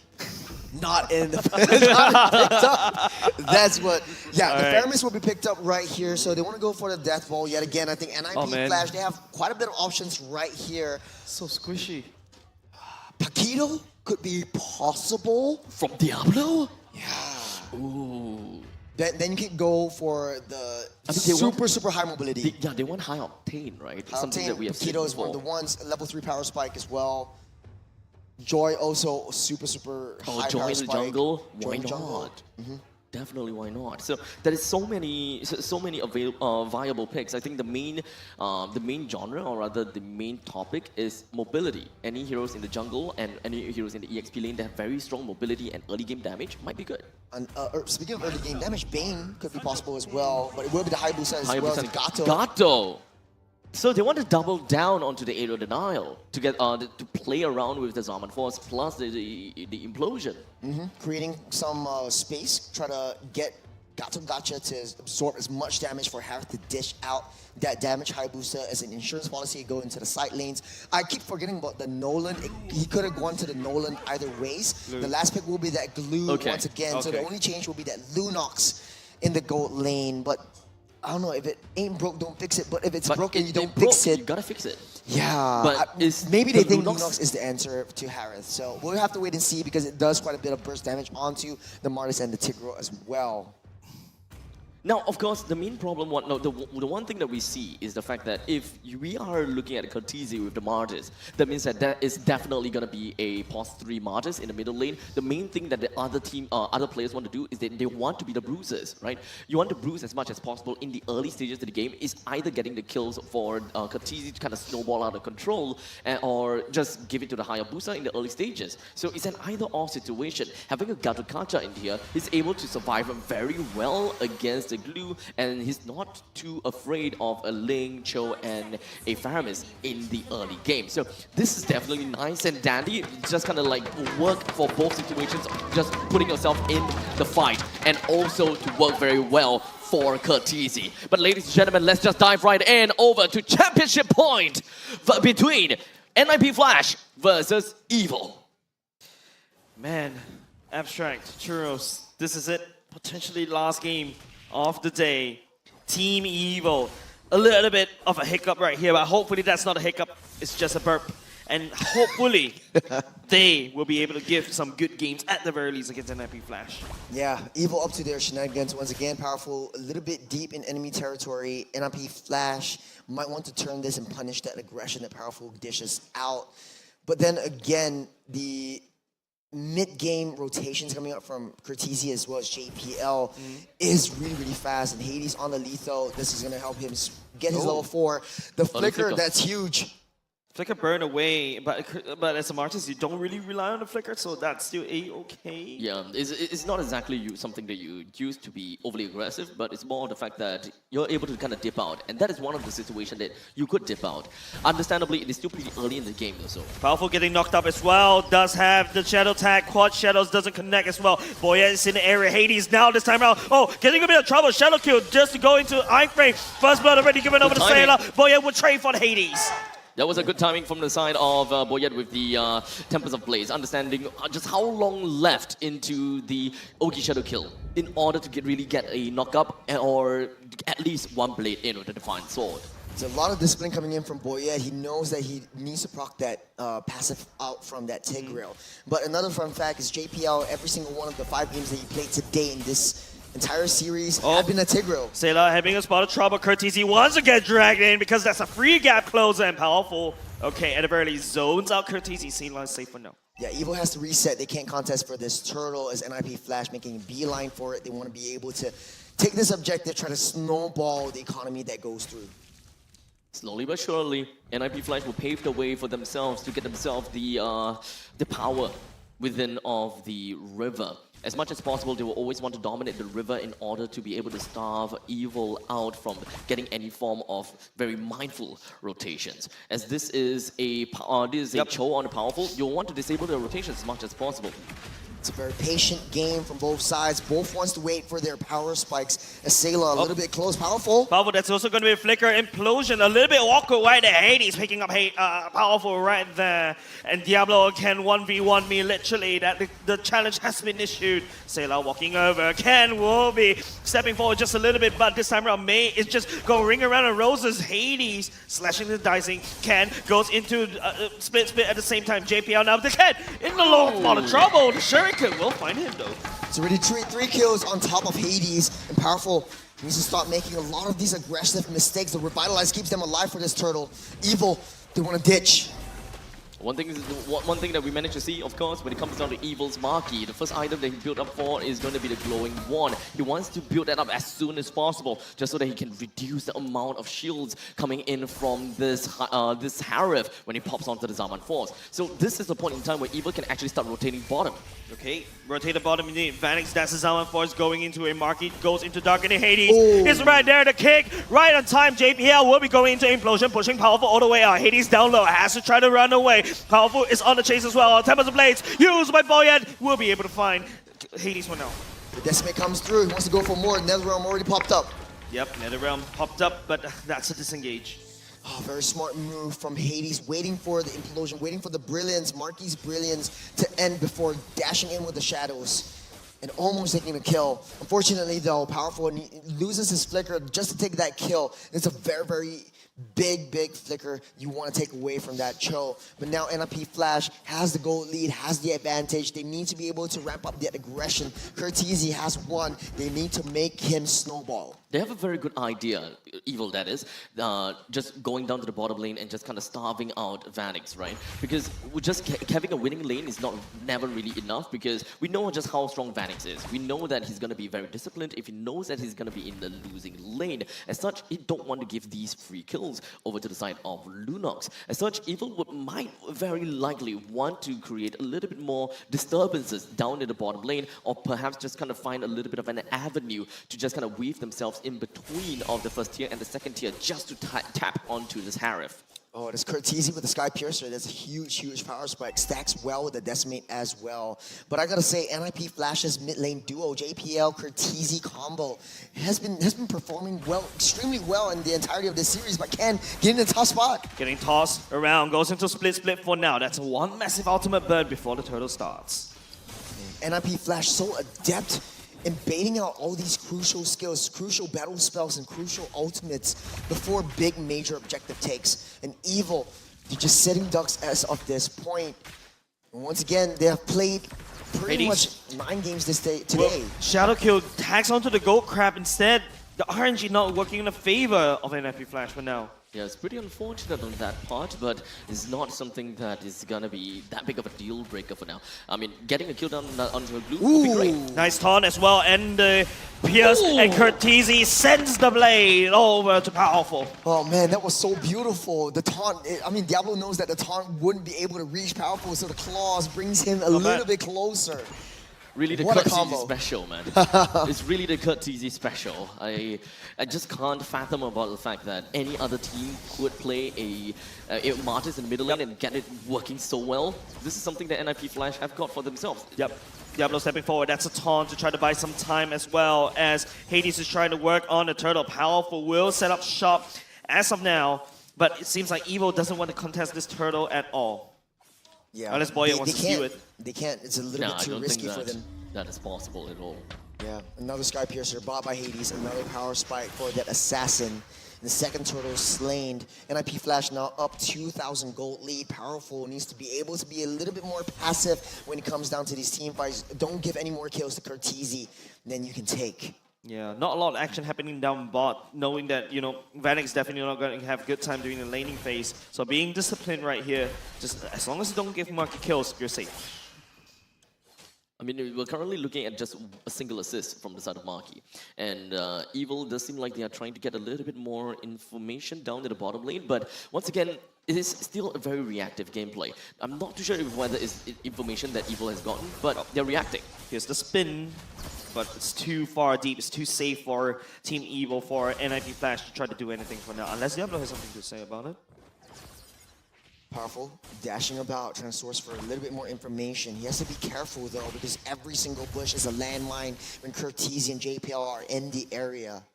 Yes, NIP Flash extending the gold lead. Evil desperate and trying to push the waves. No turrets touched as of yet. As NIP Flash, they want to ramp up that aggression. Diablo charging up, won't be able to commit onto Boyet. Very interesting thing, yeah. Boyet is not exactly pinch pointing out of that. He's really just here to defend the turret. Down the bottom lane though. Purify. Purify. Burned already. Here comes the kick from Powerful Implosion onto 1 or 2. Marky needs to burn and Purify. JPL has been doing so well in a lot of these setups for NIP Flash. Kurtizi, he's trapped. He got possessed by Ken as well. And also going to be Boyette picking up Kurtizi for now. Ken stepping forward, but no cigar. But at the very least, they still take down Kurtizi. Yeah, that is definitely one thing that they will want to do. One thing at a time. And Evil, even though they are looking at what, 2,500 gold deficit, they can eventually get themselves and their way into the game eventually. Do note that Boyette at this one time is 2-0-1. He's got a tiny little bounty on his head, and he haven't died a single time. So just give him a little bit more time. Let him cook. And I will say the same thing for Marky. He's having a pretty nice time in the lanes, albeit not quite enough to bring down turrets just yet, but just give him time, get the farm. Yeah, just a little bit of poke from Hades, but Evil desperately trying to find turrets before the big Lord fight as Marky gets a nice lane swap on the top lane. Diablo zoning out Ken as Kurtizi starts things up. Right now, the main thing I'm looking out for is Evil finding a way to really make full use of this show. There's going to be Implosion catching onto Powerful as well. Summon Force being laid down. Boyette is looking to try to join the fight as well. Hades picks up Powerful. Ken will be following suit. Boyette is looking for an entry point, and he might be entering anytime soon now. And Kurtizi gets dragged all the way back by Sailor. At the same time, Boyette still standing on the wall. Still unable to find an opportunity to go in. Ken has bought so much time, and now NIP Flash will be looking for more NetherRealm saving Ken right there. Oh, what a big clutch. What a humongous clutch, I would say. Now that NIP Flash managed to take control of the river line, NIP Flash can definitely be able to take this lot down with no issues, especially since Hades is at level 13. Boyette, yes, is level 13 as well, but he will take some time before he reaches here. Powerful walking over. Hades will be able to snag the Lord away. Evil. There's no fight in them. NIP Flash is taking everything. But he doesn't have purple buff. It's not going to be easy for him to actually challenge the Lord. Yeah, Evil just doesn't want a contest for this Lord. They know that, okay, let's play save, let's hunker down. Marky still needs time to cook, as you say, but they cracked open the bottom side T1. And I think that's a very, very big opportunity for Evil to try to make a split push kind of play anytime, any point in this game, as the Lord will be marching down that mid side for NIP Flash in a couple of seconds. Boyette is power farming. Yeah, I mean, not only Boyette, I mean, Hades is power farming as well. I mean, this is very small little things, but the efficiency is always something that we're gonna have to look out for. And if anyone had got a chance to kind of look at Hades in the Hayabusa, he made sure that every single one of these shurikens are very effective. Taking out the Little Wanderer with the first hit and then using the returning shurikens onto the next creep minions, that is all very small little micro plays that eventually will add up to your gold later on into the game. Team Evo running out of steam already. Literally, game number 1, game number 2. It's gone a long day for them. And they're feeling the fatigue against NIP Flash. Hades on the bot side. He knows where Boyette is. Boyette doesn't want to show his face, but could still play from JPL. Wouldn't mount up to anything. As of now, NIP Flash, very, very disciplined. They know one false move and it could all go south. Popping out Tempest of Blades, Vanix on the flank. Vanix is coming as well. Powerful goes in concealed just in case. And now Diablo will be meeting onto Sailor and Ken. He gets dragged all the way back though. The kick will be landing on Diablo. Diablo is almost a killable. Revitalize coming in. And JPL just holding on to his implosion, waiting for a perfect timing. And it's not now. That is absolutely nothing. Whatever that they did to Diablo, man, it just tickles them. Death by 1,000 tongues, more like a death by 1,000 pokes, I guess. But it would definitely take a lot more time for them to actually bring Diablo down. They need Marky to actually be there with the power of the Chaos Darkening. Yep. Tons onto Boyette, but the entirety of Evil's draft and how they're rotating around the map and their pathing just tells me like Marky, Powerful, Sailor, and Ken, their job is not to start team fights. It's just to survive team fights enough for Boyette to take down turrets on the sides. Okay, Boyette does have the BOD. Maybe Evil can make some plays right now. In terms of gold lead, 5K, yes, it's quite a big chunk, but that's a link that we're talking about. If you land down a good assassination onto perhaps a Vanix, yeah, I think Evil may perhaps take one team fight and maybe it will work from there. It's kind of like a slowly but surely kind of situation for NIP Flash, right? With a 5,000 gold lead for NIP Flash, they're now putting down a lot of effort in bottom. Loads of damage, there's lots of push, someone forced right underneath the turret though. Team Evo right here trying to make it work, and then already expired Vanix will be able to secure the turret for now, but Boya trying to dive from the back line. The damage will not pour in, and Hades going for the re-engage. Curtisi, the dunk, will be able to find him, and is looking for more. Powerful will be able to put him down. Vanix continue on the pursuit. Powerful looking like it's the next juicy stack on the block, and Team Evo, one by one, shadow kill going in, but damage from marked on Hades. Boyet will be able to stab him down. Vanix down low, there's Boyet on the tip of the blade, trying to make it one with the crowd. Outplay from Vanix.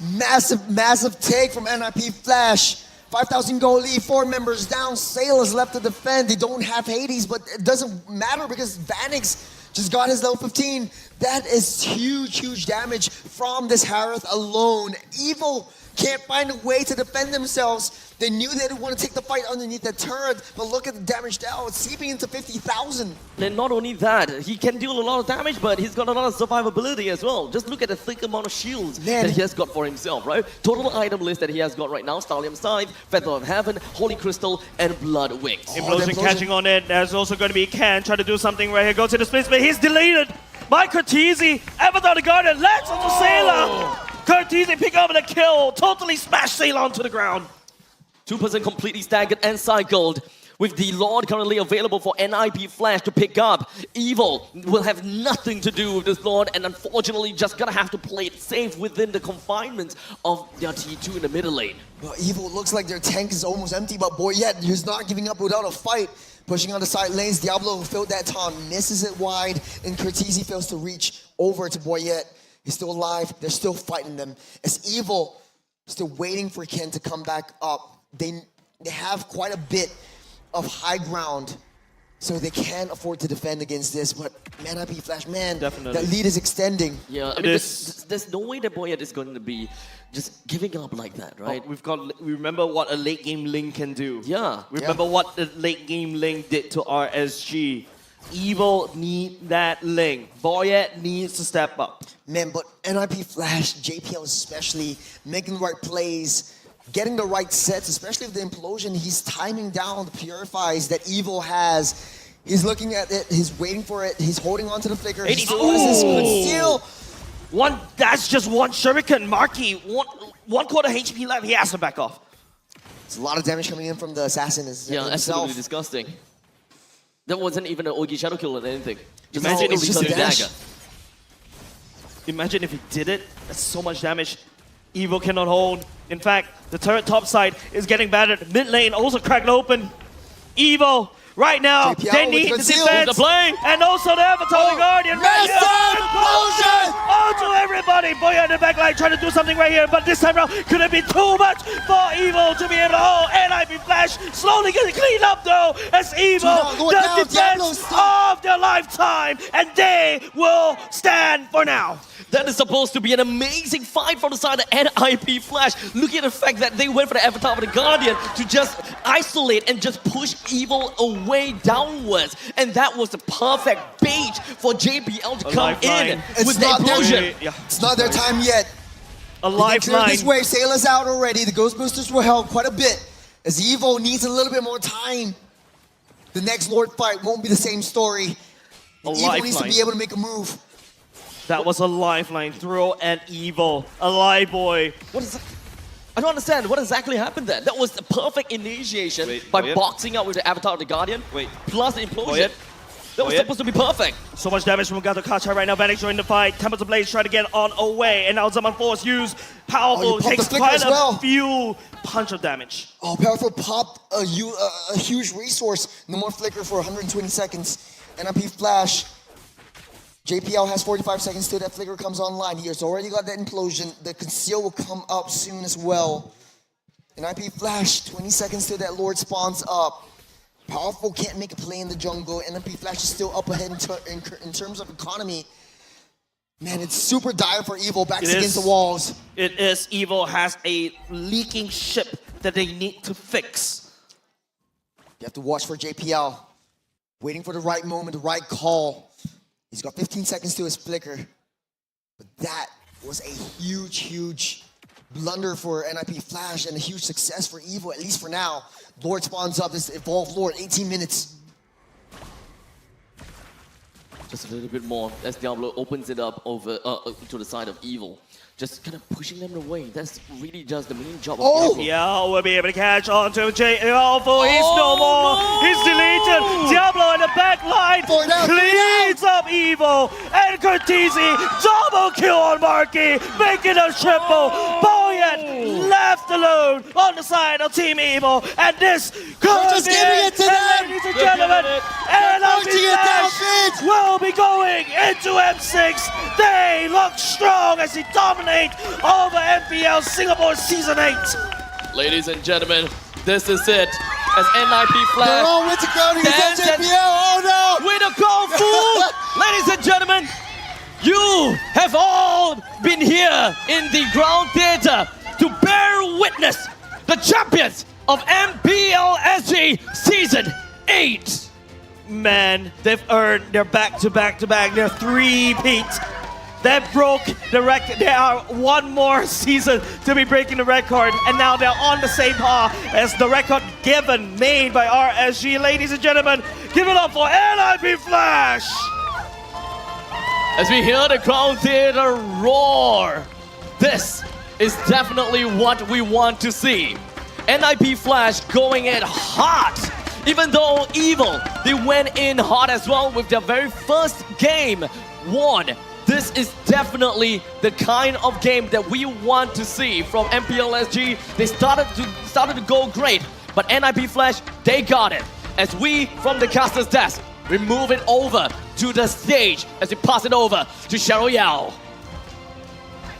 Ladies and gentlemen, we present to you the champions of MPL SG Season 8. Give it up for Team NIP Flash!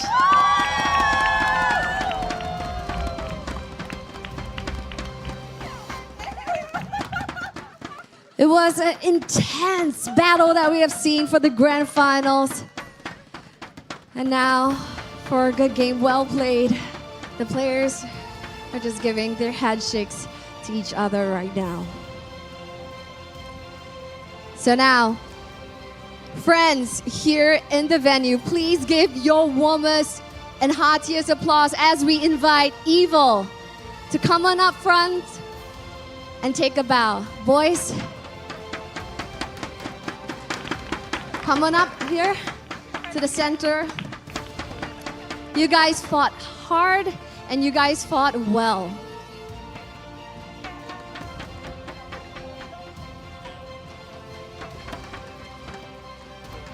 This way. All right, all in a row. Ladies and gentlemen, this is Evil. This is the first time in the top 2 finish. Please give your bow. You guys did an exemplary job. Thank you so much, Evil. An intense and well-fought match. And from here on out for Evil, this is their highest accomplishment yet at top 2 position. And from now, there is nowhere but up for Evil from here on out. So now, friends, please put your hands together and welcome our champions, NIP Flash, here to the center stage and give your warmest round of applause for our champions, 3-time back-to-back-to-back champions, NIP Flash! So now, we would like to take this opportunity to call upon our VIPs. First up, put your hands together for Mr. Lee Jianming, Managing Director of Zenway Productions, followed by Mr. Daniel Chu, Head of Esports Cambodia and Singapore from Moonton Games, to present the medals to our champions. We would also like to take this opportunity to call upon the analysts, coach, and players of NIP Flash to join the team here on stage for the medal presentation.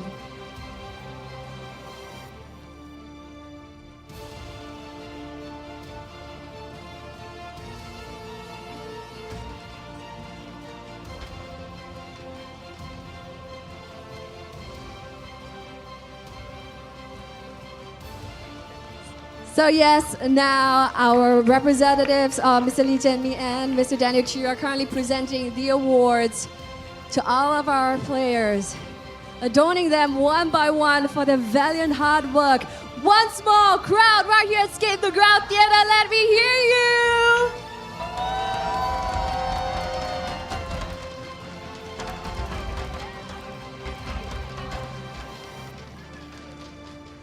It is an intense moment right now. 3-time back-to-back-to-back champions.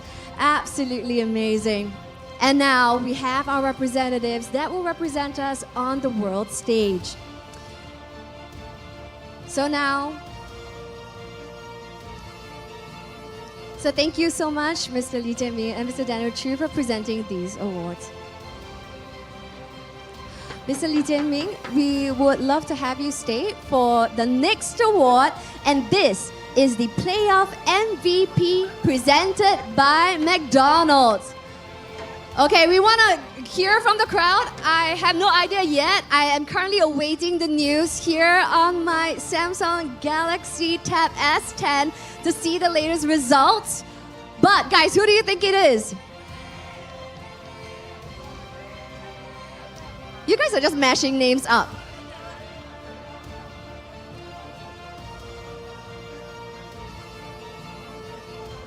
Ladies and gentlemen, the playoff MVP goes to Hades!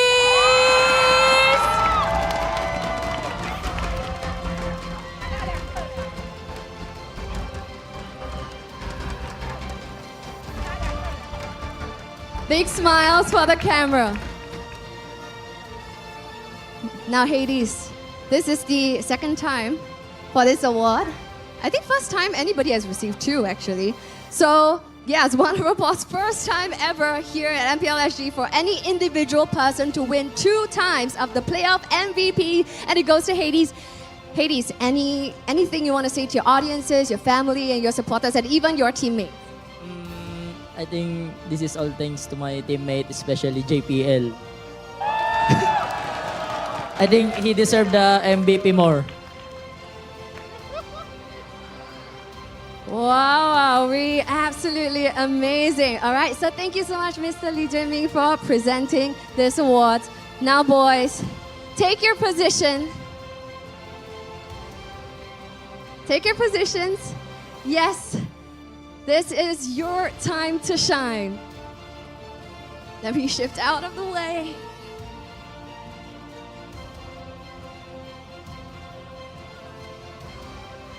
All right, this is the 3rd time that they're lifting this trophy, but they're still deciding on who to stand where. Okay. So guys here at Escape, let's do it all together. NIP Flash, claim your trophy in 3, 2, 1, go!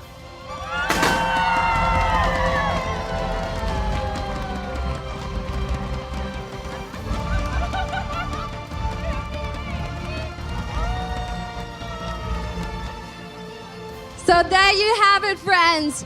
After 6 grueling weeks, 67 games played right here at MPL SG Season 8, we have finally unveiled our champion that will be representing us over on the international stage for M6 World Series happening at Kuala Lumpur, Malaysia. And our representative will be NIP Flash. So here on out, once more, they will be carrying the hopes and dreams of their Singaporean brethren over on the international stage. It's no longer Singapore versus Singapore. It's now Singapore versus the world. Once more, it's Cheryl Yao at your service. And we are the first region who will be sending our representatives NIP Flash to the world stage. Here on out, Majula, Singapura.